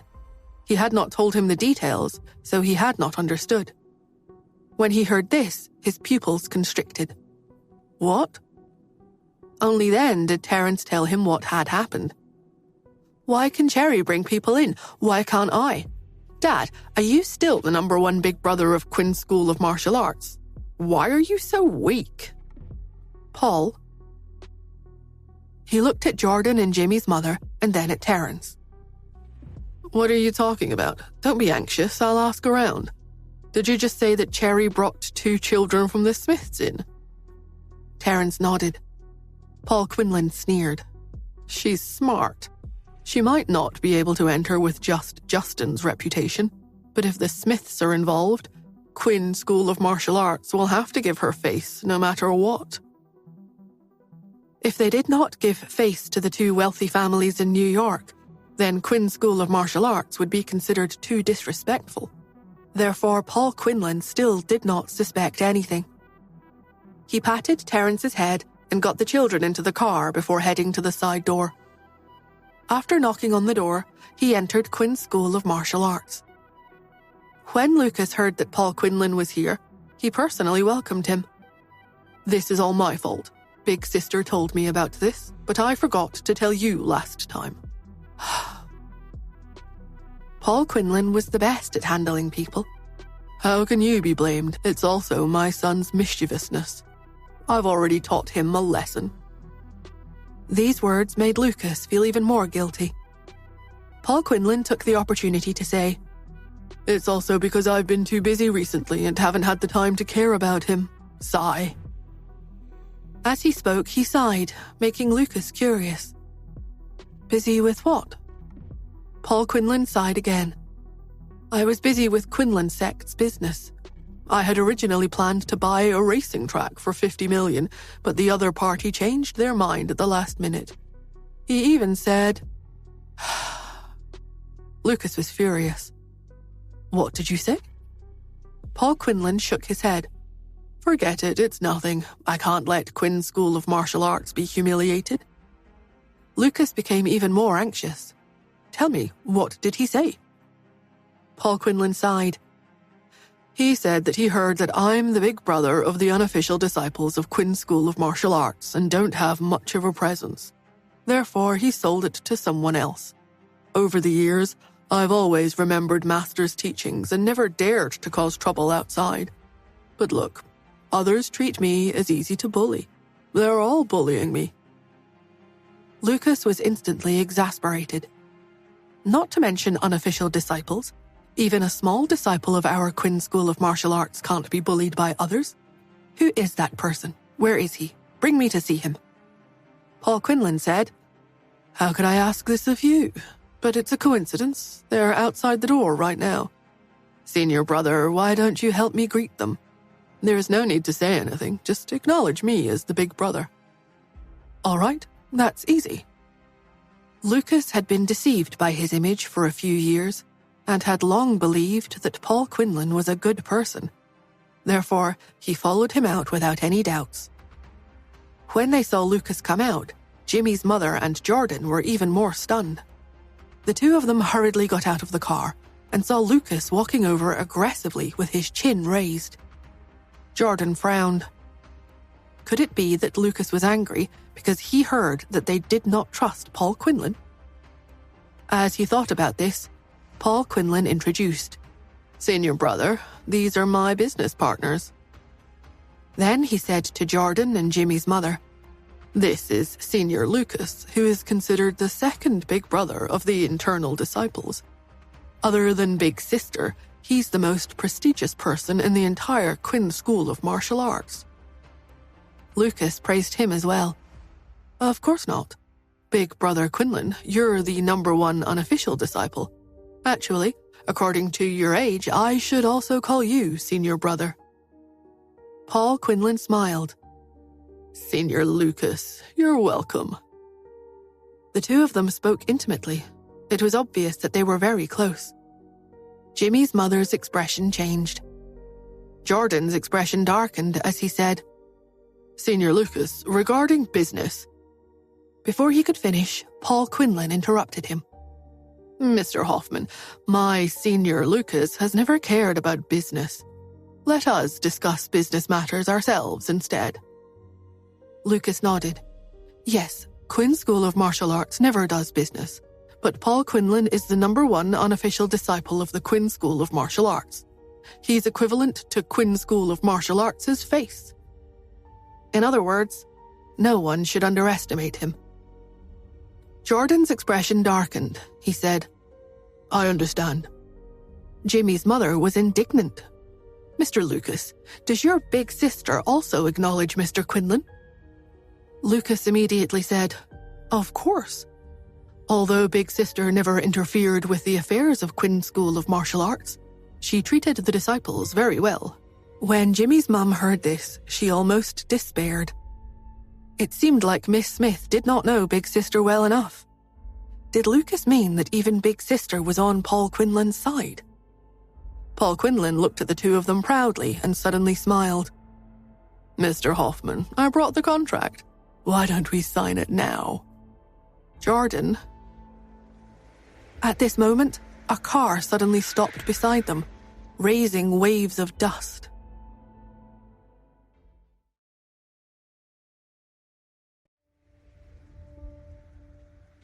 Nora's car was too fast coming into the parking lot, causing dust to fly. The four people now covered in dust all looked at her and watched the car come to a stop. Nora pushed the door open and got out. When she saw that it was her, Mrs. Hoffman became nervous. She looked at Paul, afraid that he would make things difficult for her. Jordan stood between her and Paul without hesitation, using his powerful and muscular body to block her if Paul decided to take action. After all, she was a rather delicate woman, and it was his duty to protect her. Something doesn't seem right, thought Jordan as he looked at Nora. When he saw Nora's thin, frail body, it was easy for him to doubt that she had once fought more than 10 people alone to make it into Jimmy's bedroom. After all, he hadn't seen it himself. When Lucas saw Nora, he was stunned. He was about to call her senior student when he realized there were too many people in front of him. Nora had specifically instructed him not to reveal her identity. He opened his mouth and closed it again. Because he didn't know how to address her, he stayed silent. Paul snorted. "Miss Smith, you're here too? What's wrong? Did you hear that Mr. Hoffman is here and come over to show off?" Lucas looked at him in surprise. He knows the senior student. But why does he sound like that? As he was thinking about this, he saw Nora raise her eyebrows. She ignored Paul and looked at the Hoffmans instead. "Why are you guys here?" Mrs. Hoffman glanced at Jordan and explained, "Cherry brought Jimmy in to study martial arts, so we're waiting here for them to be done so we can take him home." Hearing this, Nora raised her eyebrows. Based on the old man's fondness for her, Quinn would have definitely stood up for Jordan and his wife if Cherry had said anything. But they never thought of approaching Mr. Quinn through Cherry. This made Nora like Mrs. Hoffman even more. Nora looked at Lucas. Since it wouldn't be proper to stand outside and discuss business, she said, "I'm afraid there will be a war of words today, Luke." She hesitated for a minute, not knowing how to address him in front of the others. "Mr. Lucas? That sounds so strange," she thought. As she hesitated, Lucas had already reacted brilliantly and invited everyone inside. Yes, everyone, come inside to the lounge. Let's sit down and chat." But he was puzzled by the entire matter. It looks like Nora treats Jordan and his wife well, but does she know that they are bullying Quinn's unofficial student? He wondered. He felt that he should let her know in private so that she wouldn't bully the family later. The Quinn School of Martial Arts was very protective of its students. Paul frowned in confusion when he heard Lucas's enthusiastic attitude as he turned around and said, "Yes, you're a guest. Let's talk inside." Lucas added, "Bring your contract so that we can sign it." Paul's restless heart instantly settled back into a steady rhythm at those words. As long as Lucas is on my side, there won't be a problem, he thought, before glancing at Nora again. Lucas is just being polite to her because of Cherry. After all, Cherry was Justin's daughter. From what happened last time, it's obvious that the Quinn School of Martial Arts is still very tolerant of Justin. They didn't seem to be as hostile as they were a few years ago. He was so distracted by his thoughts that he didn't notice Lucas leading everyone through the main door. He didn't notice that when the gatekeeper saw Nora in the group, he respectfully cupped his fists and bowed, while Nora only barely nodded. He didn't notice it, but Jordan and Mrs. Hoffman did. The two of them looked at Nora in shock and nervously gulped. Who is she? They wondered. Why are the people here so polite to her? While they stood in fear, the group entered the lounge beside them. The Quinn School of Martial Arts was a beautiful building. The waiting room was decorated in a Chinese style, with redwood furniture inside. It was obvious that the cost was not a factor. After everything was prepared, Lucas said, "Everyone, please wait a moment. Miss Smith, please come with me." Nora raised her brows. Coincidentally, she still had not figured out the situation. She wanted to ask Lucas if Paul Quinlan was protected by him. If Paul had acted on his own accord, she would definitely have to deal with him. But if Lucas secretly supports him, then I have to find out why. Is he running low on money? Does he need me to loan him some? The unofficial students were under the care of the school as a whole, but as Lucas was her direct junior, he was her responsibility. Lucas had played a huge part in keeping the school at the top all these years. She couldn't let anything bad happen to him. With this thought in mind, she followed Lucas out to the courtyard. In the courtyard, a few students were practicing martial arts. Lucas asked, "Are you very familiar with Jordan?" Nora thought for a moment. Not really. They had had a few interactions, but they didn't have frequent contact. Lucas heaved a sigh of relief. That's good. Your friend is a bully. Paul Quinlan told me. He explained Paul's words. Nora looked at Lucas with a question on her face. She raised her eyebrows and, with a faint smile, said, He said that he would buy the racing club for $50 million. Lucas nodded. She smiled broadly. Do you know how much that racing club is worth? He shook his head in confusion. How much can a club be worth? It can't be worth hundreds of millions. Nora sighed silently. It was worth more than a few $100 million. The club's capital had risen to be worth billions of dollars. Everyone was racing and gambling. Some people bet tens of millions or even hundreds of millions. As for Jordan's family, they were earning interest from the capital flow. She patted Lucas's shoulder. Lucas, you're too naive. Lucas just looked at Nora in disbelief. As they left the lounge, Lucas gave Paul a reassuring look, causing him to heave a sigh of relief. It seemed like Lucas was planning to let Nora settle the matter. Then he would take the opportunity to force the Hoffmans to sign the papers. He stood up and said, Can we sign the contract now? Jordan and his wife were still in shock over Nora's identity. When they heard this, Mrs. Hoffman was very determined. Ha! We won't sign it. Paul sneered. Don't tell me that you're hoping Nora can save you. Who does she think she is? At most, she's Justin's secret lover. The Quinn School of Martial Arts has accepted him, but that doesn't mean that they've accepted her. As soon as he said this, the door was suddenly pushed open.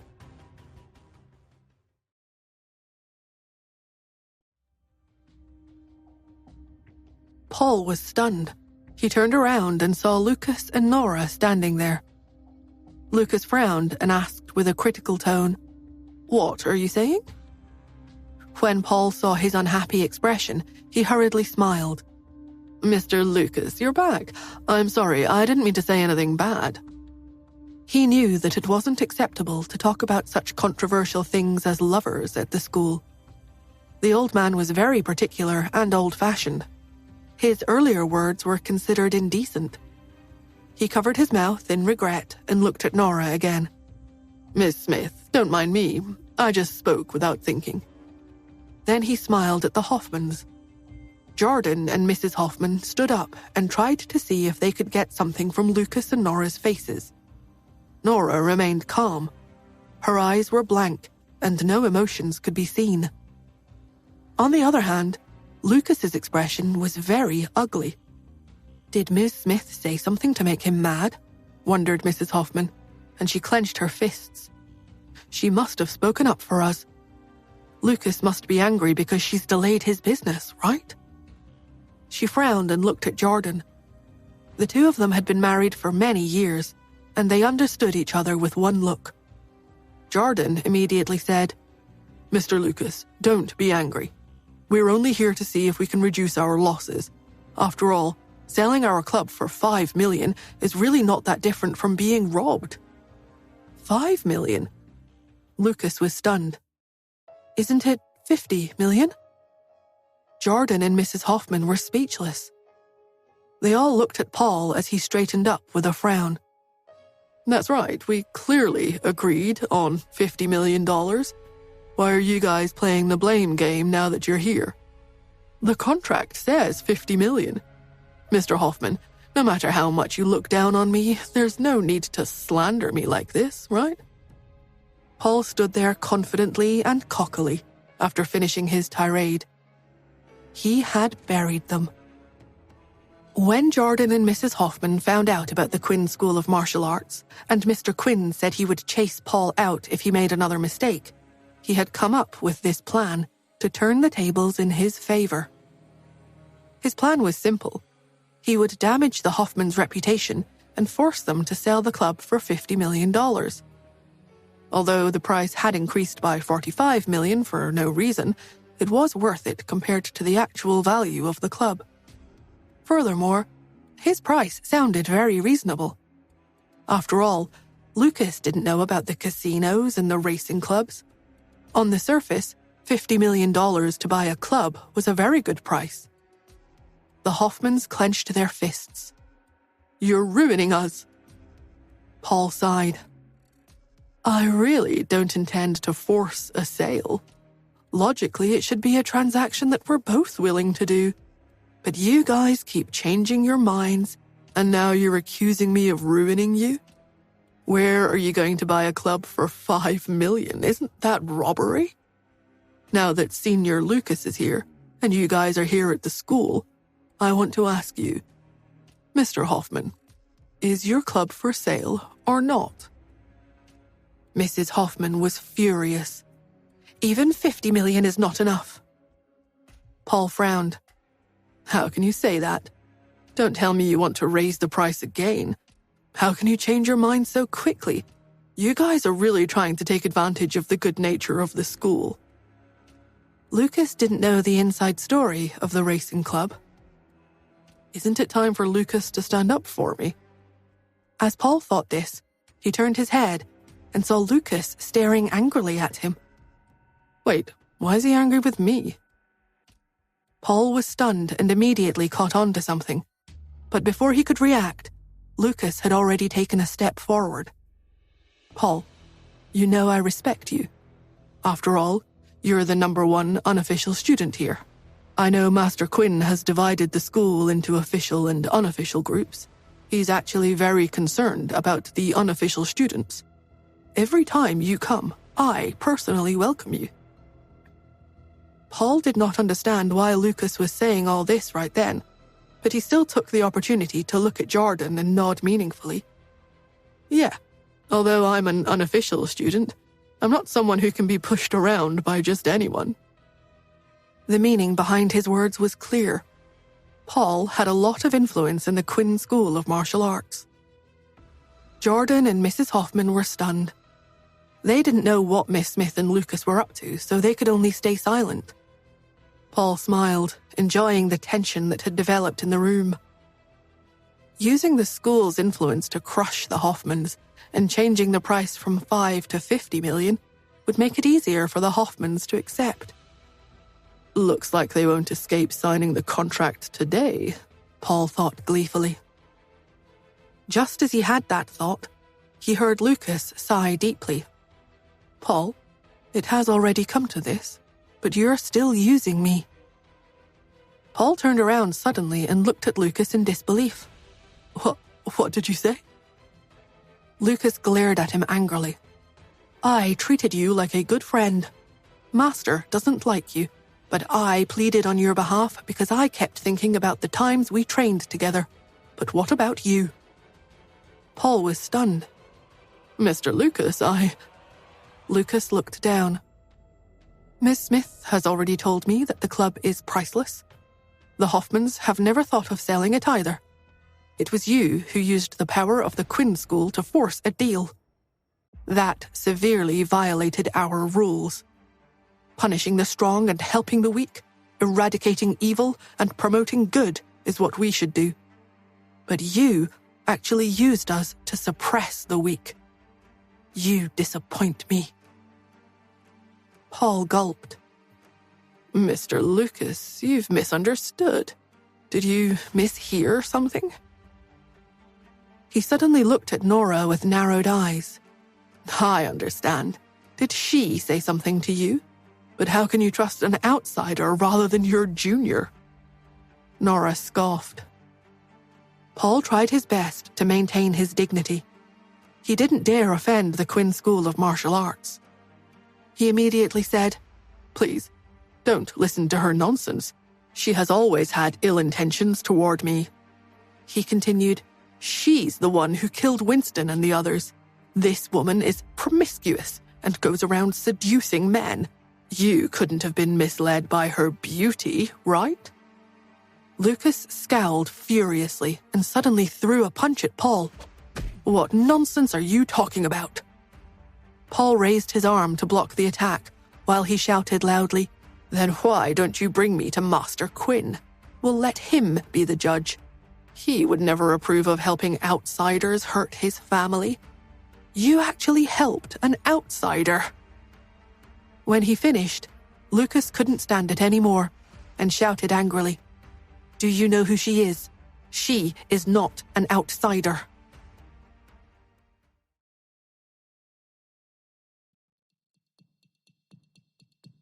She's not an outsider. Paul was stunned again. While he was still in a daze, Lucas took the opportunity to punch him in the face. Blood splattered from Paul's nose. He retreated and avoided another attack. "Not an outsider? Then tell me who she is." Lucas choked and was speechless. Paul sneered when he saw that. "Oh, I see. You can't say anything, right? I know. Are you having an affair with her?" "You're asking for a beating," Lucas yelled angrily. Lucas had always had a quick temper. At that moment, he was so angry that he couldn't speak. He could only throw punches repeatedly, making Paul run around the room in a sorry state. "Paul, if you don't explain yourself, this matter won't end today." Paul found an opportunity and dashed out to the courtyard. The other students in the courtyard rushed over one after another, not understanding what was going on. Then they saw Lucas, whom they respected very much, running out of the lounge, chasing after Paul. Paul shouted, "Everyone, come and judge. Lucas actually attacked me for his lover. Master, save me." With that, someone stepped forward, wanting to stop Lucas.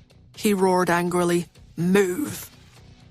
The student immediately moved aside and dared not interfere. It couldn't be helped. Lucas was now managing the Quinn School of Martial Arts on behalf of the most senior student. Who would dare to provoke him? Then, Paul seized his chance and ran straight over to the Advanced Martial Arts Hall, yelling, "Master, help, help!" Realistically, the student guarding the door should have stopped him. But when he saw Lucas behind him and heard Paul shouting for help, he was momentarily at a loss. So he let him pass. Lucas followed closely behind. The other students didn't dare go into the hall so casually. They could only stand outside and crane their necks to look inside. They were all trying to figure out what was happening. The usually refined Lucas had actually beaten up Paul Quinlan. Weren't they usually on good terms? What was going on? The Hoffmans, who were already stunned, were still standing in the lounge. They looked at the messy room and didn't know what to do.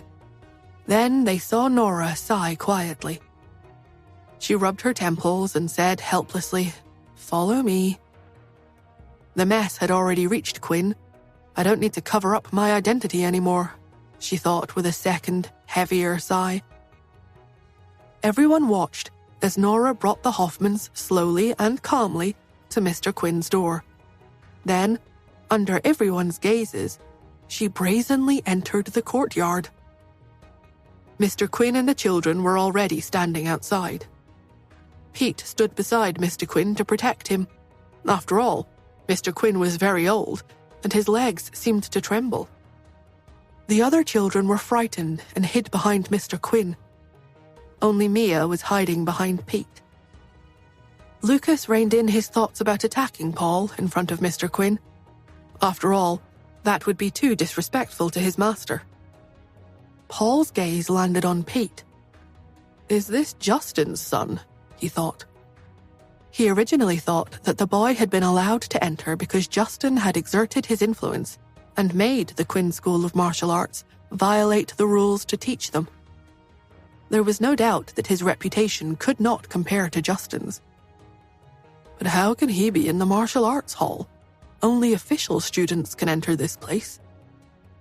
He suddenly remembered that some time ago, Mr. Quinn had taken in a 5-year-old student. He asked in sudden shock, "Master, is this your new little student?" Mr. Quinn looked at Pete and the curious students. He knew that he had to protect Pete's name. He coughed. "Don't talk nonsense. No." Mr. Quinn was indeed teaching Pete martial arts. and although everyone guessed that he had taken on another student, he had not held the ceremony for a couple of reasons. For one, Justin wanted to protect Pete and never expose his history. And for another, Mr. Quinn had been worried about taking him on as a student. If he was Mr. Quinn's student, how would Nora and Pete address each other? Wouldn't their seniority be messed up? The reason Mr. Quinn taught Pete martial arts was to nurture Nora's successor. After all, if he really had to rely on Nora, that lazy woman, to nurture him, he feared that the advanced techniques that he taught at his school would end with Nora. He could only lie to Nora and say that he had taken on a student. He wanted her to be nervous and know that he was unhappy. He wanted her to take the initiative and beg for mercy. However, she didn't even care about her son becoming the new senior student. She didn't care about what people would think, but he did. That was why he had not announced it to the public. He wanted to be able to deny it if he needed to. I am an 80-year-old man. Why would I take on a 5-year-old student to train as my successor? Mr. Quinn coughed and touched Pete's head. Paul heaved a sigh of relief. Just as he was about to speak, he heard Mr. Quinn say in a loud voice, "This child has an excellent foundation and is quite talented in the martial arts.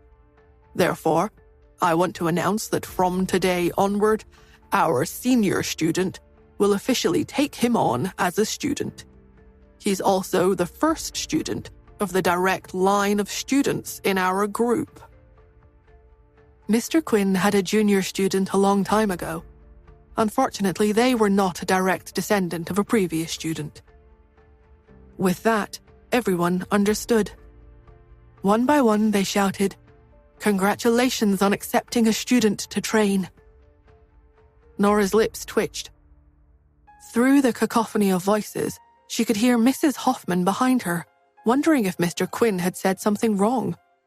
Wasn't the child Nora's son? Nora said nothing. Paul knew he was done for. The child was Nora's son. He would definitely side with his mother. His expression darkened as he angrily rebuked Mr. Quinn. "I always thought that our school was proud and unyielding, but I didn't expect that one day you would actually submit to the hunts. You let your senior student take him on as a student because he's Justin's child, right?" Paul stood up straight and walked back to the middle of the courtyard with a fierce scowl on his face, angrily egging everyone on. "I can't believe it. I didn't expect the Quinn School of Martial Arts to fall to the point of kneeling down and licking Justin's boots. My group is worthless. My group is worthless." He shouted a few times before the celebration outside stopped. The Quinn School of Martial Arts was the best. Everyone looked at Mr. Quinn, waiting for his explanation. But the next moment, a delicate figure suddenly stepped forward and kicked out extremely fast, sending the blustering Paul to the side. "Shut up. Master asked me to take him on as my student because he's my son." Nora was really furious. The old man was already in his 80s and very superstitious. Paul can't say anything good. If the old man is angered badly, I have to be the one to take charge of the situation. She kicked Paul viciously. He slid along the ground for a few feet before hitting the courtyard wall. He spat out a mouthful of blood. The pain made his mind unable to react to the important information in Nora's words. He could only suppress the pain and stare at her angrily. "How ridiculous. You? Who do you think you are?" Nora clapped her hands and lowered her eyes. Her tone was lazy. "I'm Quinn's senior student." Paul looked at her in astonishment. Then she said, "And now, you've been expelled."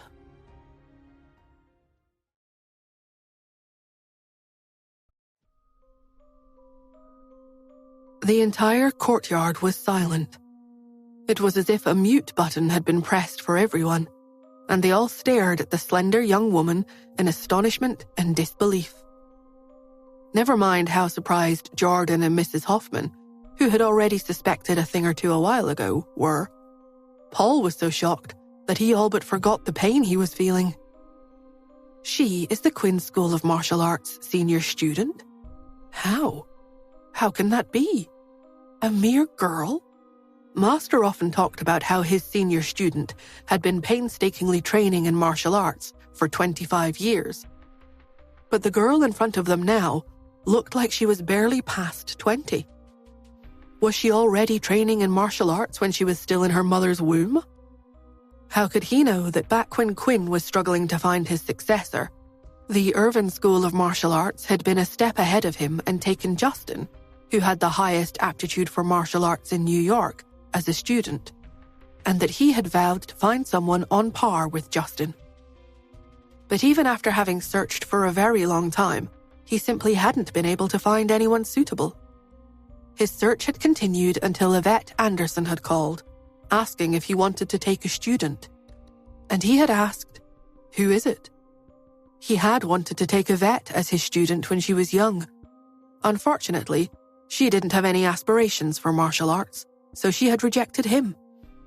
Later on, when Yvette grew up, he hadn't wanted her as a student anymore. When Yvette had brought up the topic, he had been very curious. Who was it that Yvette had seen enough potential in to send to him? She answered, "My daughter." Her answer astounded Quinn. "I haven't even met her yet. How would I know whether she has a good aptitude or not?" Yvette had replied, "It's better than mine." "Okay, I'll take her," a panicked Quinn had immediately shouted, lest someone else snatch the child away if he was even a second late. "Okay, I'll contact you again in 3 years." Quinn had anxiously replied, "Why do we have to wait 3 years? Martial arts training should start early, preferably right away. How old is your daughter?" "The best age to begin learning martial arts is between 3 and 6 years old. You'd better not delay that child's learning." Yvette had sounded very calm when she replied, "Oh, she's negative 6 months old right now." Bewildered, Quinn had asked, "What do you mean?" "Why are you so stupid, old man? It means there are still 6 months before she's born?" Quinn had not known how to respond to that revelation. Back then, Yvette had already been gone from New York for 2 years. Quinn had panicked and asked, "Are you lying to me? How could you know whether the aptitude of a baby that hasn't even been born yet will be good or not?" "Don't worry. I will groom her from this point on. There won't be any problems at all. Even if you don't believe in yourself, don't you believe in me?" And so Quinn had been convinced by her. From then on, he finally had a student of direct lineage. Quinn, who had been in his 50s, had become terribly excited. Justin, who had joined the Irvin School of Martial Arts, had been just a 1-year-old baby then. No matter what, they would have to wait until he was 2 or 3 years old to start learning martial arts. In order to be a step faster than the Irvin School of Martial Arts, he had straight up announced to everyone that he had already found the Quinn School of Martial Arts senior student and was secretly training her. That was how it ended up giving everyone the impression that the student had been practicing martial arts for 25 years. 3 years later, when Nora was a little over 2 years old, someone had contacted him and told him where she was, and he had rushed to California right away. He had been overjoyed when checking the child's physique. She really had been more suitable for practicing martial arts than even Yvette herself. On top of that, she had been much younger than Yvette, so she overflowed with the potential for greatness. So Quinn had bought the villa right next to the Smiths and had started to teach Nora martial arts. After 2 years of training, Nora, the crazy mutant, had become enlightened in the way of martial arts.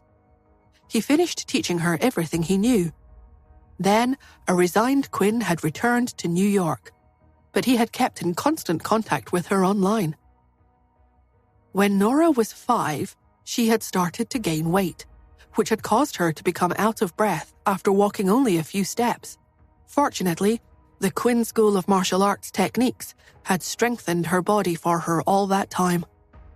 It was just a pity that she was lazy. That part of her had made Quinn so angry that, for a time, he had kept using the Irvine School of Martial Arts senior student to provoke her every day. That devious old scumbag's youngest student trains for 16 hours a day and uses the other 8 hours to eat and sleep. But look at you.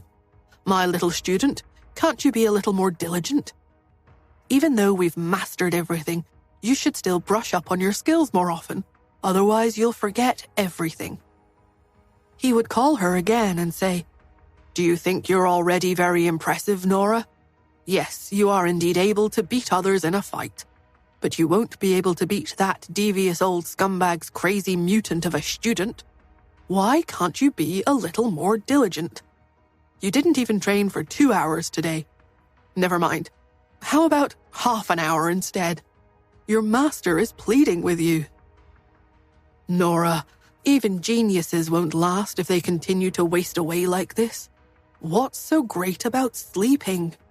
His admonitions to her had no effect. The lazier Nora had become, the bigger the headache Quinn had suffered. Every time he had seen people praising Justin, he couldn't help but boast about how awesome his little student was. This had led to the entire Quinn School of Martial Arts developing a misconception about his senior student in the end. They all thought that the student was probably a very serious, hard-working, and stern person. Even if she had started training in martial arts at the age of 3, she would be 28 years old that year. Nora had a good complexion and was fair-skinned. Coupled with how she was sleep-deprived all year round, she was very slender like a teenage girl. Her appearance tended to give one the illusion that she wasn't even 20 yet. Therefore, how would Paul ever consider such a possibility? He stared at Nora in shock and swallowed hard. Then he looked at Quinn again. Everything suddenly became clear as day. Quinn hadn't gotten angry the last time because of Justin. Rather, it was because of Nora. Winston had stupidly tried to lay his hands on her. The Quinn School of Martial Arts never yielded to anyone. He was the one who had been too presumptuous. Paul was so shocked that he couldn't say anything. Even when he heard Nora say that he had been expelled from the school, he still couldn't say anything. Even when he had heard Nora say that he had been expelled from the school, he still couldn't say anything. He realized that he did deserve to be punished for angering her. Moreover, given her status in the school alone, he couldn't say a word in his defense either, because Quinn had already announced a long time ago that his senior student's status was equivalent to his own. In fact, Quinn had even said that the senior student's martial arts prowess likely already had surpassed his. Paul swallowed hard. He struggled to his feet and said, "Fine, I'll leave. The Quinlan Group and the Quinn School of Martial Arts have nothing to do with each other from now on." He turned around to go, but just as he was about to stride away, Nora asked lightly, "Are you leaving just like that?" Paul looked back at her. What else could I do but leave? Violations of the Quinn School of Martial Arts rules are treated the same as school abandonment. So, you want to leave the school? Sure. Return to us what you've learned here, then. Nora's words made Paul's gut clench with nerves. He stared at the girl incredulously. She's so young, but her words are merciless. Return what I've learned? She wants to make sure that I'll never be able to use martial arts ever again. His pupils shrank as he watched her take step after step toward him. What do you think you're doing? The corners of Nora's lips hooked upward slightly. Outside the school, inside one of the cars waiting to pick up the children, a bored Tanya was surfing the internet on her phone. Joel stared in front of him. After a long internal struggle, he was just about to go over to Tanya when his phone rang. He glanced at it impatiently, only to calm down when he saw who was calling. He answered, saying respectfully, "Hello, Uncle Ian." Ian kept quiet for several minutes before he finally asked, "Where is Nora Smith?"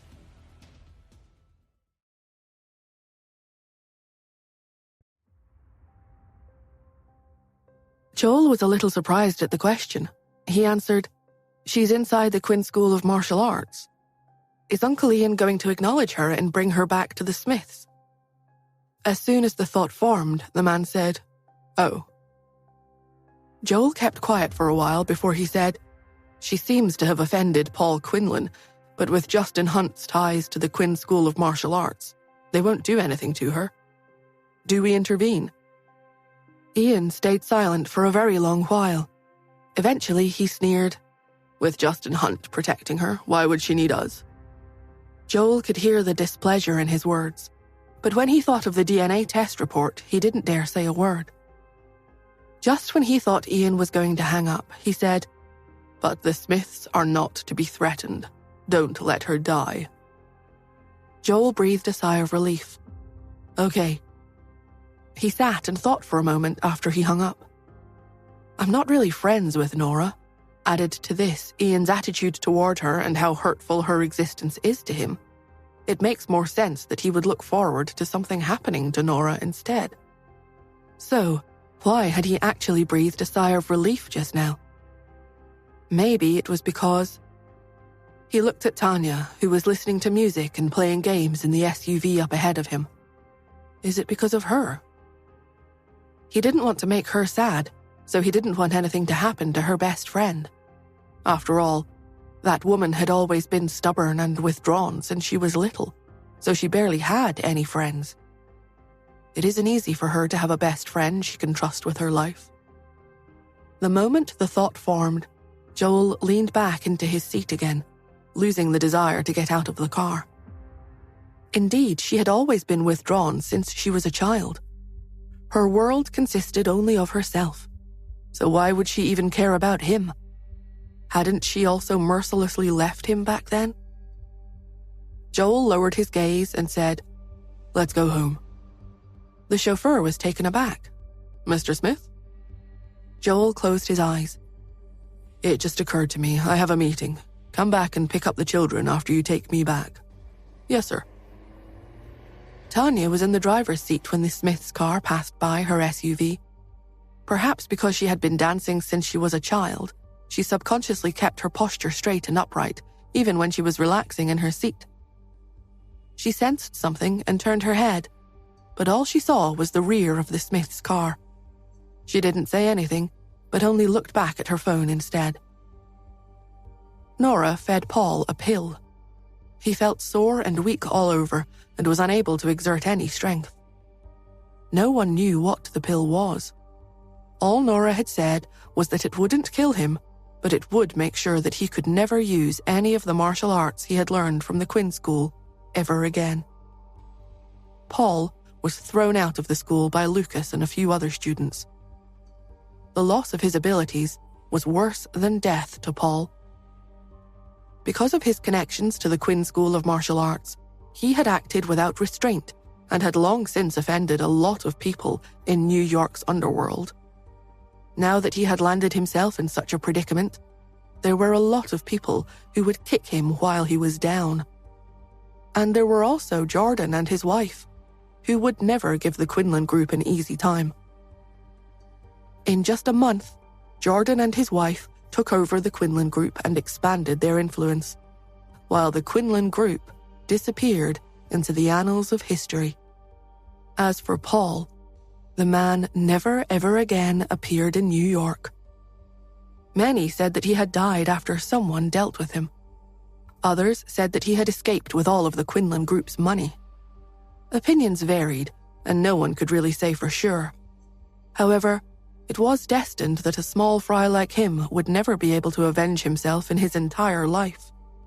After all, he was up against the two biggest families and martial arts schools in New York. Of course, all of that came later. Mrs. Hoffman was holding Nora's hand. She said, So you're the Quinn School of Martial Arts' senior student. This sure is unexpected. No wonder you knew that Paul wasn't working according to the school's instructions. We're starting to owe you more and more favors, Miss Smith. How can we ever repay you? Nora yawned. It wasn't really a favor this time. After all, he was the one using Quinn's influence. Mrs. Hoffman was still very grateful to her.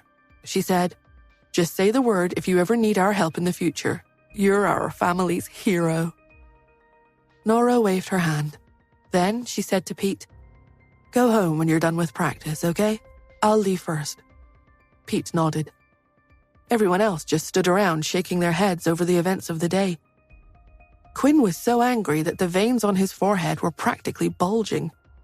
"Nora, not only is he your child, but he's also your student. Can't you be a little more responsible?"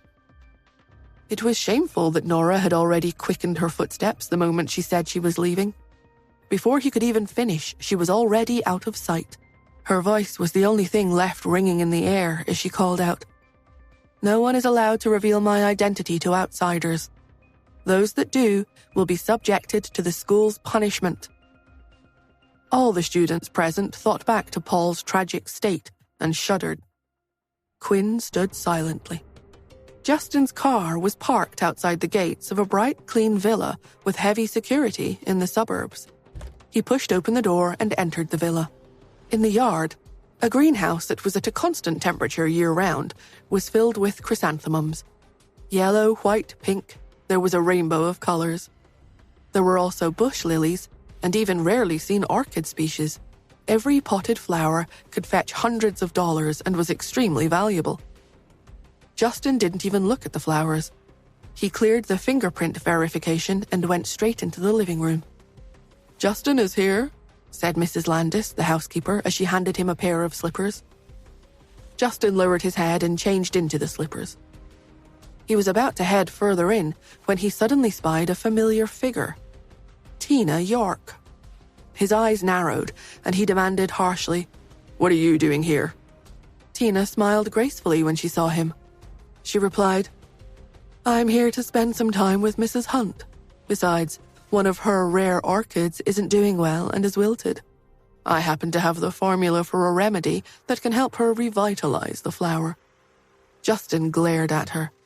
He knew very well that she was definitely up to no good, but his mother had always treated those flowers like her very life itself. To think she could actually win over his mother, who had always been a cold and distant person. Before Justin could say anything, a beautiful and glamorous middle-aged woman walked over to them. She said, "You can go now, Tina. Come over again tomorrow to take a look at how my flowers are doing." She sighed. "The roots have become infested with worms. What a headache." Tina smiled gently and said, "Sure, Mrs. Hunt." Her expression turned dark and sinister after she left the villa. It was only after Winston's death that she realized that the love she had found in college was the purest. Pain and grief filled her heart. She wanted to avenge Winston. So, Nora wants to marry into the Hunts, huh? Apart from Pete, the person that matters the most to Justin is his mother. She took a deep breath, took out her phone, and sent a message to Orchidians. "Can you help me save a special orchid? I'm willing to pay $500. Orchidians was a mysterious figure in the field of botany.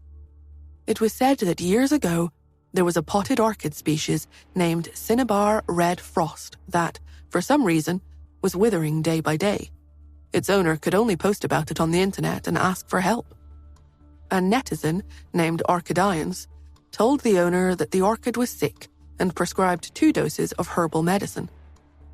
The owner was so desperate that she could only make a Hail Mary effort and used the prescription on the orchid. And in the end, it actually came back to life. Orchidians became famous in the world of orchids as a result. As long as Tina managed to please Mrs. Hunt, she would definitely be able to sow discord between her and Justin regarding his marriage plans. Besides, there were moral issues with Nora herself too. She is saddled with a child and she wants to marry into the Hunts. She's got to be dreaming. Nora, who had just reached home, tossed her phone aside and went to take a shower. When she was finished, she noticed that she had received a private message on a website where she had registered an account in the past. The private message read, "Can you help me save a pot of orchid? I'm willing to pay $500.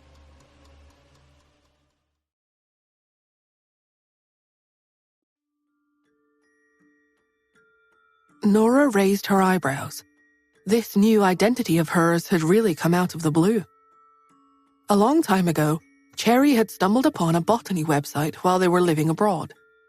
There, she had pointed out a post showing an orchid covered in spots and asked Nora to treat its illness. At the time, Cherry had only been 3 years old, so she assumed that the spots on the flower were a sign of sickness. To her, spots on an orchid were the same as spots on a person's skin. But when Nora had looked at the picture, she had found that the plant was indeed sick.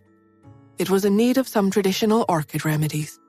So she had registered an account on the botany website with the alias Orchid Ions. After all, her goal had been to help give orchids back their radiance. Bored and itching to test her skills, Nora had left a message on the post. She had given the plant owner a formula for a traditional remedy and told her to spray the flowers with it once a day. The plant, she had written, would recover after a week. She had barely given the message any thought after sending it. But the original poster had reappeared a week later, announcing that Orchid Ions was a master gardener, that she had solved the problem. After that, the group of orchid lovers began reaching out to Nora for help. The requests poured in. If she had the time and was in a good mood, Nora would help them out. Her remedies were effective every time. Gradually, she had become famous among the circle of orchid enthusiasts. But this was the first time someone had so blatantly asked to buy her prescription. She opened up the private message and looked at the picture the sender had provided. The orchid had clearly become infested with tiny worms. This particular orchid species was very delicate. Even just touching it could damage it. Thus, using an insecticide was definitely a no-go. The sender was offering Nora $500 for a remedy. She stared at the screen, incredulous. These flowers probably weren't even worth $500. After all, it wasn't as if they were particularly rare. This person must have been out of their mind. It would be cheaper, not to mention easier, to just buy a new pot of flowers. Nora closed her eyes and massaged her temples. She didn't have the bandwidth to deal with this just then. With a sigh, she closed the private message and went to bed. At a villa in the suburbs, Justin found himself standing in front of a glamorous older woman. Her smile disappeared the moment Tina had left, and she looked at Justin coldly. "Do you not like her or something?" He made a sound of acknowledgement but didn't say anything. The woman scoffed. I thought so. Otherwise, why would you have come over here and interrupted our conversation?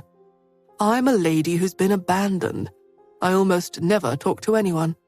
No one ever thinks of me." Justin looked at the ground. "Don't say that. It remains a fact whether I say it or not." He noted that this woman, though she could be charming at times, was very dramatic. After speaking, she turned her focus to the plants around her. In stark contrast to her icy cold attitude toward Justin, she treated the plants with great tenderness. "You may go if you have nothing important to tell me," she said. "I'm old and I don't have much money. I just like caring for flowers, that's all.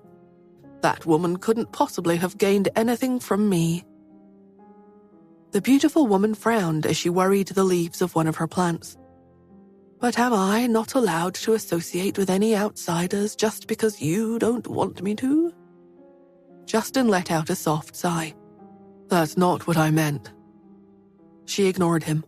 She started humming as she busied herself in the greenhouse. Her back was turned to Justin, and as he looked at her, he noted that she had a kind of old Hollywood charm to her. He watched her work for a long time before returning his focus to the matter at hand. I came because I wanted to tell you that Pete, has started holding live streams of games. You should have a look if you're free." The woman's lip curled disdainfully. "Why would I want to watch the live stream of a child?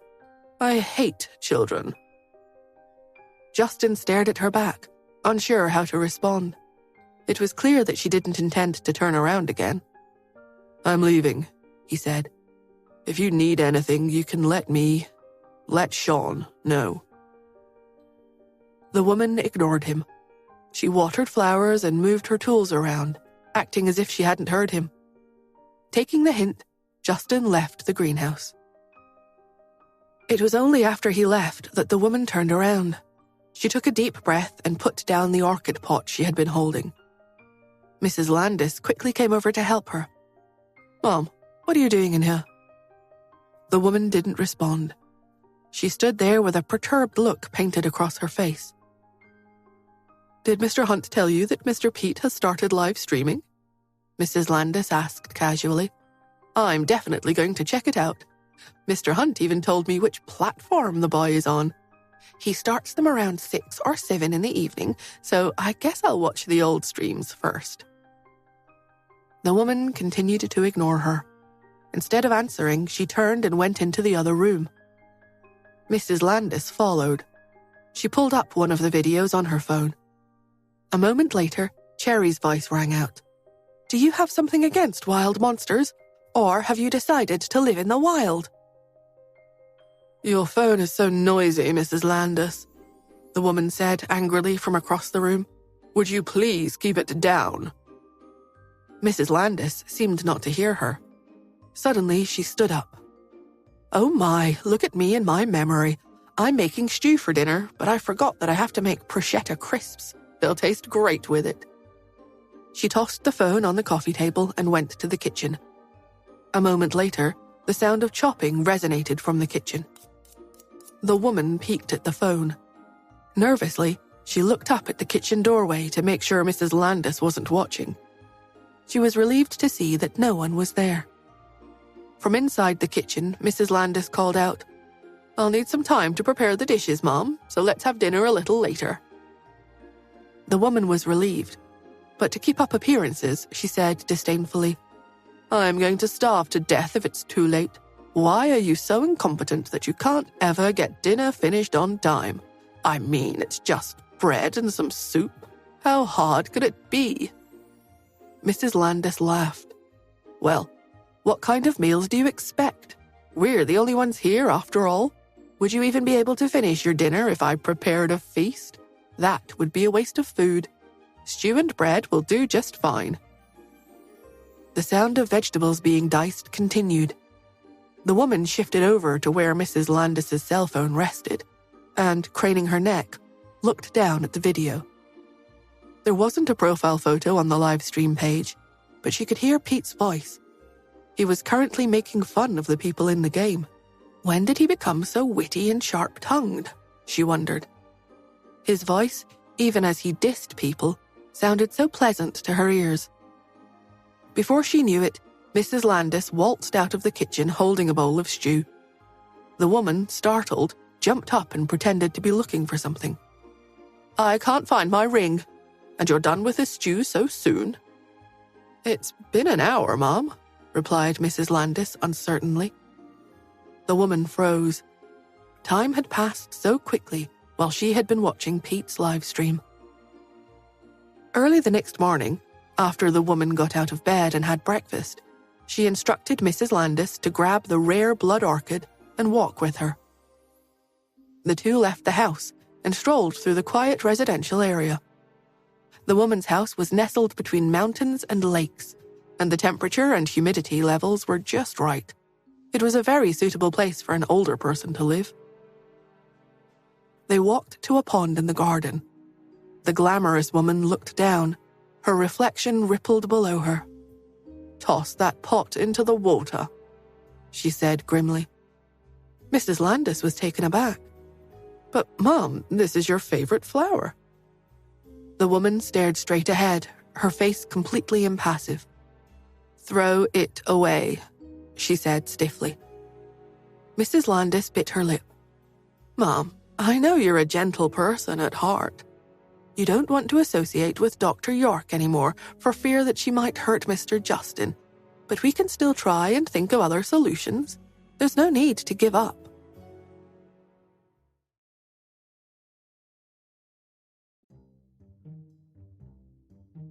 The woman sighed. I do want to save these flowers. They're so beautiful. But I'm not sure I can bring them back. And how am I supposed to face Dr. York if they end up dying? I may as well just throw them away. Out of sight, out of mind. Mrs. Landis's heart ached as she looked at her. She felt like she might cry. She was loyal to the woman, whose name was Iris Hunt. Iris had been the eldest daughter-in-law of the Hunts, the most influential family in New York. By rights, she should have been one of the most dazzling and enviable people in the country. But after her marriage with Justin's father had ended, she had become adamant about not having excessive contact with Justin. She had done this for his sake, at least so she told herself. She had been living in the present house ever since she had moved out of the Hunts' residence. Out of self-preservation, Iris funneled all of the love she had for Justin and Pete into the flowers she kept.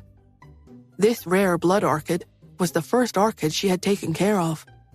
Perhaps even Justin himself didn't remember it anymore, but it was one of the first plants that he had given her. Iris would never forget that. She had personally cared for it all this time, treating it with the utmost delicacy. But the orchid wasn't just a pretty flower. It contained all of her love for her son and grandson. But it was starting to look like the plant had reached the end of its lifespan. It had started to wilt that year, becoming infested with worms at the roots. Iris had tried many ways of bringing it back, but she simply couldn't cure it. To make matters worse, this type of orchid was very hard to take care of. But just as she was giving up hope, Dr. Tina York had visited, claiming that she was there to give Iris a routine health checkup. Doctors visited all the Hunts monthly for physical examinations. This time, instead of her regular physician, Tina had shown up on Iris's doorstep. When Tina noticed the blood orchid, she had started going on about them. This caught Iris's attention, and the two of them began chatting like old friends. In all her time working for her, Mrs. Landis had never heard Iris talk that much. Iris had approved of many of Tina's opinions about orchid care. She nodded frequently, a bright smile spread across her face. Mrs. Landis was pleased. It seemed that Iris had finally found someone she could talk to. And then Justin had shown up. Tina had grown timid and nervous at the mere sight of him. Mrs. Landis had observed her actions and weighed them with the sudden change in the doctor that month. Suddenly, she understood everything. Iris was a clever woman. How had she not figured it out? Mrs. Landis wondered. All this had led to the tense conversation with Justin the day before. To be honest, it would have been fine if Tina had stayed. She wasn't trying to use Iris for anything. In fact, she would have been good company. However, now Iris wanted to throw the rare blood orchid away, all for nothing. Mrs. Landis was on the verge of tears. It's just a pot of flowers, Iris said. What's the big deal? Seeing that Mrs. Landis's eyes were all red, she stood up and said coldly, Throw it away. I'm going back to the house. It was clear that she was reluctant to part with the flowers, but she couldn't let it show. It was exactly that kind of behavior that broke Mrs. Landis's heart. She lowered her head. Then, looking around to make sure Iris wasn't watching, she hid the potted orchid behind a collection of large rocks near the pond. Iris, in her emotional state, was making a bad decision. But Mrs. Landis was determined to make it right. She would find an opportunity to tell Justin about the orchid. Given how influential he was, getting it cured would be easy as pie for him. Iris certainly wouldn't be the one to tell him about it. She was clearly too worried that Dr. York would cause trouble for him as a result. so Mrs. Landis made up her mind. It was up to her to make things right. She wiped the corners of her eyes and went after Iris. When the two of them returned home, Iris said listlessly, "I'm going upstairs to rest. Don't disturb me unless it's something important." "Yes, ma'am." She could tell that Iris was heartbroken to part with the orchid, despite the impassive attitude she was trying to project. She sighed. A moment later, the doorbell rang. When Mrs. Landis opened the door, she found Tina standing outside. "Hello," she said cheerfully. "Mrs. Hunt is probably waiting for me, right? I racked my brains after I went home last night and finally thought of something that might heal the orchid. To be honest, orchids are just like human beings. Before she could finish, though, Mrs. Landis interrupted her. "I'm sorry, Dr. York, but Mom is tired today. She's resting at the moment and she won't be taking any guests. As for the pot of flowers you mentioned, well, unfortunately, it withered this morning. It's already dead." Tina's pupils grew large. "What? But that's impossible." Mrs. Landis sighed. "Yes, she's very heartbroken over the situation. I think you'd better come back another day." "How about I go in and comfort her a little?" Tina suggested. "No, it's all right. She needs rest." Without giving her a chance to respond, Mrs. Landis closed the door. Outside, Tina clenched her fists in anger. She glared at the door. How could this have happened? She thought. I asked around and everyone told me the same thing. Mrs. Hunt loves orchids more than anything. She treats them as if they were her own children. There's no way she would have given up on that plant. What's going on with her? Tina shook it off. If Mrs. Hunt refused to meet her that day, she would just come back again the next day. Making up her mind, Tina turned and left. Upstairs on the balcony, Iris watched Tina leave, a look of complete dejection on her face. "That woman isn't as harmless as she looks," she said. Mrs. Landis scoffed. "She has nothing on you. To be honest, though, I don't think chatting with her would do you any harm." Iris stretched. "Forget it. I only had a good time talking with her yesterday because some of her opinions are the same as those of orchidians. You could say I'm a fan of hers." "Orchidians? The master orchid breeder?" "Yes," Iris sighed. "If only I could talk to her about taking care of orchids." Mrs. Landis perked up. "If we ask for her advice, maybe there'll be hope for your orchid." Iris was taken aback. She was accustomed to dealing with everything herself. She had never even thought to ask others for help. Even Tina's offer to help was something she never would have requested herself. She suddenly regretted throwing the orchid away. "Why didn't you tell me that earlier? If we hadn't thrown the flowers away, I could have asked orchidians for advice." Mrs. Landis laughed. "I knew you would regret it, so I didn't throw them away. Here, I'll go get them and bring them back for you right away." "Go, go!" Iris urged her excitedly. "Look over there, Nora. There's a stream there, and even a little waterfall." Tanya tugged on Nora's arm excitedly. Nora yawned and looked around. "This place is passable, I guess." She yawned again after she spoke. It was rare that she ever woke up this early.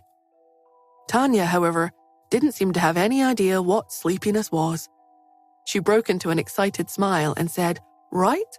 I want to buy a villa here. You and Cherry could also move here in the future." Nora raised her eyebrows. "You're moving out of the Andersons' house?" Tanya smiled and replied, "You're part of the Anderson family, but I'm not. It doesn't make sense for me to keep on staying at their house. Besides, I'm not planning to move away. Since I'm staying, I'll have to find some place to settle down." Nora was surprised. "You aren't leaving anymore?" "Yep." Tanya walked ahead of her. "I'm going to look for my kid here in the States. I have a feeling I'll find them here." Nora grew sincere. "You'll definitely find your kid," she said with complete certainty. She and Tanya had met while they were searching for their children abroad. Because of this, they had formed a special bond. They truly understood each other. Shaken from her own thoughts, Tanya suddenly pointed at a potted plant hidden behind some rocks. "Hey, look at that," she said. "What do you think that is?"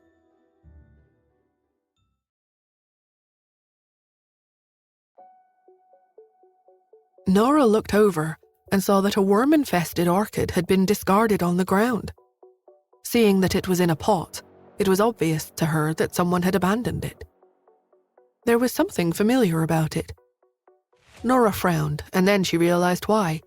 It was the same orchid that the person had sent her a private message about. Nora and Tanya bent over it. Tanya picked it up and examined it carefully. "This orchid is so pretty." It really was. It was obvious at a glance that the orchid had been meticulously taken care of for many years. It was a shame that it had become infested with worms.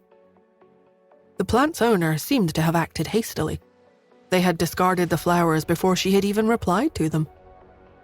The next moment, though, it all made sense. Taking a closer look, Nora saw that the worms on the flowers were a contagious species.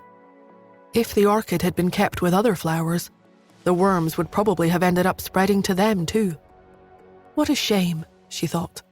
Tanya held the pot and said, "Well, I'll need some flowers for my new home, and this would look so great. How do we get rid of the worms on it?" Tanya was eager to start decorating. In fact, she had already bought the villa. They were there today to take a look around. Nora thought the situation over for a moment. Tanya loved flowers. Finding this blood orchid seemed meant to be. "I'll take care of it for you," Nora said. Tanya smiled gratefully. The two of them continued to walk. After they had made their way around nearly half the neighborhood, Tanya began complaining. "This neighborhood is too big. We should have driven instead." Nora ignored her. She knew better than to enable Tanya when she complained. Tanya worked up a sweat as they walked, which only made her complain more. Finally, they arrived on the doorstep of Villa number 10. Tanya unlocked the door, which used fingerprint technology. "Many of the people who live here are artists.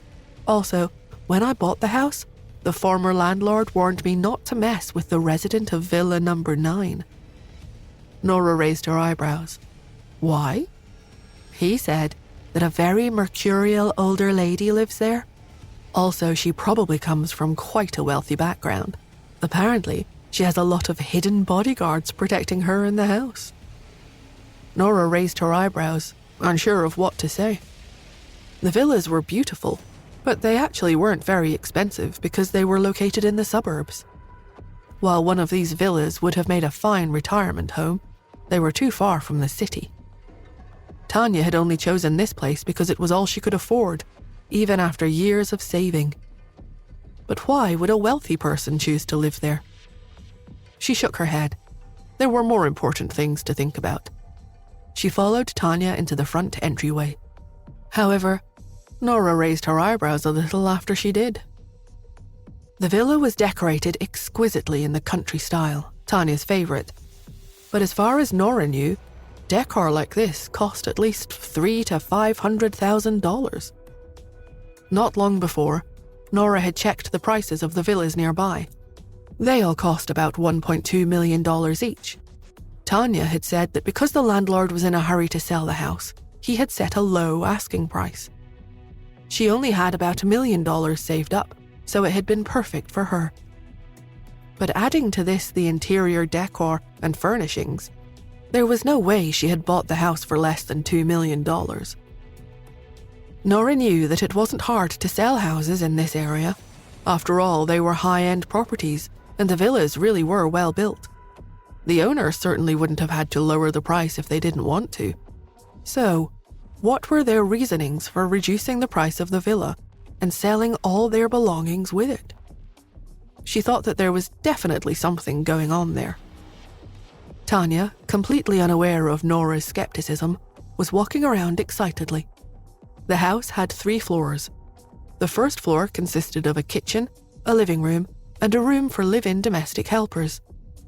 The second floor consisted of 3 bedrooms, and the third floor could be used as a study or storage room. Tanya skipped upstairs. "Do you know what I like most about this place?" she asked over her shoulder.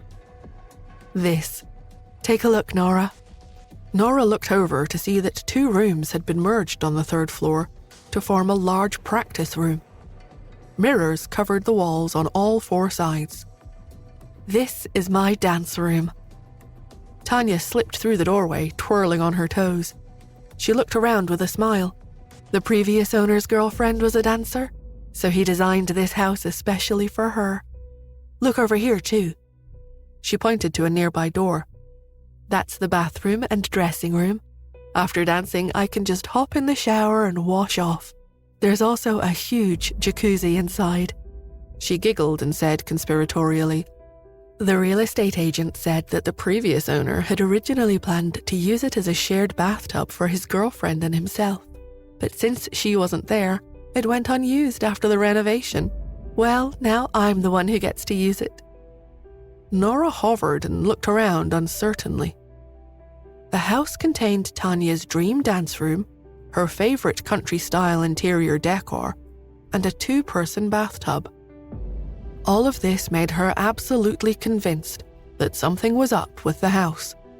There weren't that many coincidences in this world. But, seeing how excited Tanya was, Nora pulled herself together and smiled. Still, she discreetly took out her cell phone and hacked into the real estate agency's system. She found the previous owner in the house's transactional details. The man had a very ordinary name, Gary Long. The corners of her lips twitched. She couldn't help feeling that she must be reading too much into the whole situation. However, when she was about to exit the page, something occurred to her. She scrolled up. Sure enough, she found a familiar name, Joel Smith. Nora couldn't believe it. It seemed that Joel had transferred the ownership rights to Gary. Then, in under half a month, Gary had sold it to Tanya. Again, how could there possibly be that many coincidences? She lifted her head again and looked at Tanya, only to see her friend spinning around happily in the dance room. Nora hesitated. After a brief internal struggle, she decided not to mention anything.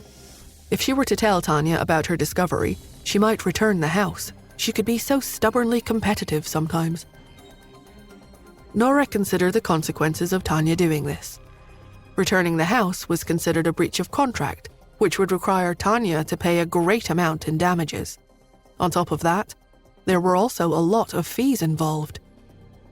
Nora could tell, in considering both the house and how meticulously and thoughtfully Joel had handled the matter, that there might still be something between Tanya and him. This, more than anything, was what made Nora keep her mouth shut. Interrupting her thoughts, Tanya walked out of the dance practice room and said, "I'm done dancing. It's not like you're doing it with me, so it's really boring." She glanced over at the orchid. "Nora, didn't you say that you would take care of those flowers for me? Well, get to it. You can consider it your housewarming gift to me." Nora didn't know what to say. That orchid was easily worth $300. She had to hand it to Tanya, though, for being bold enough to ask for a housewarming gift worth that much. Examining the plant, Nora said, "I'll need 3.5 ounces of vinegar, 3.5 ounces of baking soda, wormwood, plus a few other things." After listing the rest of the items, she went downstairs. As luck would have it, everything she needed was in the kitchen. Tanya laughed and said, "The previous owner said that his girlfriend was supposed to return from abroad half a month ago. They were planning to get married, so he had bought a lot of everyday necessities for the house. In the end, his girlfriend didn't come back. The 2 of them broke up, so everything in the house belongs to me now. Let me see. There are some beverages in the fridge that are about to expire. We could have those if you'd like." Nora was suspicious. It seemed like Joel Smith had been a little too generous. She shook the thought away and got to work. Outside, Mrs. Landis walked past Tanya's villa.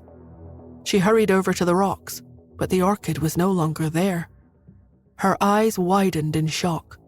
She hadn't even been gone very long.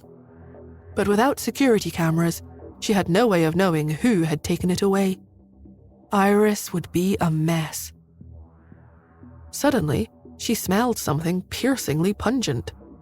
She turned and saw 2 women coming out of Villa number 10. One of them was holding a pot of flowers in her hands.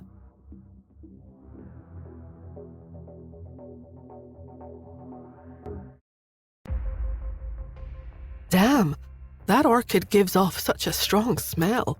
It's overwhelming the scent of my perfume, Tanya said. She was up to her usual complaining again. Nora glanced at her. This is why I suggested we do this outdoors. You're the one who insisted on doing it inside. Well, I thought it would be nice to sit in the room. But you're right.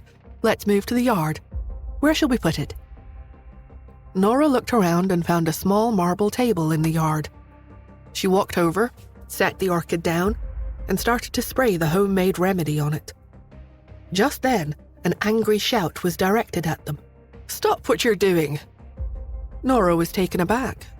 Both she and Tanya looked up to see Mrs. Landis with her hands on her hips. Like an old mother hen guarding her chick, she rushed over and stood in front of them. "What are you trying to do to that orchid?" Nora and Tanya were both flabbergasted. They looked at Mrs. Landis, who was glaring at them with a wild look in her eyes. They hadn't shut the gates when they came into the yard just now. But they couldn't have foreseen that this random woman would barge in. Who was she? "That pot of flowers belongs to me," Mrs. Landis said forcefully. Realization dawned upon Tanya. "Oh, I see. I found that pot of flowers in the garden and thought that the person who discarded it didn't want it anymore. So I brought it back to my place. We were just trying to heal it." At the sight of how lifeless the orchid looked, Mrs. Landis panicked. "Why wouldn't we want it? Do you know what type of orchid this is? How could you have so carelessly taken something so expensive?" "How expensive could it be?" Tanya replied sheepishly. "I thought it was a pansy plant." Mrs. Landis looked furious. Then she took a step forward. She was about to take the flower pot when Nora suddenly stopped her. "You claim that this orchid belongs to you, but do you have any proof?" she asked. Nora was wary of any strangers who might be trying to scam them out of this rare blood orchid. Going by how old Mrs. Landis looked, Nora assumed she wasn't the type of person to seek plant advice online. Besides, only a small number of people visited the gardening site that Nora frequented. Mrs. Landis was taken aback. "Do I really have to prove it?" "Of course you do," Nora said nonchalantly. "How else could I be sure that you're not just someone trying to scam us out of an expensive orchid?" Mrs. Landis merely stood there, dumbstruck. She understood why this woman would be concerned, but how was she going to prove that the flowers belonged to her? "Answer me this," Nora said, a smile playing on her lips. "The buds of this particular flower are not quite the same color as other flowers. You just need to tell me what color they are, and the plant is yours." Mrs. Landis froze. Now she was in a pickle. "Wait a minute, I'll go and ask Mom," she said, practically stammering. "Okay," Nora replied casually. Mrs. Landis rushed toward the gate. After taking a few steps, she turned back around and added, "Don't spray anything on it anymore, though. This flower is very delicate. Got it?" Nora nodded. But after Mrs. Landis was out of sight, she picked up the spray bottle again and continued spraying the remedy onto the orchid. "Didn't she say that this flower is really expensive?" asked Tanya tentatively. Nora nodded. "Uh-huh. That's why I have to help them save it. Otherwise, they'll have to throw it away again." Tanya watched warily, but didn't say anything more. A short while later, they heard hasty footsteps at the gate. Mrs. Landis's voice rang out the next moment. "This is the house, Mom. Watch your step." A beautiful, dazzling figure slowly walked into the yard. The sight of her took Nora and Tanya, both beauties themselves, completely by surprise. They were enchanted. The woman had an oval-shaped face, fair skin and large eyes. She wore a long-sleeved dress that wrapped around her graceful curves. It was nearly impossible to make out any signs of aging on her face. She wore her hair in big, loose curls, draped gracefully behind her shoulders. She looked like an elf princess who had stepped out of a European painting. "She's so beautiful," Tanya whispered dreamily to Nora, who nodded in agreement. They could have stared at the woman all day, but Mrs. Landis had spotted the spray bottle in Nora's hand and was now glaring at them again. She looked over at the orchid, only to find that it had been sprayed all over with some kind of dark mixture. Again, she panicked. "Didn't I tell you not to spray that stuff anymore? Why didn't you listen to me?" Mrs. Landis was seething. She clenched her fists in rage. "You're going to kill our flower. Are you doing this simply because you don't want to return it to us? Do you have any idea who the head of our family is?" Tanya hurriedly waved her hands. "No, we're definitely giving it back. I had no idea it was so expensive when I picked it up." Iris frowned. "Stop that, Mrs. Landis," she said sternly. Mrs. Landis, however, was indignant. "Mom, they're obviously mistreating your orchid." Iris shook her head. "The moment you discarded it, it no longer belonged to us. We should count ourselves lucky that they are willing to return it." Tanya breathed a sigh of relief. "We didn't mean it, Mom. We were treating the flower's illness." Iris let out a sigh. The smell of vinegar was so strong. How could the orchid possibly withstand it? "This treatment method is too extreme." Tanya wasn't well versed in botany, so she didn't say anything. Nora, on the other hand, said with complete confidence, "I reckon the worms will be gone with another couple of sprays." Mrs. Landis took an angry step forward. "Well, aren't you confident? She has already been trying to treat that orchid for weeks, but it's only gotten worse. Just look at it. The leaves are drooping. You shouldn't have messed around with it if you aren't a professional." "Mrs. Landis," Iris yelled, silencing her. "It doesn't matter. Let's just bring the orchid back home." Mrs. Landis indignantly picked up the flower pot. As she did, she muttered to Iris, "You put so much effort into caring for this flower. You couldn't even bear to watch when we threw it away, and I couldn't bear to follow through with it. All that just for it to be destroyed by these two. What a waste." Iris shook her head and told Mrs. Landis again to stop talking. Then the two took their leave. When they reached the gates, Mrs. Landis could still be heard saying, "If the flowers die tomorrow, I'm going to come and look for these two. Please let this go. As they say, what will be, will be." The woman's voice sounded so pleasant, and she spoke as if she were reciting a poem. Her demeanor was distant and impersonal, making her seem even more like someone who wasn't a part of the everyday world. It was only when the two left that Tanya finally swallowed hard and said, "That lady's physique is too beautiful. I wonder how old she is, though. Since the other woman addressed her as Mom, she must be at least 50, right? But she doesn't really look like it." Nora couldn't tell how old the woman was either. She was a perfect combination of innocence and femininity, which likely made people think she was younger than she actually was. "I'm going to ask around and see which family she's from," Tanya said. After bringing the pot of flowers back home, Mrs. Landis took a damp cloth and gently wiped away any residual liquid from the leaves and petals. But even after she had wiped it dry, it still smelled of vinegar. It was a shame that the petals were too delicate for her to wash. Mrs. Landis sighed. Iris put down her own cloth, got up and went upstairs. "Forget it," she said. She couldn't sleep that night. The thought of the orchid kept haunting her. It followed her into the early morning, so that it felt like she had only just fallen asleep when she heard Mrs. Landis's shout of surprise. "Mom, come quick. Get up and look at the orchid." Iris sat up abruptly. What had happened to her orchid? Could it have died?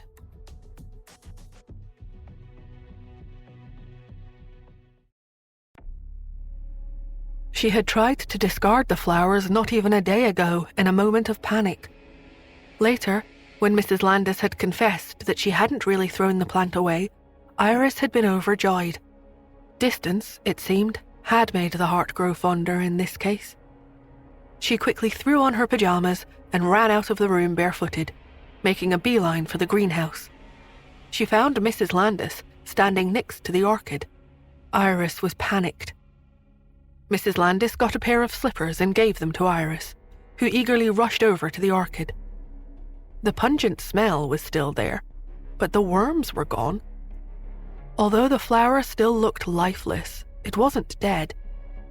Mrs. Landis pointed this out. "The worms are gone. Has the flower recovered?" Iris shook her head. She stared at the orchid with a frown and said, "No, not exactly. The worms have been driven away, but the flower has also been contaminated by the mixture. It may still die." This was the reason she had refrained from using pesticides all these years. All pesticides had a harmful effect on the flowers. Orchids, especially, were simply too delicate. But in the end, a young, naive neighbor had used them on her flower. Mrs. Landis turned the flower pot around and examined the orchid. "Mom, to me, the flower looks like it's in better condition than it was before. Think about it. It looked terribly lifeless when it was infested with worms, but it seems a little less droopy today. I guess this orchid isn't as delicate as we thought after all." Iris frowned. Mrs. Landis continued to marvel at the plant. "It seems like that young woman's remedy saved the flower after all. Just think what would have happened if you had used pesticides on it 5 days ago. You could have saved it sooner. I guess you let fear get the best of you." Iris hesitated for a moment. "Really? But I remember that using pesticides previously killed some of my flowers. They became rotten. Even the roots were damaged." Mrs. Landis was in a very good mood. "But that was a different species of flower," she said delightedly. "Maybe that pot of flowers just didn't have enough vitality and resilience. This flower here is chock full of it, though." Reluctantly, Iris nodded. "Okay, well, let's keep an eye on it." Iris watered the orchid regularly and let it bask in the sun, but the flowers remained half dead. This continued until the 3rd day, when they suddenly took a turn for the better. "Mom, just look at how hardy this plant is now," Mrs. Landis said, skipping around the greenhouse, holding a spray bottle filled with water. "It's still doing fine even with the pesticide mishap. Actually," she mused, "maybe these flowers are just like people. It's easier to keep them alive by letting them grow free instead of cultivating them so carefully." Iris felt that there was some truth to her words. She circled the greenhouse, suddenly stopping in front of a pot of dark purple chrysanthemums.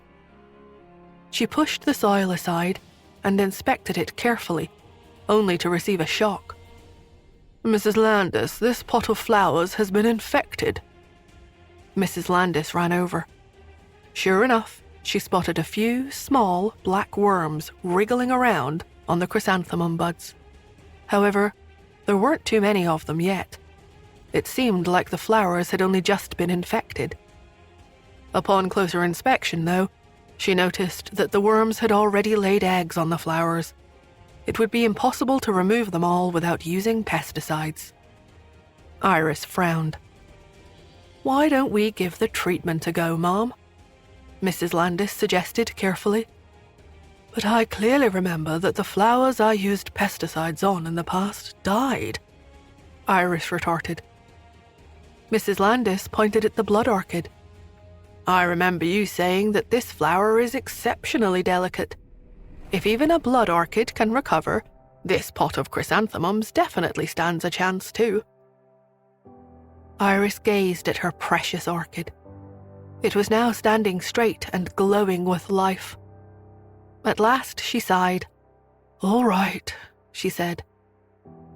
Iris took out the pesticide she had bought, diluted it, and sprayed it gently on the chrysanthemum buds. The little worms wriggled all about as if they had come face to face with a predator. Soon enough, they all stopped moving. Mrs. Landis exclaimed in approval. "Isn't this insecticide so much better than the vinegar she used? And there isn't much of a smell either. Vinegar simply smells too strong. And look, this pesticide has already killed off the worms." Iris was rather worried, though. "Surely nothing will go wrong, right?" Mrs. Landis laughed. "If an amateur like that woman can cure a pot of flowers so easily, you have nothing to worry about, Mom. Have a little confidence in yourself." Iris was uncertain. She looked at the dark purple chrysanthemums. They didn't seem to be affected by the pesticide. She breathed a sigh of relief and placed the infected pot of chrysanthemums outside to keep it away from the other flowers. Iris went back inside feeling much better. However, when she woke up the next day and checked on the pot of chrysanthemums, she was stunned. They had actually wilted. Not only that, but they were also already half rotted. The whole plant was drooping, and its petals had fallen off. Iris's jaw dropped. "How can this be?" Mrs. Landis asked, standing beside her. Iris panicked. "What should I do?" "This doesn't make sense. That young woman easily saved your blood orchid just by messing around with her own pesticide. How did these chrysanthemums turn out like this?" As soon as she heard that, Iris whipped her head around. Perhaps that woman wasn't just messing around. Mrs. Landis was taken aback. "What do you mean by that, Mom?" Iris stood up straight. Her big, beautiful eyes were glimmering in astonishment. "I mean that maybe she is actually a master orchid breeder. Come on, Mrs. Landis, let's go next door and ask for her advice." Mrs. Landis nodded and followed Iris like a puppy. They knocked on the door of Villa number 10 for a long time, but no one answered. Mrs. Landis quickly grew flustered. "Why isn't she opening the door? Surely she lives here, right?" Iris took a deep breath. "Call the property management office and ask for her number." "Okay." Meanwhile, Tanya was taking a walk with Nora and Pete. Her face was frozen in a smug frown as she looked around at the scenery in the villa complex. "Isn't this place so big, Pete?" "It's okay, I guess," Pete replied with a shrug. "It's about the same size as my garden." "But do you have a stream in your garden?" Tanya asked. Pete nodded. "Yeah. There is also a pond that draws water from the hot springs, so it's possible to grow lotus flowers there, even in winter." Tanya's eyes widened in shock. Pete let out a sigh. "But even though I'm already 5 and I exercise in the manor every day, I still haven't been able to make it around the manor one full time without getting tired." Tanya was rendered speechless with envy. "Stop your bragging and let's go." She waved Pete and Nora over. "We'll drive straight to the villa. Your godmother has her own home now, Pete. I'll be living here from now on." Pete simply nodded. They soon arrived at Tanya's villa. As soon as the car pulled into the driveway, Mrs. Landis ran over, grabbed Nora's hand, and cried, "Miss, please help."